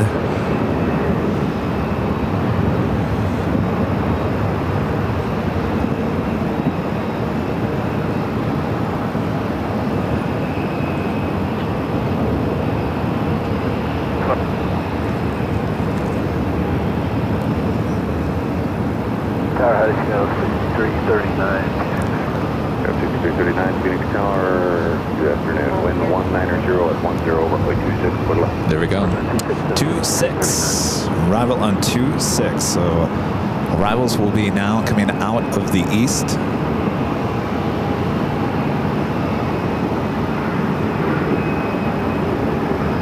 It's really getting cloudy here. Cooling down certainly as well.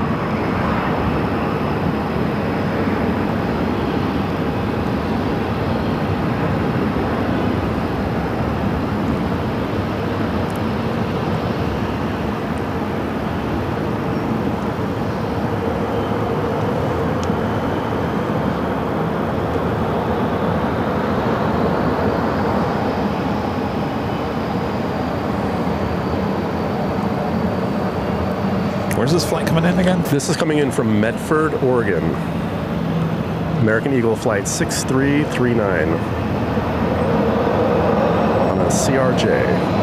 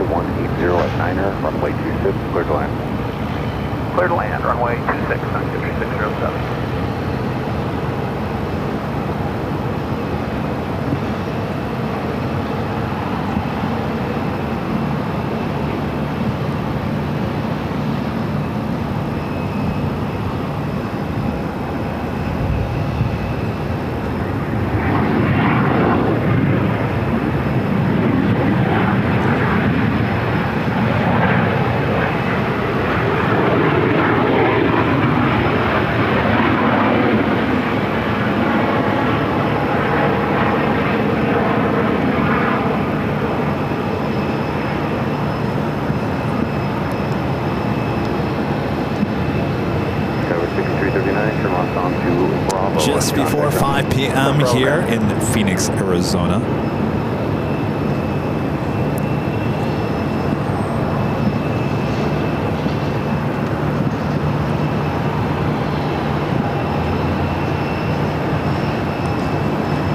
Next arrival on 26. Sun Country 737-800. It's coming in from Minneapolis, flight 607. 2249, Phoenix Tower, wind 1707, runway 26, clear to land. Clear to land, 610,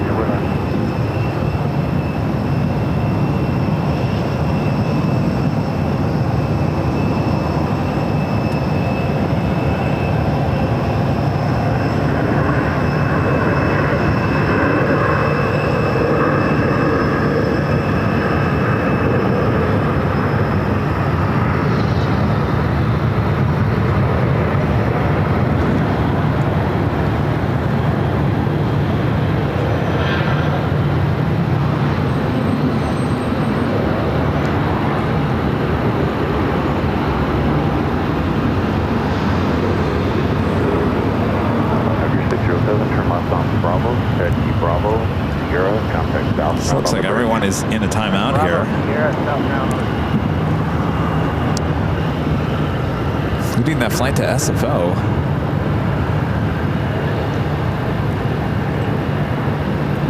In the air, that's the one on the right is the one that was heading to SFO.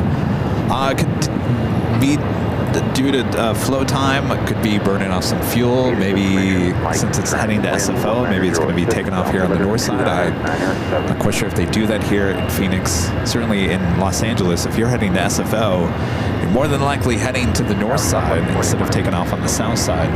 Southwest 410 South Phoenix Tower, wind 1906, runway 26, clear to land. Clear to land.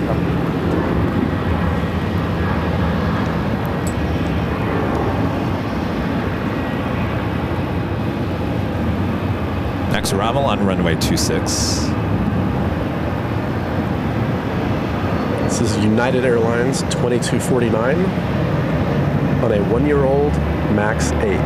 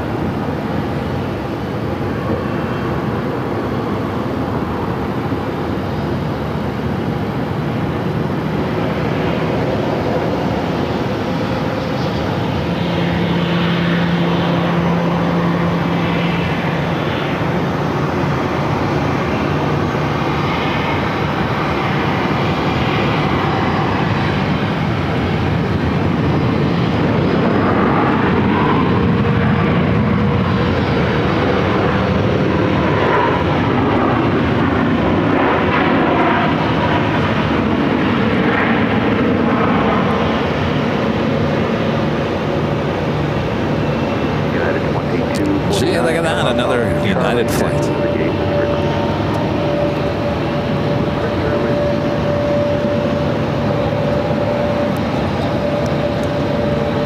Of course, this A321neo heading to Chicago.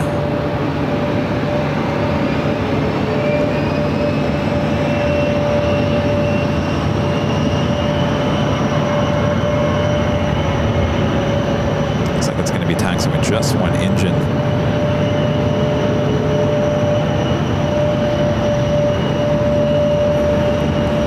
To our next arrival.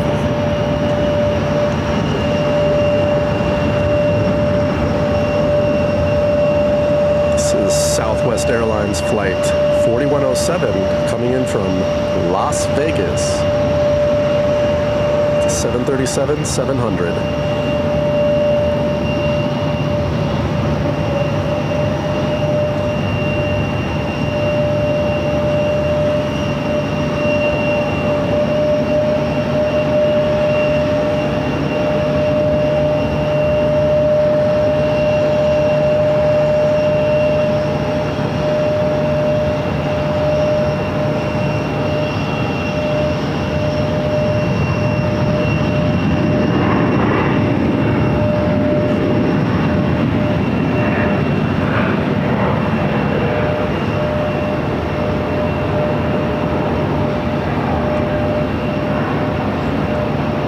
Shots are definitely better arriving on the 26 than the 8. No, we love the beautiful downtown Phoenix shot, but That was 4107, turn left onto Bravo, taxi Bravo, Sierra for the south route at Charlie, at Line United. Bravo, Sierra, Charlie. by the way, the pink baggage car over there. Just in case you're wondering.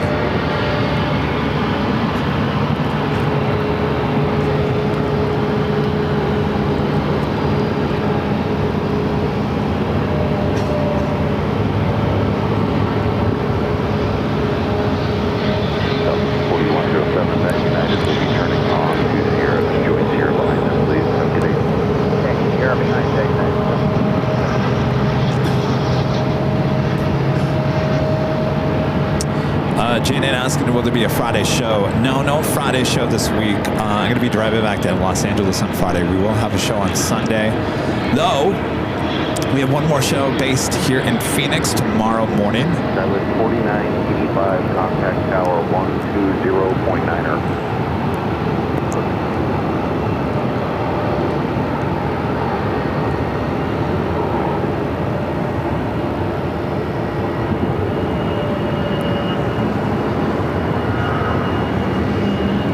Flight to Chicago, heading down to the 25s. We'll be there on the south side. We'll be taking off on 25 right.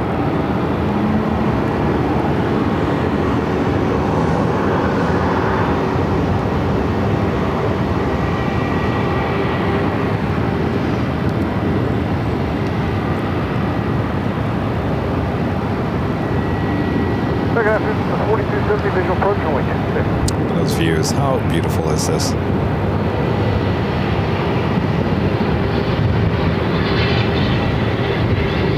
Number 4270 Phoenix Tower, wind 170 at 6, runway 26, clear line. Runway 26, clear line, 4270.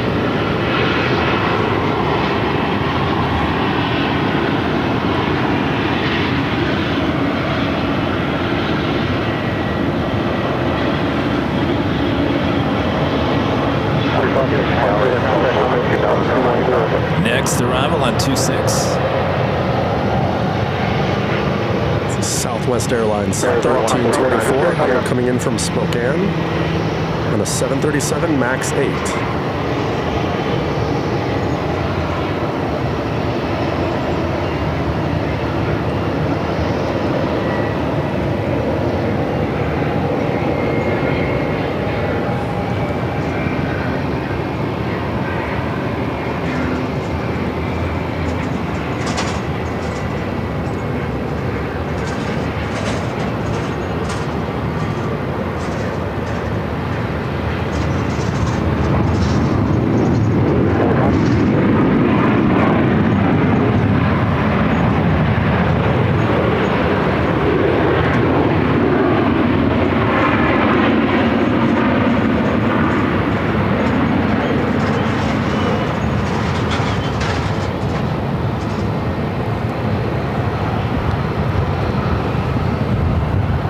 Still got those two United 737s sitting there, wasting time.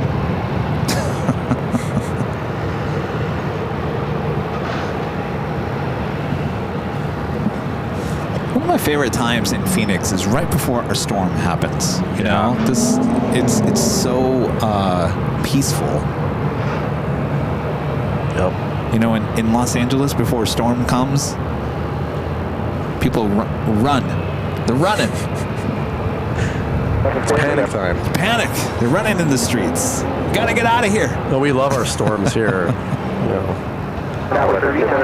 they're so rare. Jado in DCA back with the $2 super chat says, come to Virginia and get some grits, biscuits, and the gravy. Oh, I love biscuits and gravy.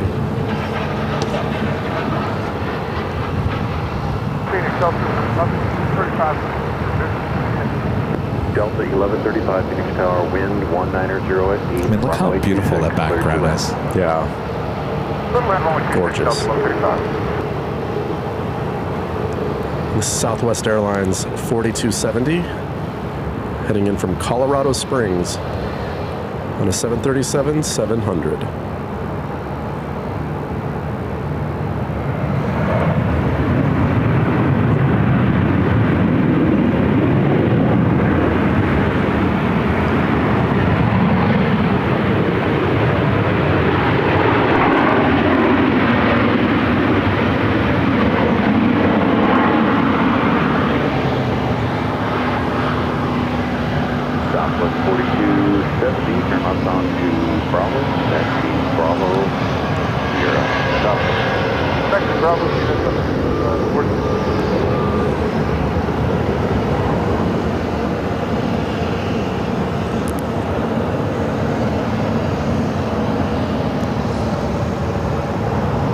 Movement. Southwest 4270 at Charlie, best line, the United, coming out of the full base inspector.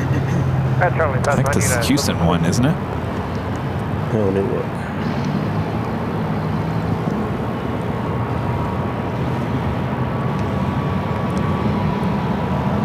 That's actually Denver. Southwest 4270, disregard last. LB number 1 to the intersection now. Wait. Yeah, that's Heading to Denver. Yep. Well, it did not take the bridge route. It still can take another route further to the east, unless it is going to take off here on the north side. Why am I sounding like a golf announcer?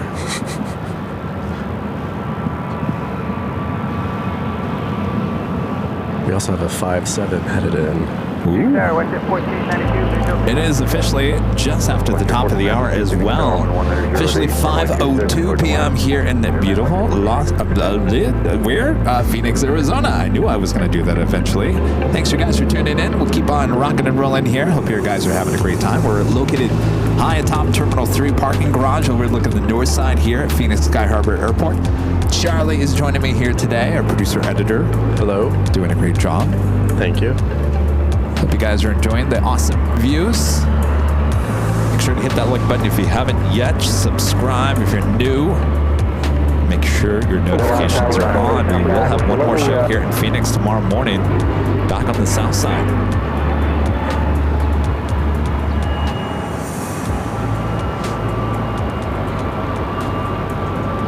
This Delta flight is coming in from Detroit.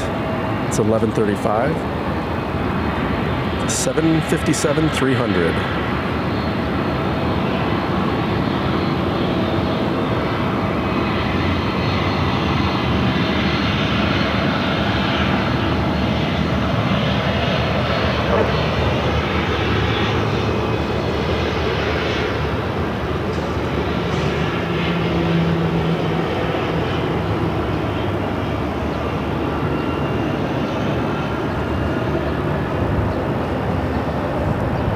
Put her down.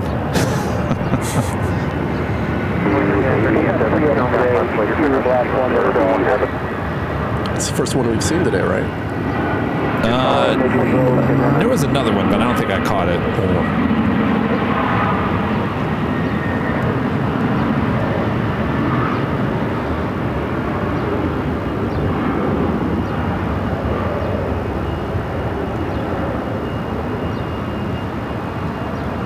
Tower Envoy 3938 is with you for the visual for Runway 26. Delta 1135, turn on Santa Bravo, taxi Bravo, Sierra, contact. What mountain range is that off? Oh, That is that's not Superstition that way. Superstitions are further south. Which one is that? Four Peaks. Yeah, the Four Peaks. Oh, right. Because it's got Four Peaks up there, right? There's a little snow on them. You can't quite see it.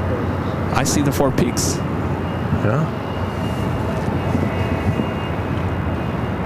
Reminds me of that comment earlier about the Four Peaks Brewery and the rolls. Did we ever find out what the rolls were? Oh, the rolls? I don't know. Are they good with grits?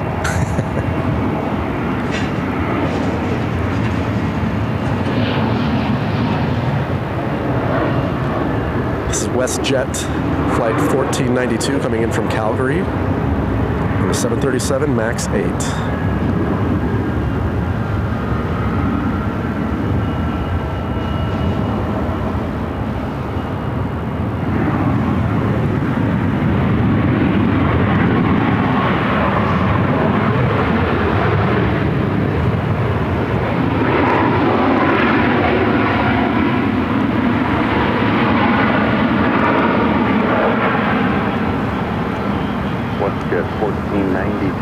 This flight coming in from Detroit will head to the south side of Terminal 3. Of course, this is an old Northwest bird.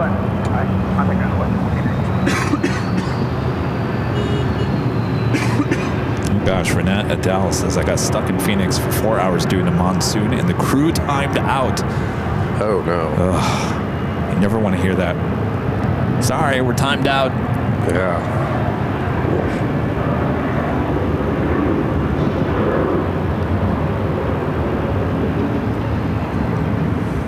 Poor flight to SFO, still sitting there.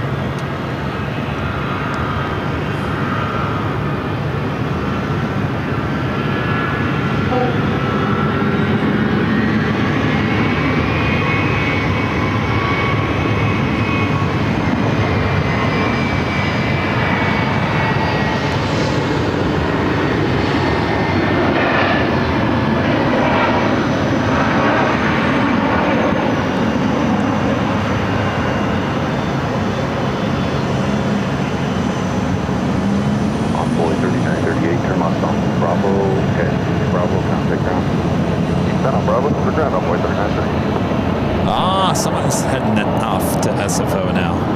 Finally.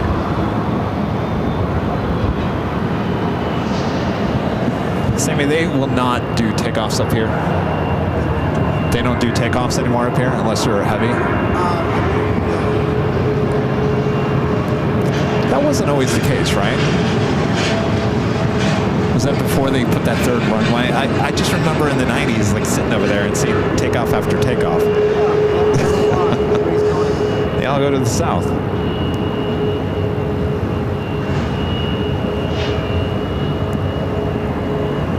I mean, the only takeoff I've seen so far since we got here at 11 a.m. was the Alice Air and the Pilatus. That's it. That's it. Yeah. I don't mind the 747, but geez.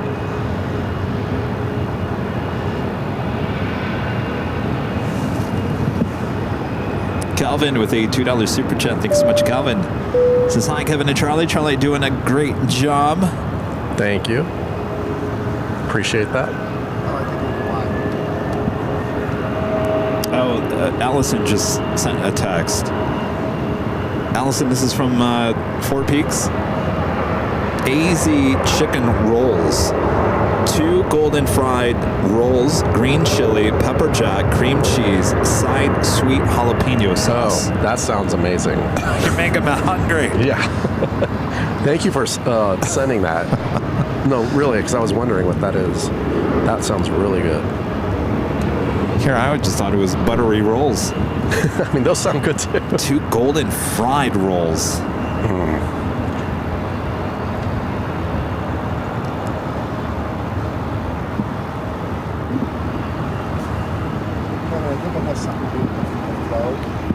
They were getting a lot of complaints about traffic over downtown. Oh, they were? Switched. Oh. They were going up Grand Avenue. And I think they had to have all these meetings and they compromised and said less north-side departures. But I don't think neighborhoods have that much pull. Oh, they do. Yeah, I don't. Oh, have you ever heard about El Segundo? Oh, yeah. Anytime, still to this day, we talked about it on Sunday with Later Tater at dinner. Anytime a go-around happens, and most go-arounds will go all to the ocean and then make a left-hand turn. Sometimes they have to go straight over El Segundo. It's a safety thing. There is a website, El Segundo, where people will complain that plane just went over my house. Oh yeah, everything is documented. You're in El Segundo. You're next to an airport that's been there since the 40s. 1302 Phoenix Tower, wind 1707, runway 26, clear to land.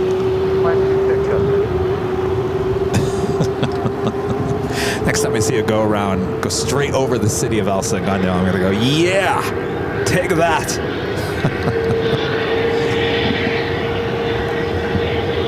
I get to see the go-arounds during monsoons. Uh-huh. Something coming in from the north, you know, as long as it's playing, you see it. Oh, yeah. Who knows where it goes? Sometimes it goes to Tucson. It just goes straight out and then back down, right? It won't go north. They go to the south, though. Oh, they do. Okay. Well, it depends. Probably too many complaints on the north side.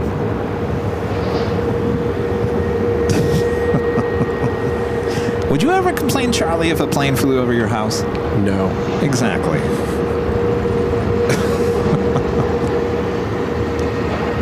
I'd welcome it. I'd be like applauding. They weren't, excuse me, they weren't close enough for me as a kid. Applauding. Yes. 787 just went over my house. Love it. Send me more. It's like people that enjoy the sound of train whistles. Yeah? You know, that going by their house. I'll tell you, growing up in East Lansing, Michigan, during the summers with my grandparents' house, which was not too far from Michigan State, and they had a lot of trains just south of where they lived. And in the summertime, they had no air conditioning in the house, so we would just open up all the windows for the flow of the air. And I just remember you would hear the train horns at night, overnights during the summers. It was calming, but sometimes it was a little scary. Jarring. Yeah. Yeah, it's a little... But still such a cool sound. Now that I think about it, what were we doing with the windows open during the summer? Well, Air conditioning's not that common back there, is it? No, it's not. No, I didn't have air conditioning in my house I grew up in either. And you've heard my stories about it. At least Rudy has. I went on the tour back to my hometown. I took him by my old house and I said, yeah, 2 doors down, there was a murder that happened here. I didn't realize that until I got older. And this happened, and I almost got abducted twice in the same neighborhood in the 80s. Scary neighborhood. It was. A nice neighborhood, though. But why do you think I like staying over at my grandparents' house? As creepy as that was, it seemed a little safer. The 80s were a wild time. It was a wild time. I got stories from my neighborhood, too. Oh, you almost got abducted, too? Not that exactly, but nothing I can go into on the air. Crazy.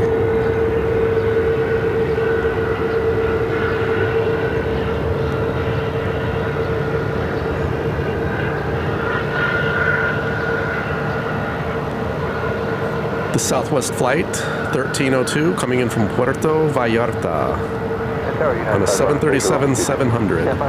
Runway 26 to the land, wind 1607.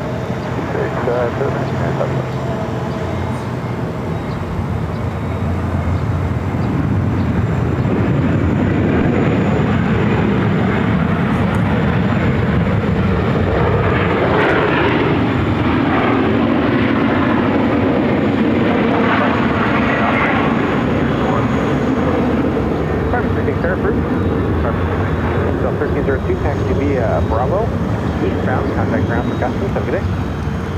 Bravo eastbound, ground for customs. Oh, look at there. There's nothing here at Terminal 3. Yeah, it's really slowed down. Where tomorrow? Where are you streaming tomorrow? Oh, probably at the park. 40th? Yeah. Oh, cool. Yeah. At least everything won't be backlit. I'll do all 3 days. I love this show. Thanks for coming. It's my pleasure. Sorry about that. No, today's much better than yesterday. Yesterday, that wind, I don't know, it was knocking out the cords. And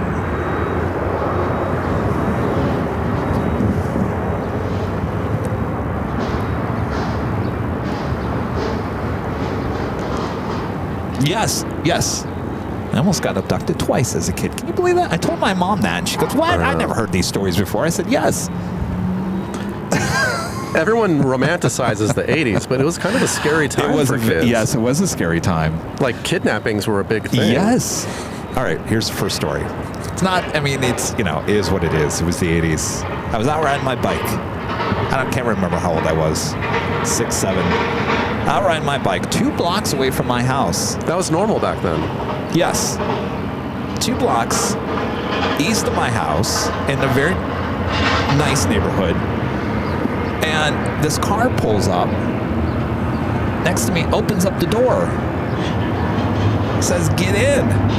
Wow. Luckily, there was a woman who was walking on the sidewalk and as fast. See, I've always had street smarts, Charlie. I know. As a kid, 6-year-old kid, I pretended as that woman was my mother. Smart. Smart. And the car drove off. About a year later, I'm walking home from school with another friend. On the end of my street, a car pulls in front of us, says, would you like some candy? Wow.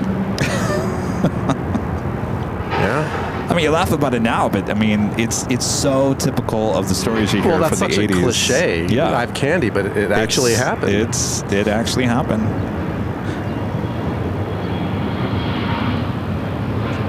United Flight 511 coming in from Chicago on a 737-900.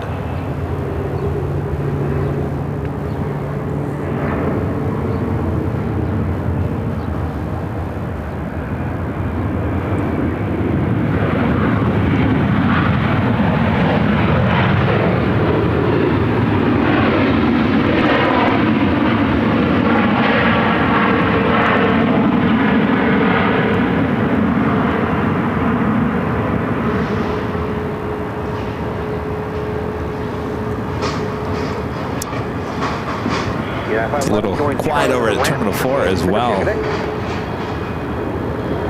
it'll be the next one, and when it will turn around. Yes, no problem. Just join Charlie, though. Charlie, ramping. Operations checking us out again. Oh, are they down there? Hello. The tops. I'd like to get away from someone. They know you here. Right? Oh, they know we're here. But they know you. They know who you are. One of the ops guy, gosh, what was his name? He's a plane spotter as well. He was here about a month ago. Oh, yeah, he was here last. Yeah. 1360, Phoenix Tower 126, the plan, wind 1830. I said, where are you going to take us out for a spin around the field? He said, well, we're not as exciting as SFO.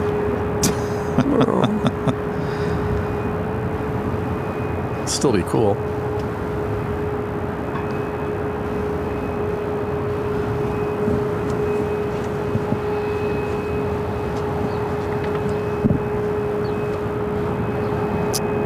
Oh, you know who I wish, speaking of the 80s, I wish,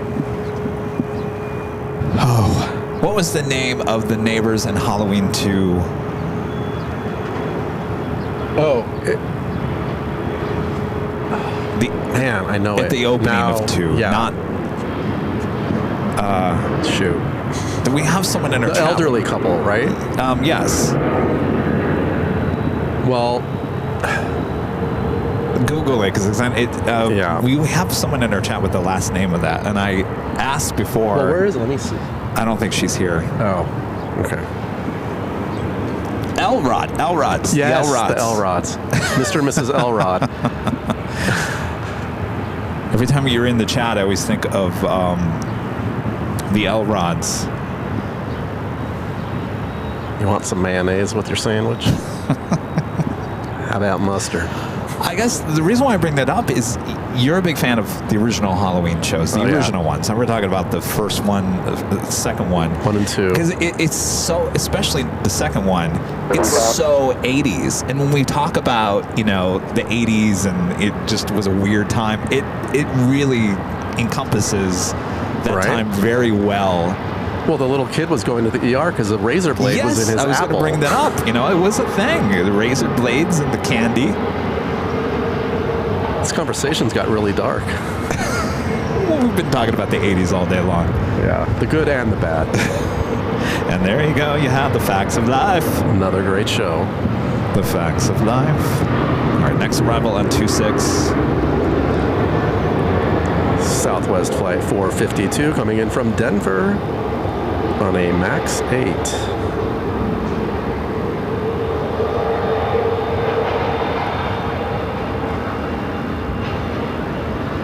Oh, sorry. Pardon me. That's American Airlines 2675 coming in from San Jose del Cabo on a 737-800. No, wrong. Got a little ahead of myself there. This is an A321. Wait.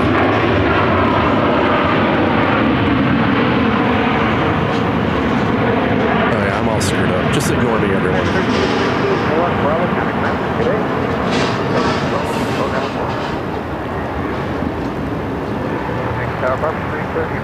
Got distracted with the Halloween talk. Don't distract me, Kevin. Sorry. So 452 Phoenix Tower 26 for the land, wind 1809. 11-6 out 452.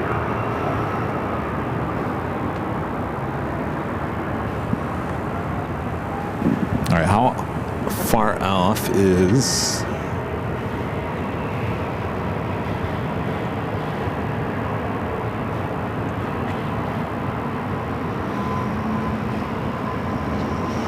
Speedbird, British Airways, coming in from London Heathrow, now just 52 minutes away.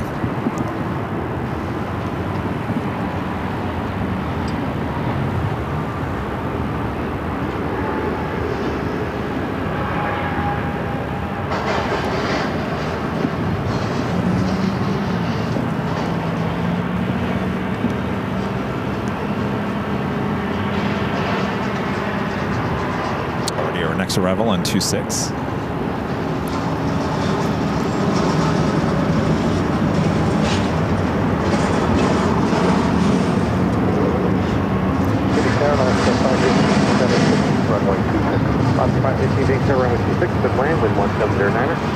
Southwest Flight 452 from Denver on a MAX 8.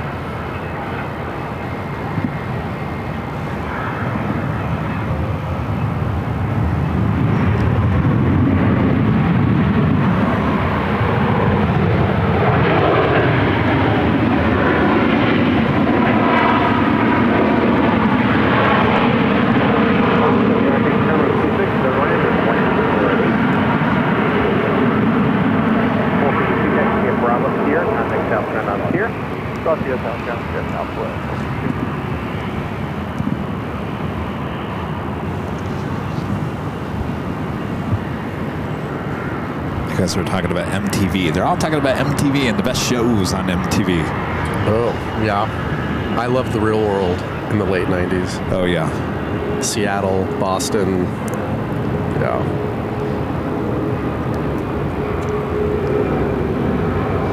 Shrimp Flea says the best show on MTV was 120 Minutes. I don't remember that show. That sounds vaguely familiar, but I don't remember anything about it.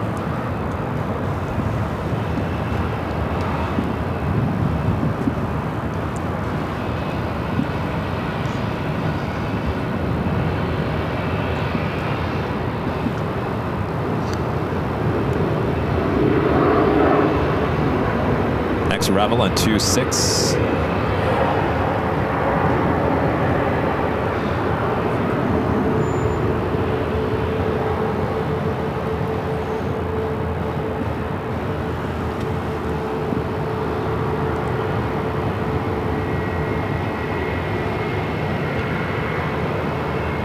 It's Alaska Airlines Flight 515 coming in from Everett on a 737-900 ER.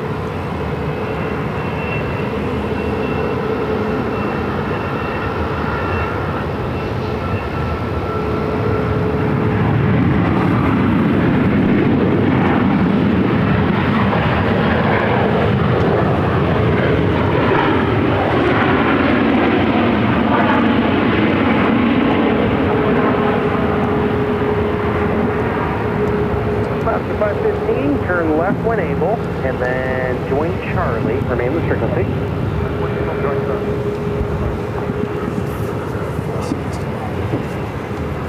See you tomorrow. You coming tomorrow? Yeah. All right, we'll see you there. See All ya. right, thanks, Sammy. Sammy the third Once you says join he'll be back tomorrow. When you're able. 3 days in a row. Boy, oh boy. Your gate today? This is the gold left flight 15, and yeah, left flight 15, yeah, it's occupied right now. Go ahead and join Charlie. Pull into the center hold bay. Charlie, you're going to get joined by someone. I'm like, all right. I'm ready. Charlie, center hold bay along the ground left. Let's go.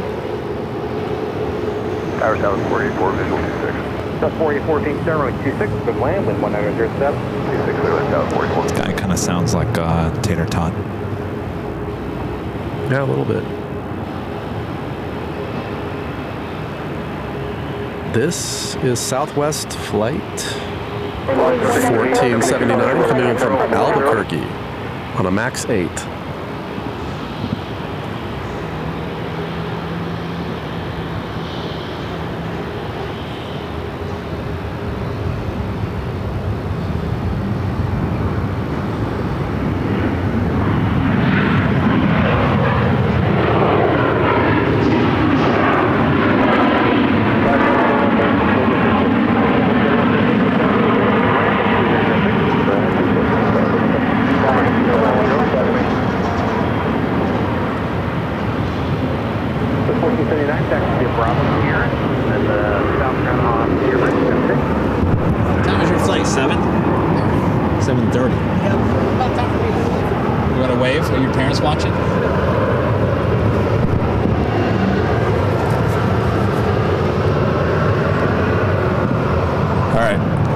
KSF geek flew down for the day. Here, come right here so we can see it. I don't know. Your parents aren't watching? I don't know. Hi. Yeah, hi. He's going to be jumping back home. He flew in for the day.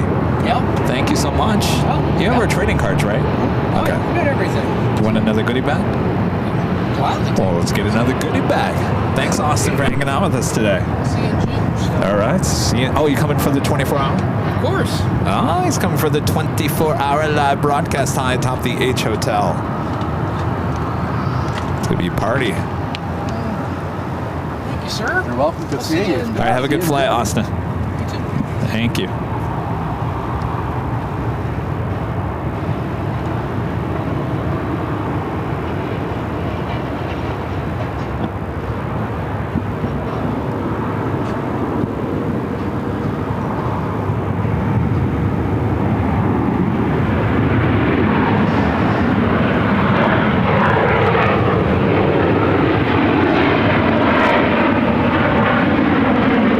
The agency just texted you.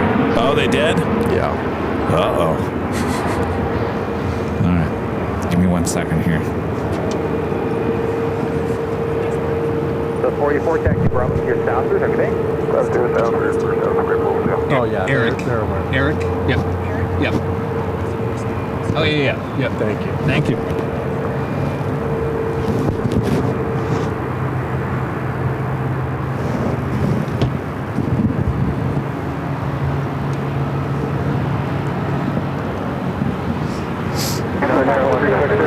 British Airways Flight 289 coming in from London Heathrow, the A350 1000, just over Arizona now.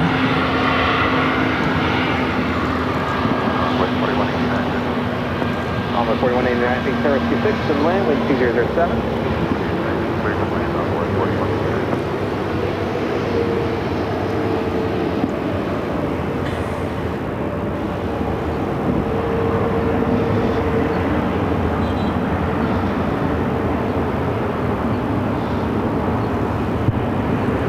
This is Southwest Flight 3113 coming in from Dallas on a 737-800.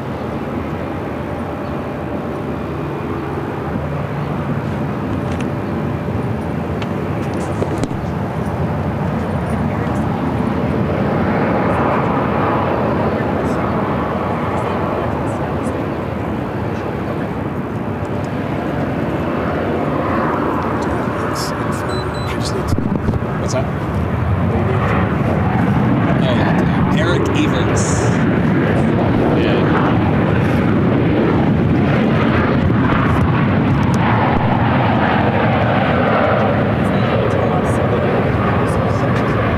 Hey, what do you guys do, man? Just you put this Live stream YouTube channel. Oh, really? Okay. Everything. Bravo to your southward. You guys go all around different airports, or you just hang out? I live here, so I'm not usually at all the different locations, but I work for him, so but yeah, he's mainly LA, Oh, okay. but he goes SFO, Chicago, New York. So 1314 Victor, wind 106, runway 26, and land. Runway 26, that was 1314.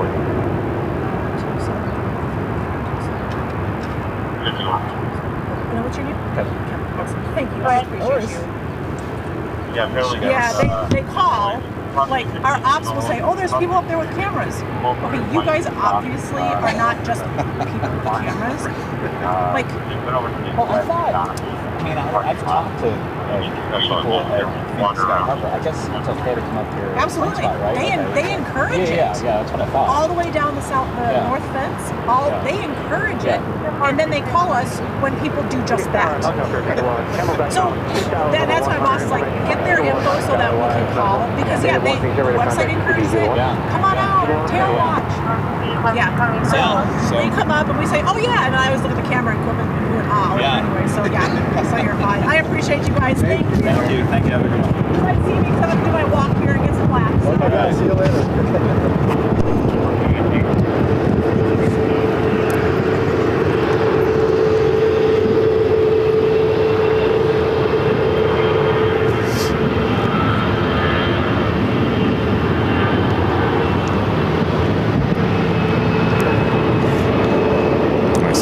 Is going to deal with KTLA. Good. I should tell them, charge them $747. See, that's why you have the agency. They handle that. You don't have to worry about it.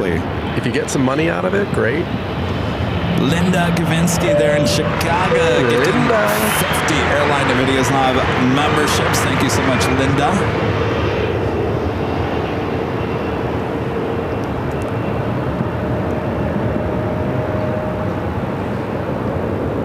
Thank you so much, Linda. Yeah, thanks, Linda. Is your voice going out? Yeah, I think it's genetic.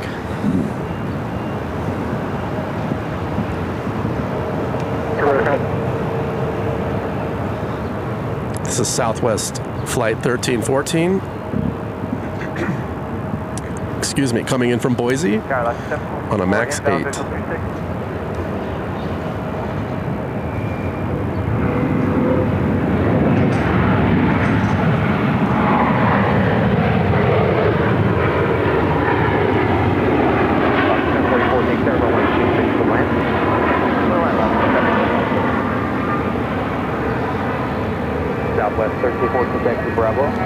Well, if you want to get your voice back, you don't. I mean, you can take a break. You don't have to. Oh no, I'm good. I could never do your job full time. Amazingly, I don't lose my voice. Well, but now you know why my voice gets deeper. Right. My mom had the same issue. Her voice got raspy. She would completely lose it. It was an actual disorder she has, and I think I inherited it because I'm having the same problems. She actually had Botox injected into her vocal cords. Oh my gosh! To try to correct this issue. It helped. It worked. So.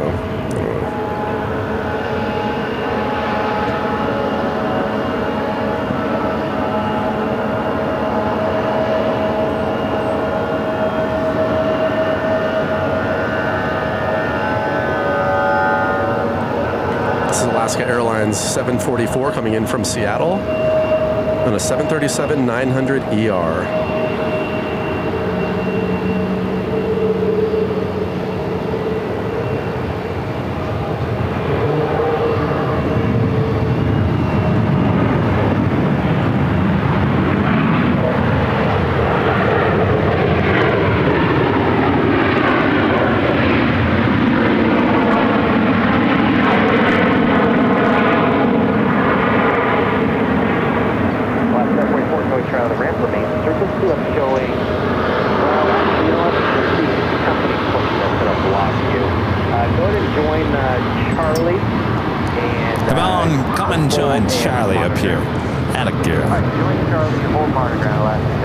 It's another great 80s movie.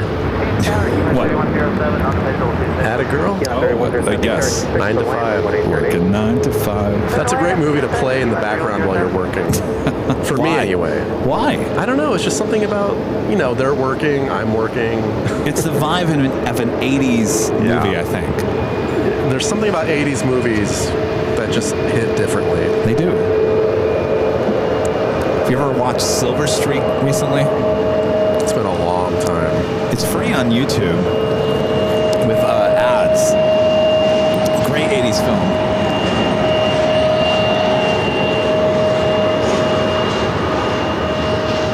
That's with Gene Wilder and Richard Pryor. Yeah, yeah. Yeah, that's a good movie. That was a great duo back then. Mm-hmm.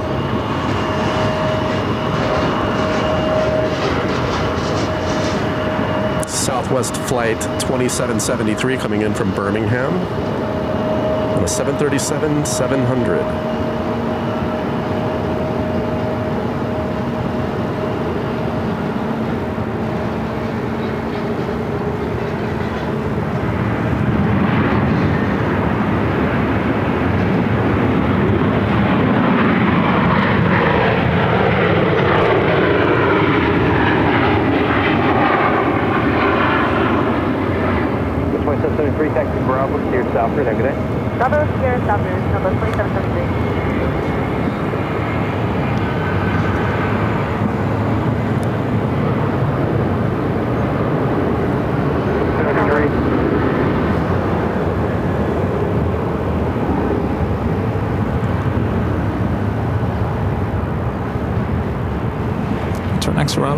It's Denver. Oh, wait. Where is it? Oh, this one. Yeah. Oh, nice. Oh, yes. People love this. The Metroliner.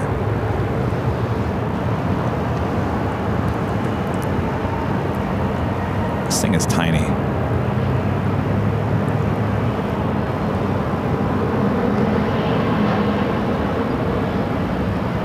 You know, we clip little clips for social media on Facebook and Instagram and Twitter X, and I posted a video of one of these taking off from the last time we were here, and it got so many comments, so many shares. People love this little Metroliner. Is it a Metroliner? It's a Fairchild Swearingen SA22 DC Metro. Yeah, there we go. Yeah. That's the official name. It's coming in from Cortez on Denver Air Connection, flight 3107. This aircraft is 20 years old. I would never get on this thing.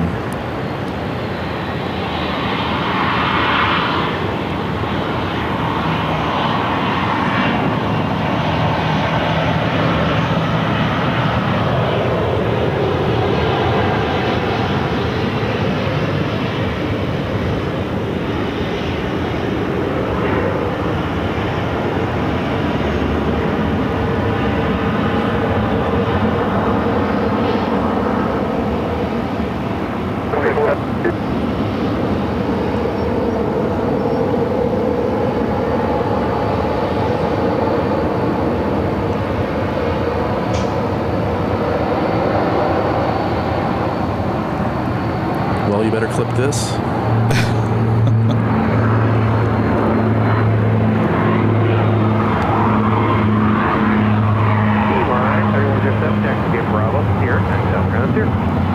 Bravo, Sierra, then over South Ground, Q-Man 3107.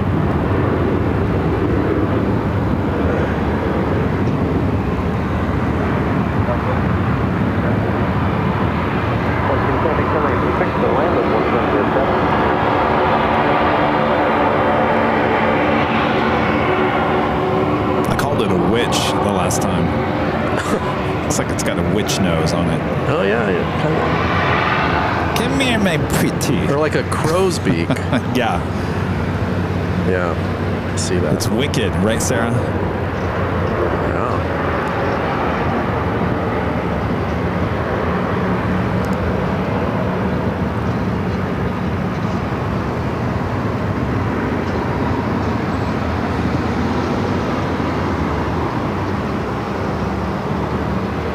I heard it's really loud inside the cabin. Not a plane for me. I'll pass.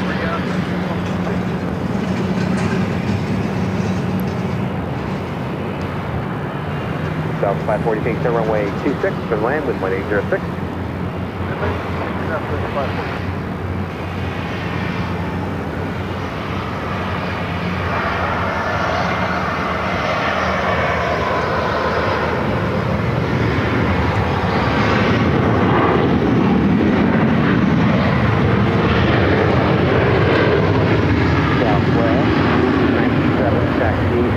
Bravo, Sierra, and South Ground on Sierra. Good day.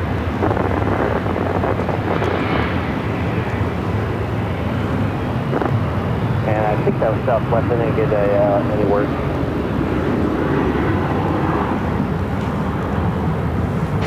Bravo, Southwest 897 and South Route.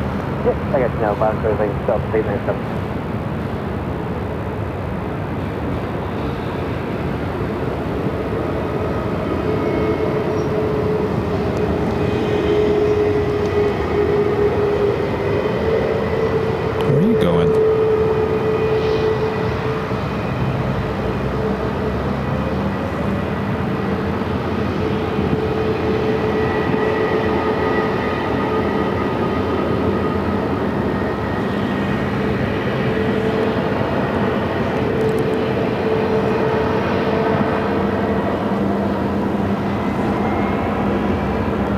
Tampa. Going to Tampa, you're going the wrong way. This plane is going to Tampa? That's what it says. Yeah. Frontier 9585 with Percy, the Florida Panther. Well, Percy's a little turned around, apparently. maybe they're gonna go hang out for a little bit.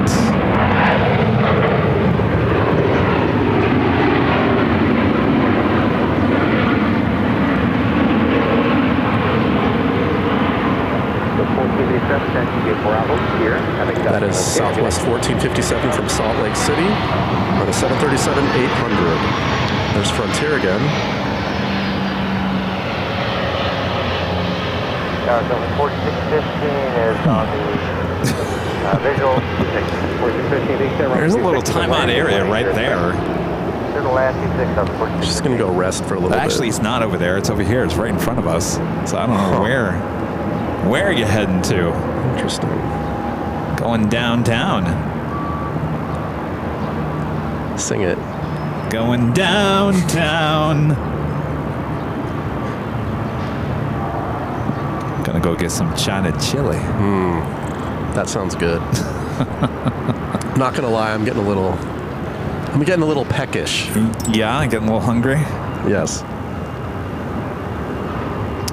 British Airways is just under 30 minutes out. That will be the end of our show here today. But don't worry, we'll be back in the morning for more plane spotting action here in Phoenix.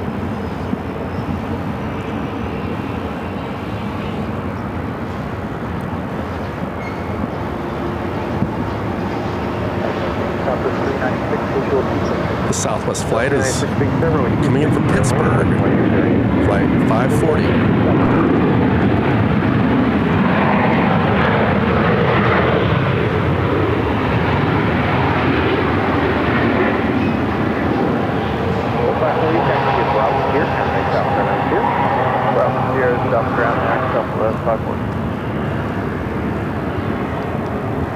So the Frontier, there's a bunch of Frontier planes sitting over there.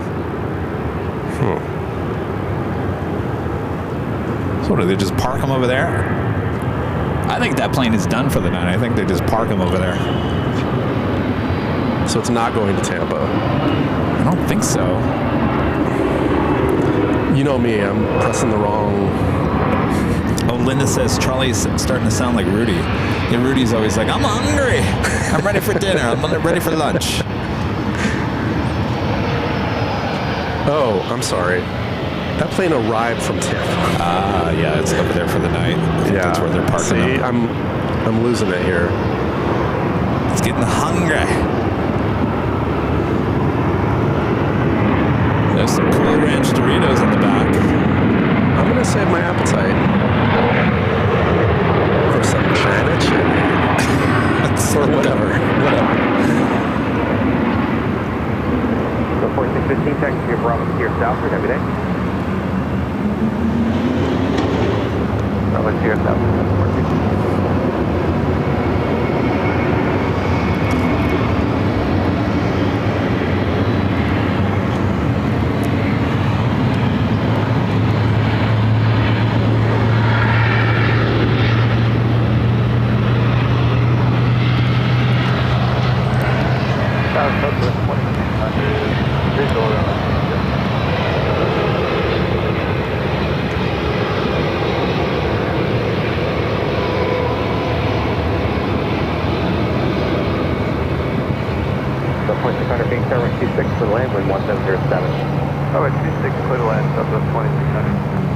Jeez, I'll tell you, See? I'll tell you, Charlie, I went to the Twitter X account. Yeah. The video you shot of me with the Atlas Air taking off. Yeah. 49,000 views already. Wow. That's great. Well, imagine if you posted the actual. I know. I'll do that. That's good. Maybe I should have you do that now. I'll do it. No. You don't need me on this mic. Southwest Flight 396 coming in from Portland on a MAX 8.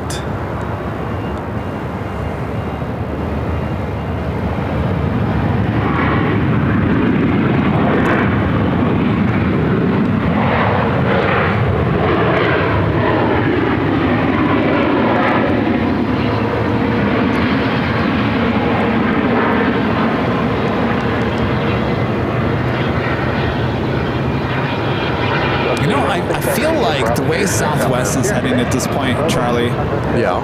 I like expect a whole new branding, a whole new name. They're gonna get rid of the Southwest name. You think? Well, the way they're That going would at be this crazy. point, well, I mean, come on, they've ruined their whole brand identity at this point. Why not change your name and? Wow. I think that would be very extreme and not good for them at all.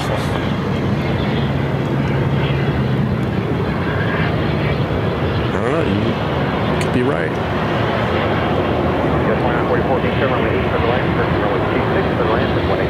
They'll just call themselves West.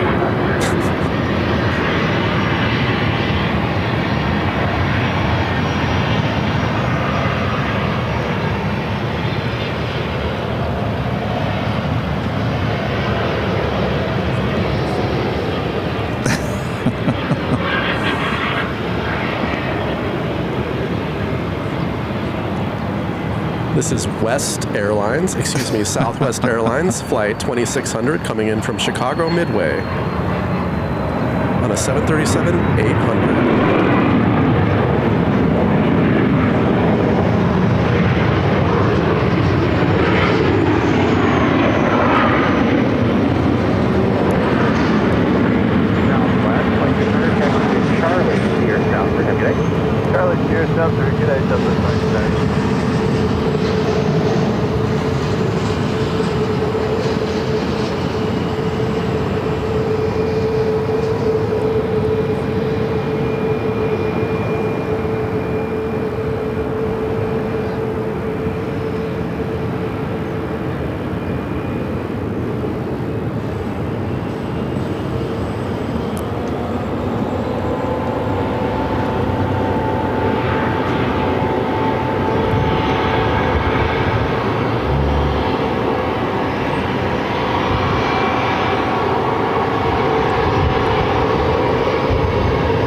This Alaska Airlines 737 MAX 9 is going to be going to Seattle.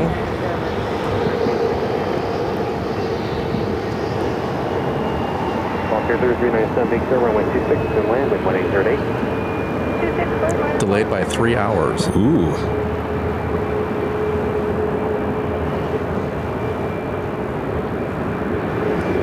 Hope you didn't miss your connections. Really?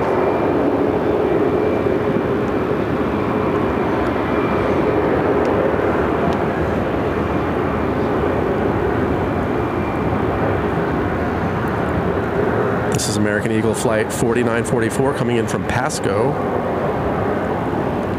on an E-Jet. Delta 451, take 726 to land with 1809er.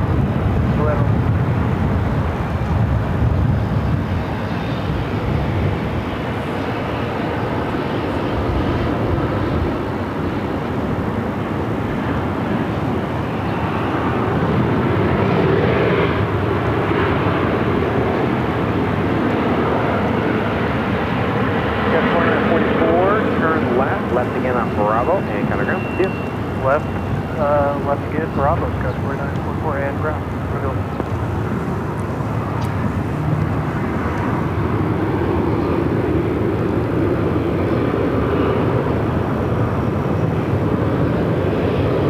I just want to see flow. I don't know, we're cutting it close now. Speedbird, British Airways, flight 269, coming in from London Heathrow, now just 22 minutes away.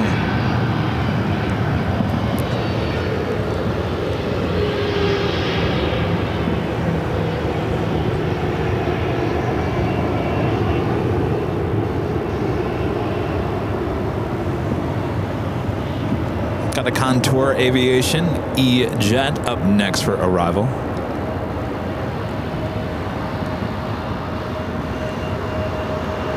This flight's coming in from Vernal. Flight 3397. Is that Arizona? I've never heard of Vernal. I'm not sure.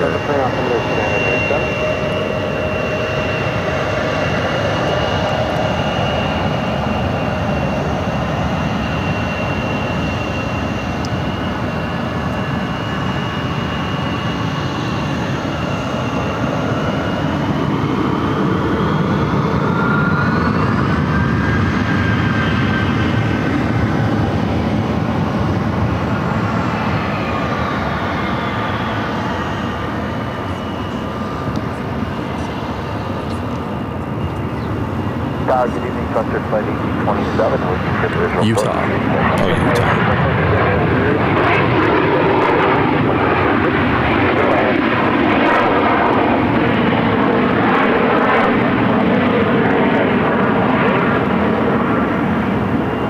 Bravo, contact ground mount here.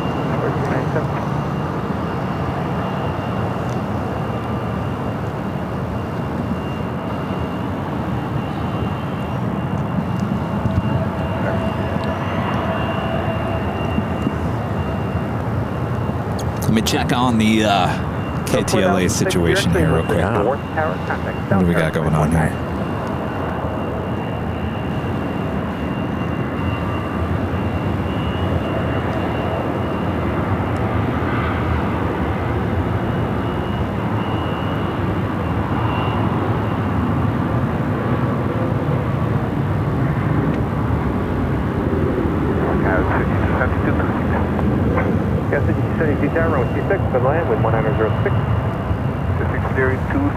Nothing. Not surprised.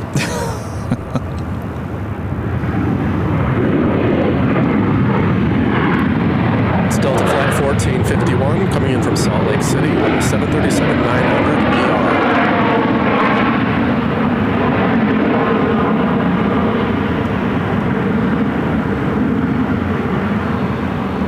Delta 1451, taxi via Bravo, here, and south ground here. Bravo, here, south ground,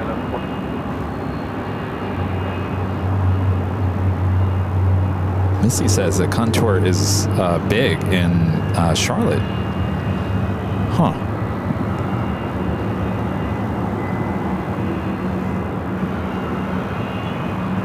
Tower South 20 on the visual runway 26. CC20, Pink Star, runway 26, clear to land, wind 1906. Runway 26 to land, Tower.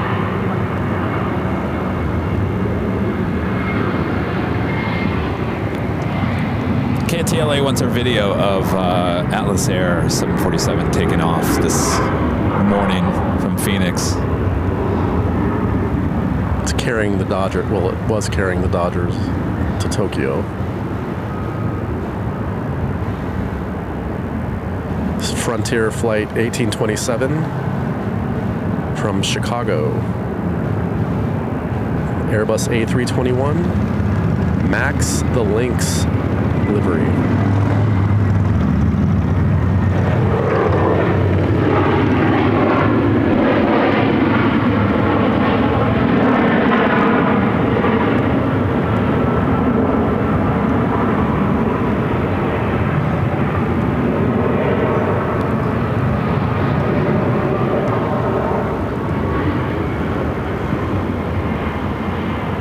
Roger, 1827, turn left onto Bravo, taxi Bravo, Sierra, contact southbound on the bridge.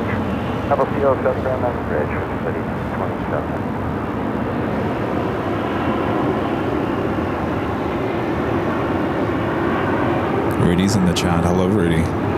Rudy!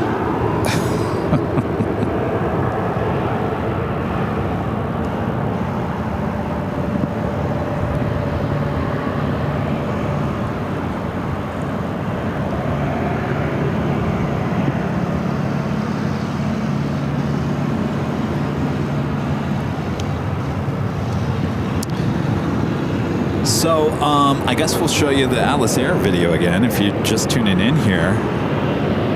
I'm going to rewind it here, and there we go. Atlas Air 747-400 taking off on runway 8 this morning, carrying the LA Dodgers to the, well, I thought was spring training. It is the opening of the season, playing the Cubs there in Tokyo. I guess this is some hot video. See what you're missing, KTLA? Yeah, see what you're missing. We're on scene here at Phoenix Sky Harbor Airport for the official takeoff on runway 8.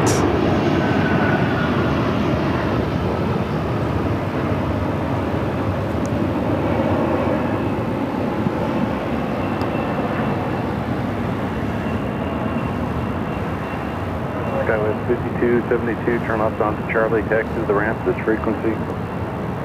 Alright, left onto Charlie. It's beautiful takeoff with the white clouds, puffy clouds.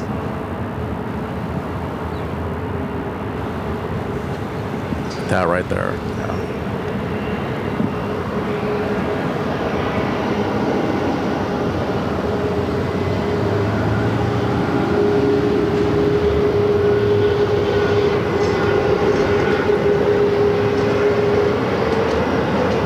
What's the opening bid for this video? $747.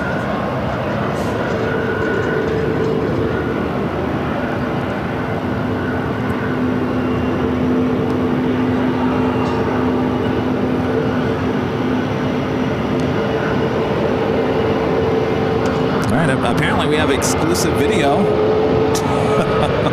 Come and get it.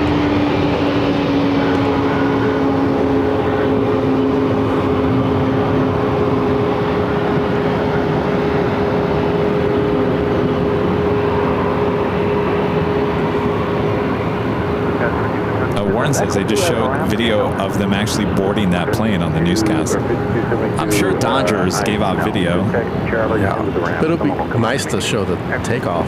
Yeah, but they're not going to pay $747 for that. This is American Eagle Flight 6220 coming in from Bakersfield. And CRJ. I'm showing you're going to Echo 1.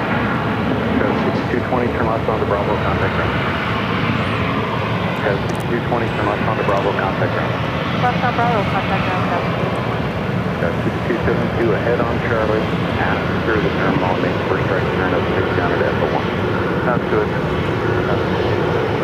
There's 288, Phoenix Tower, wind 1806, runway 26, good land.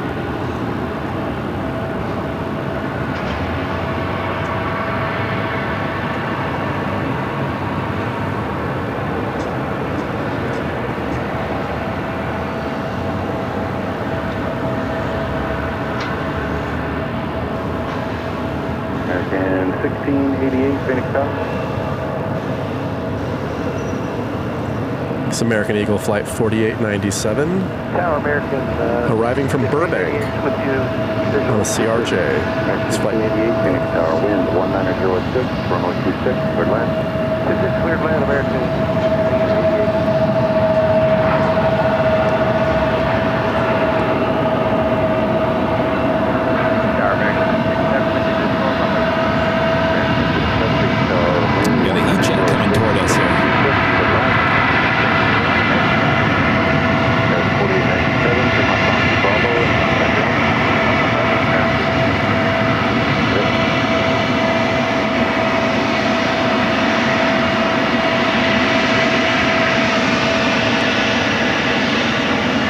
Just arrived from San Francisco, flight 5272.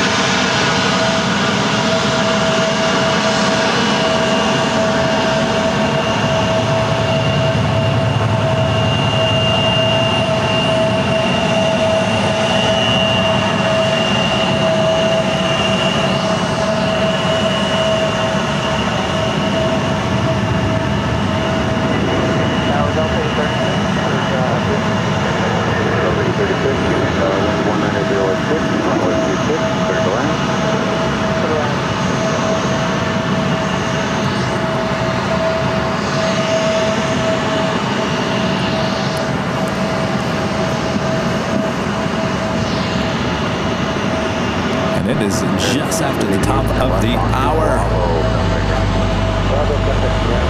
Hello everyone, I'm plane jockey Kevin, high atop Terminal 3 parking garage here at Phoenix Sky Harbor Airport overlooking the north side. We'll be wrapping it up here probably in the next 20 minutes or so as we're waiting for British Airways, the A350-1000 to arrive here on the north side. We've got Charlie, our producer editor here, helping me out here today. Hope you guys have had a great day of plane spotting. Of course, we'll be back tomorrow morning for more plane spotting on the south side. We'll be at a park we haven't been to in a while, overlooking we'll be looking north the takeoffs and arrivals on the south side. I think you guys will enjoy it. It's a different location.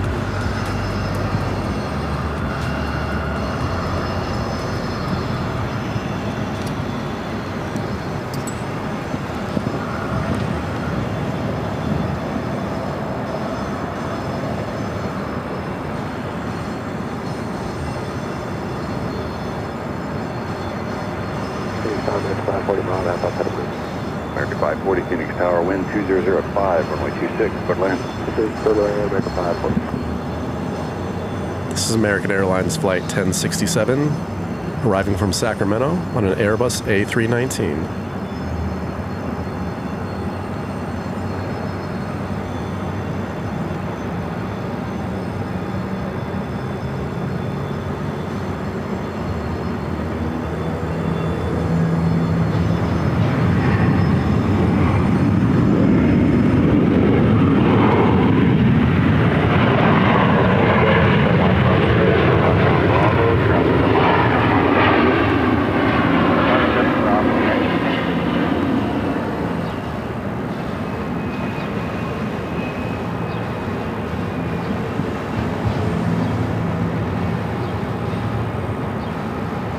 South 3437, 7 miles out.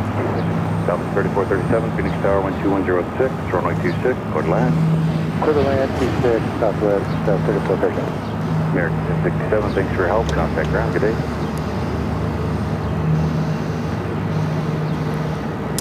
Meg with a $5 super chat. Thank you so much, Meg. Says we cannot wait to fly into Phoenix from Chicago O'Hare at the end of May. We plane spot at O'Hare all the time. Flying on United. Thank you, Meg.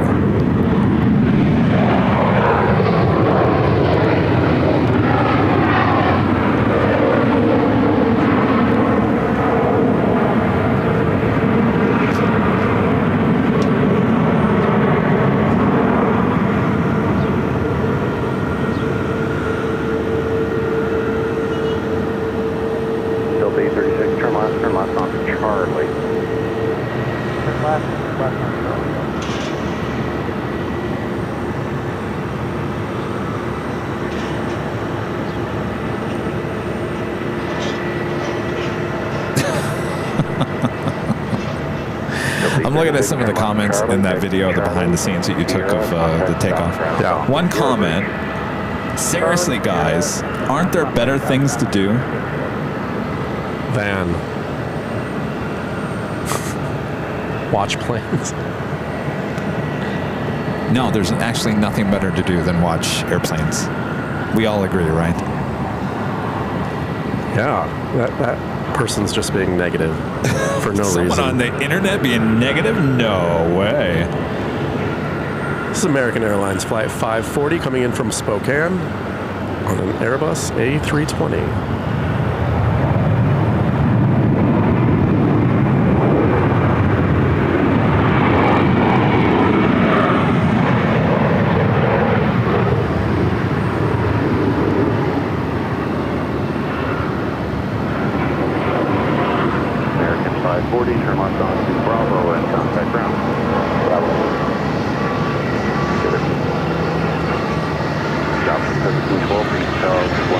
Oh, look, another America West A319.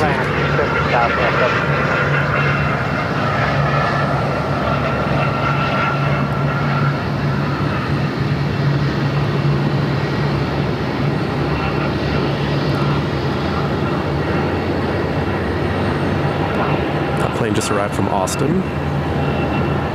There you go, Craig Russell. A lot of Austin flights here today.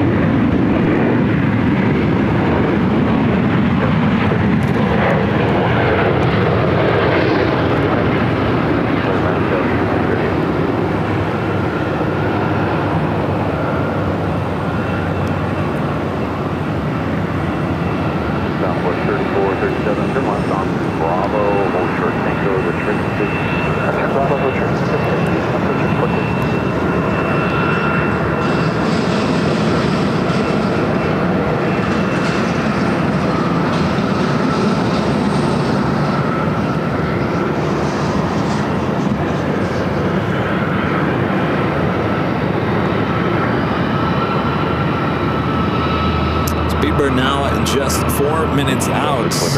We'll be arriving here on the north side. It's over Mesa. What's that? It's over Mesa right now. Yeah. So getting close.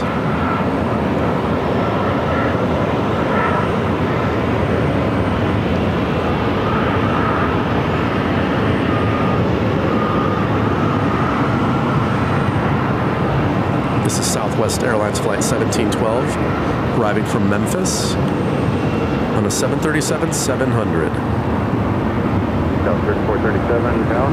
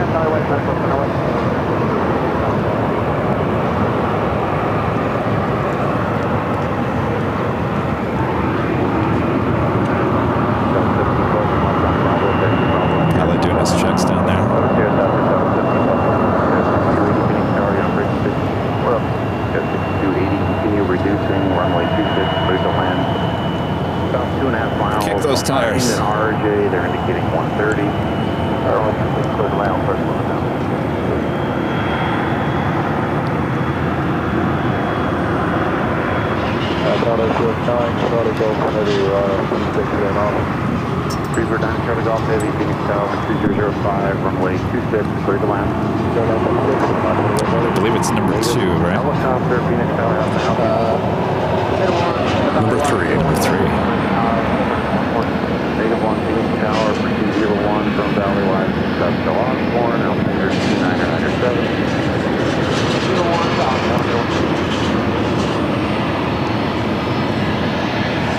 My dad just texted me. Thank you. My dad just texted. Said, "Is that Charlie next to you?" Yeah. Yeah. I guess you weren't here for the Voltron talk, were you? Roger, altimeter 2997.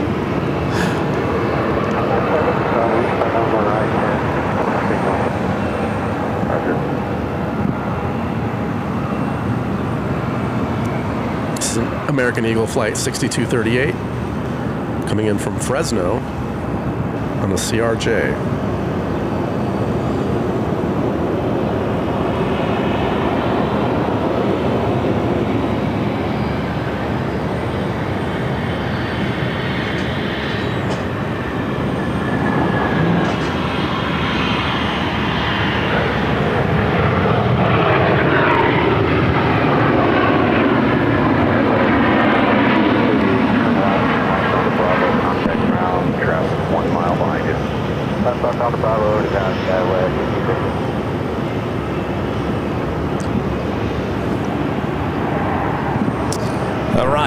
Speedbird, number 2 for arrival, A350-1000, coming in from London Heathrow.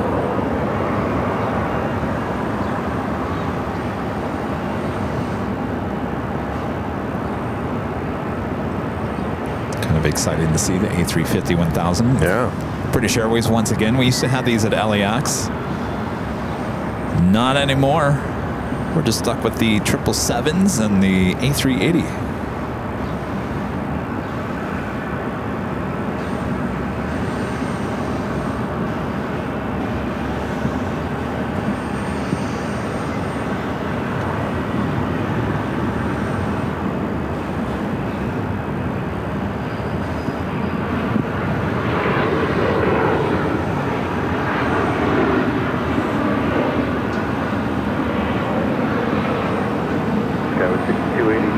turn left on to Charlie, then contact ground traffic a mile behind you. Then left up on Charlie, contact ground traffic. Make sure you open funnel. American 3325, Phoenix Tower, caution turbulence, previous arrival, heavy air above 350, wind 2106, runway 26, good landing. Runway 26, caution awake, American 3325, just coming up on 3. Roger.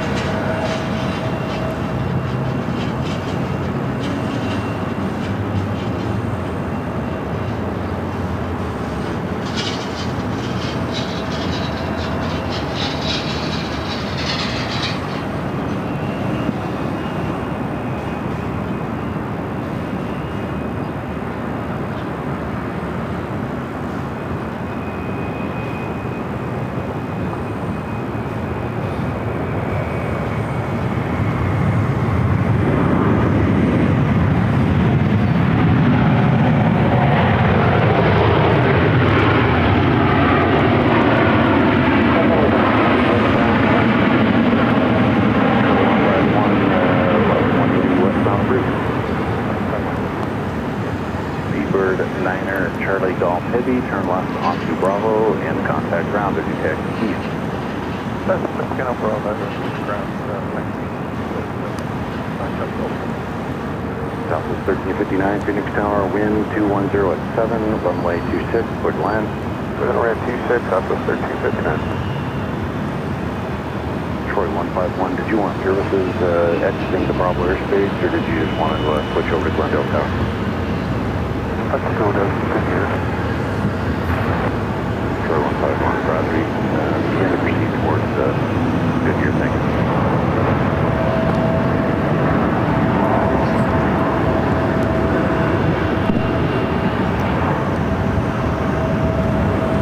Speedbird A350-1000 will be taxiing over to Terminal 4. That is where the international gates are.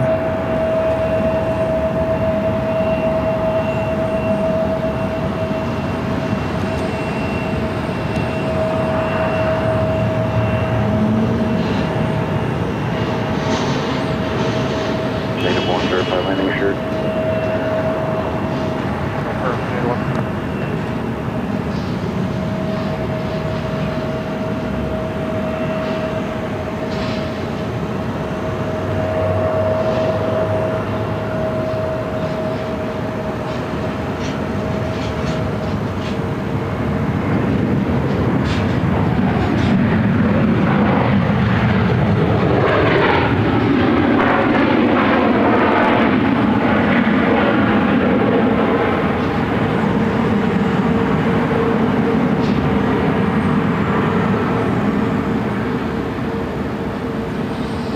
American 3325, turn left onto Bravo, contact ground.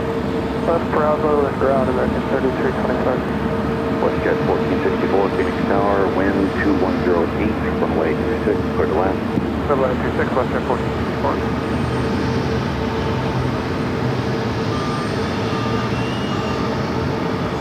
WestJet 1396, WestJet 1396, Phoenix Tower, wind 2108, runway 26, clear to land. Clear to land, runway 26, WestJet 1396. Troy 151, lead commission over airspace, radar service terminated, velocity of bar, change of bridge. Troy 151.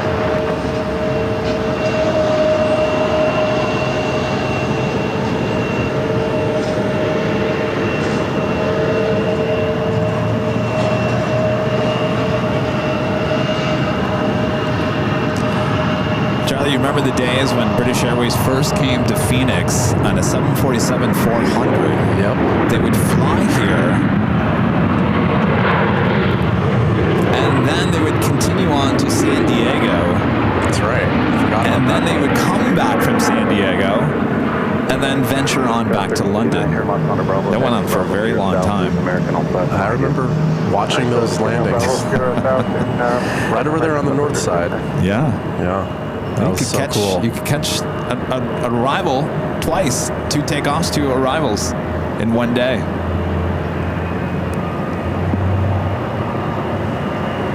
Can you imagine flying that from San Diego to... That would be amazing. Yeah. It'd be too short. All right, Speedbird heading way off to the far east side. That is where its gate is.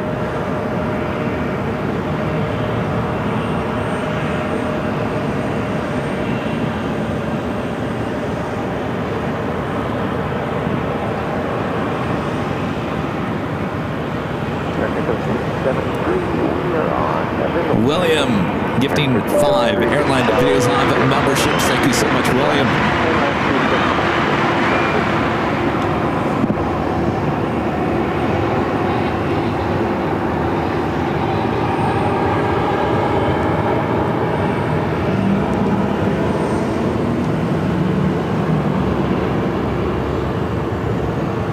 How'd you like to drive this?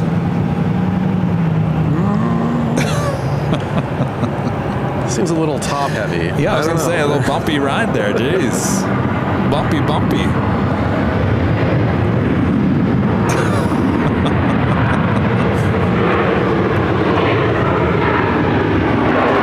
We need some air stairs at gate E and 7, please.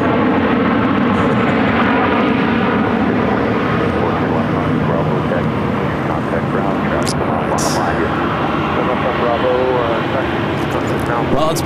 awesome day of live plane spotting here on Airline Videos Live. Thanks you guys for tuning in here today. I guess this thing's not going to work. Thanks you guys. We'll be back tomorrow for more action here in Phoenix before we head back to Los Angeles for the big Sunday show. Hope you guys had a great time here today. Up close action here on the north side of Terminal 3 here at Phoenix Sky Harbor Airport. Thank you, Charlie. Thanks for letting me be a part of the show. Yes. I had fun.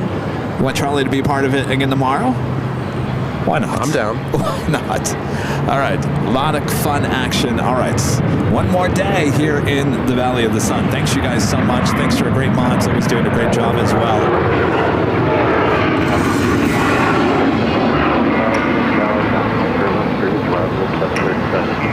Wind 2308, runway 26, clear to land.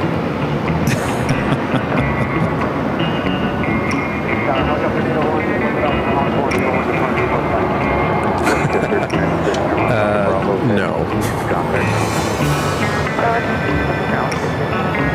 Native 1, Beach Tower, rate of contact, altitude 1,600, Kilo 1, ground above.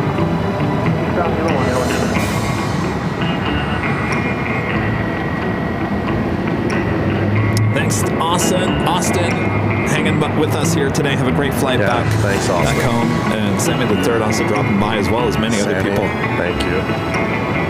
He'll be back tomorrow. Yes, he will.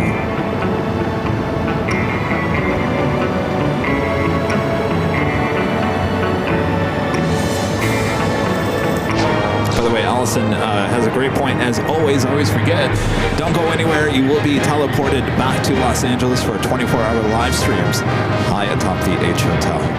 All night long.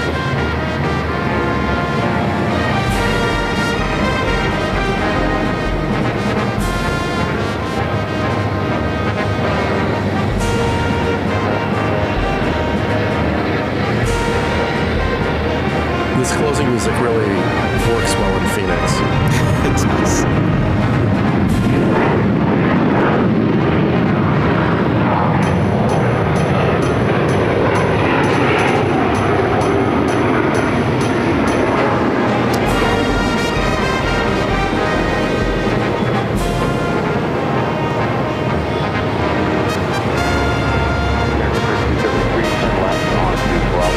All right, we'll see you guys tomorrow from all of us here at Airline Videos Live. Good night, everyone. Bye.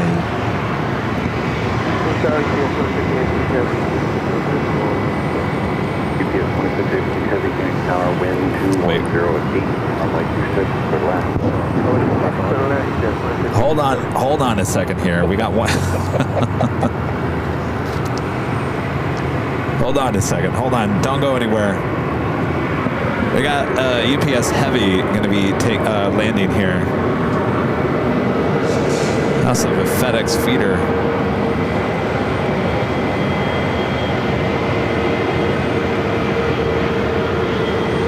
So this FedEx feeder is coming in from Flagstaff. It's a Cessna 208B Super Cargo Master.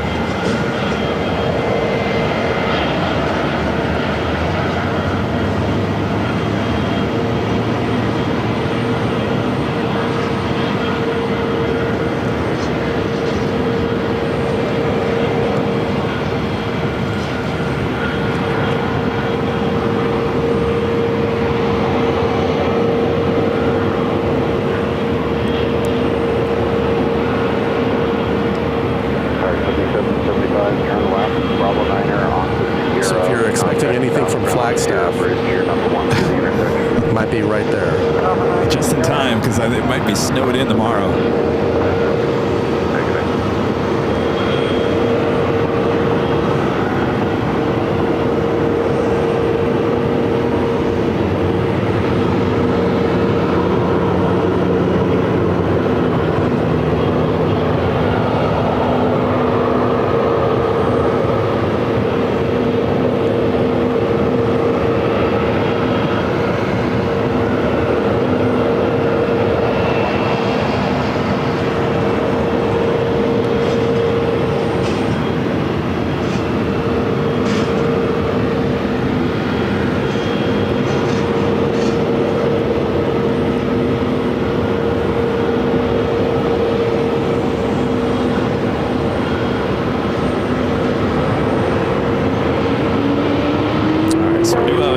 Yes, Airbus 300. It's coming in from Chicago.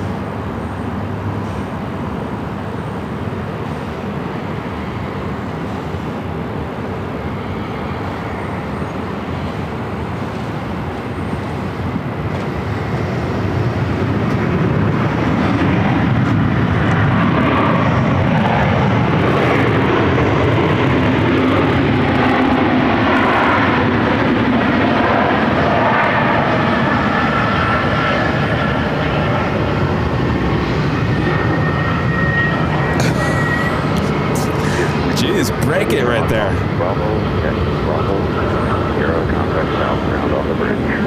How old is this aircraft? This aircraft is 24 years old. Oh, pretty young. May 2000. I don't see too many A300s. No.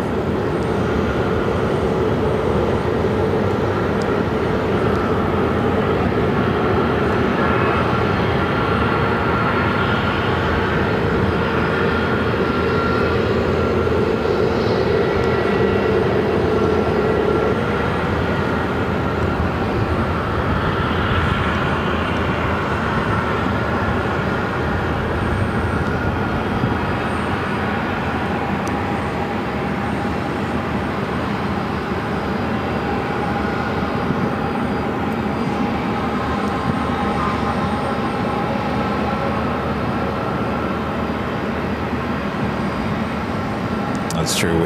Yeah, we do see them at DFW, yeah. Right there next to Founders Plaza.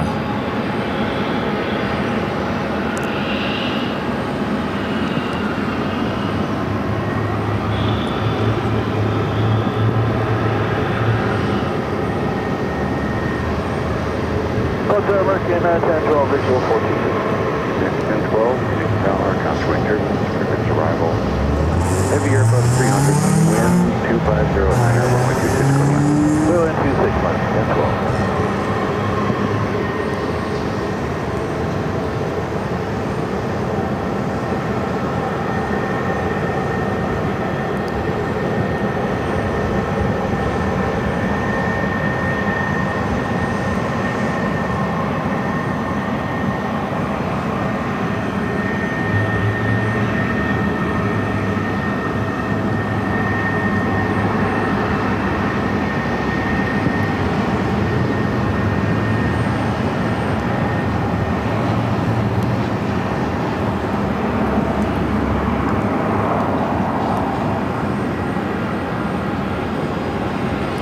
Heading to the south side of the airport. That's where all the cargo area is.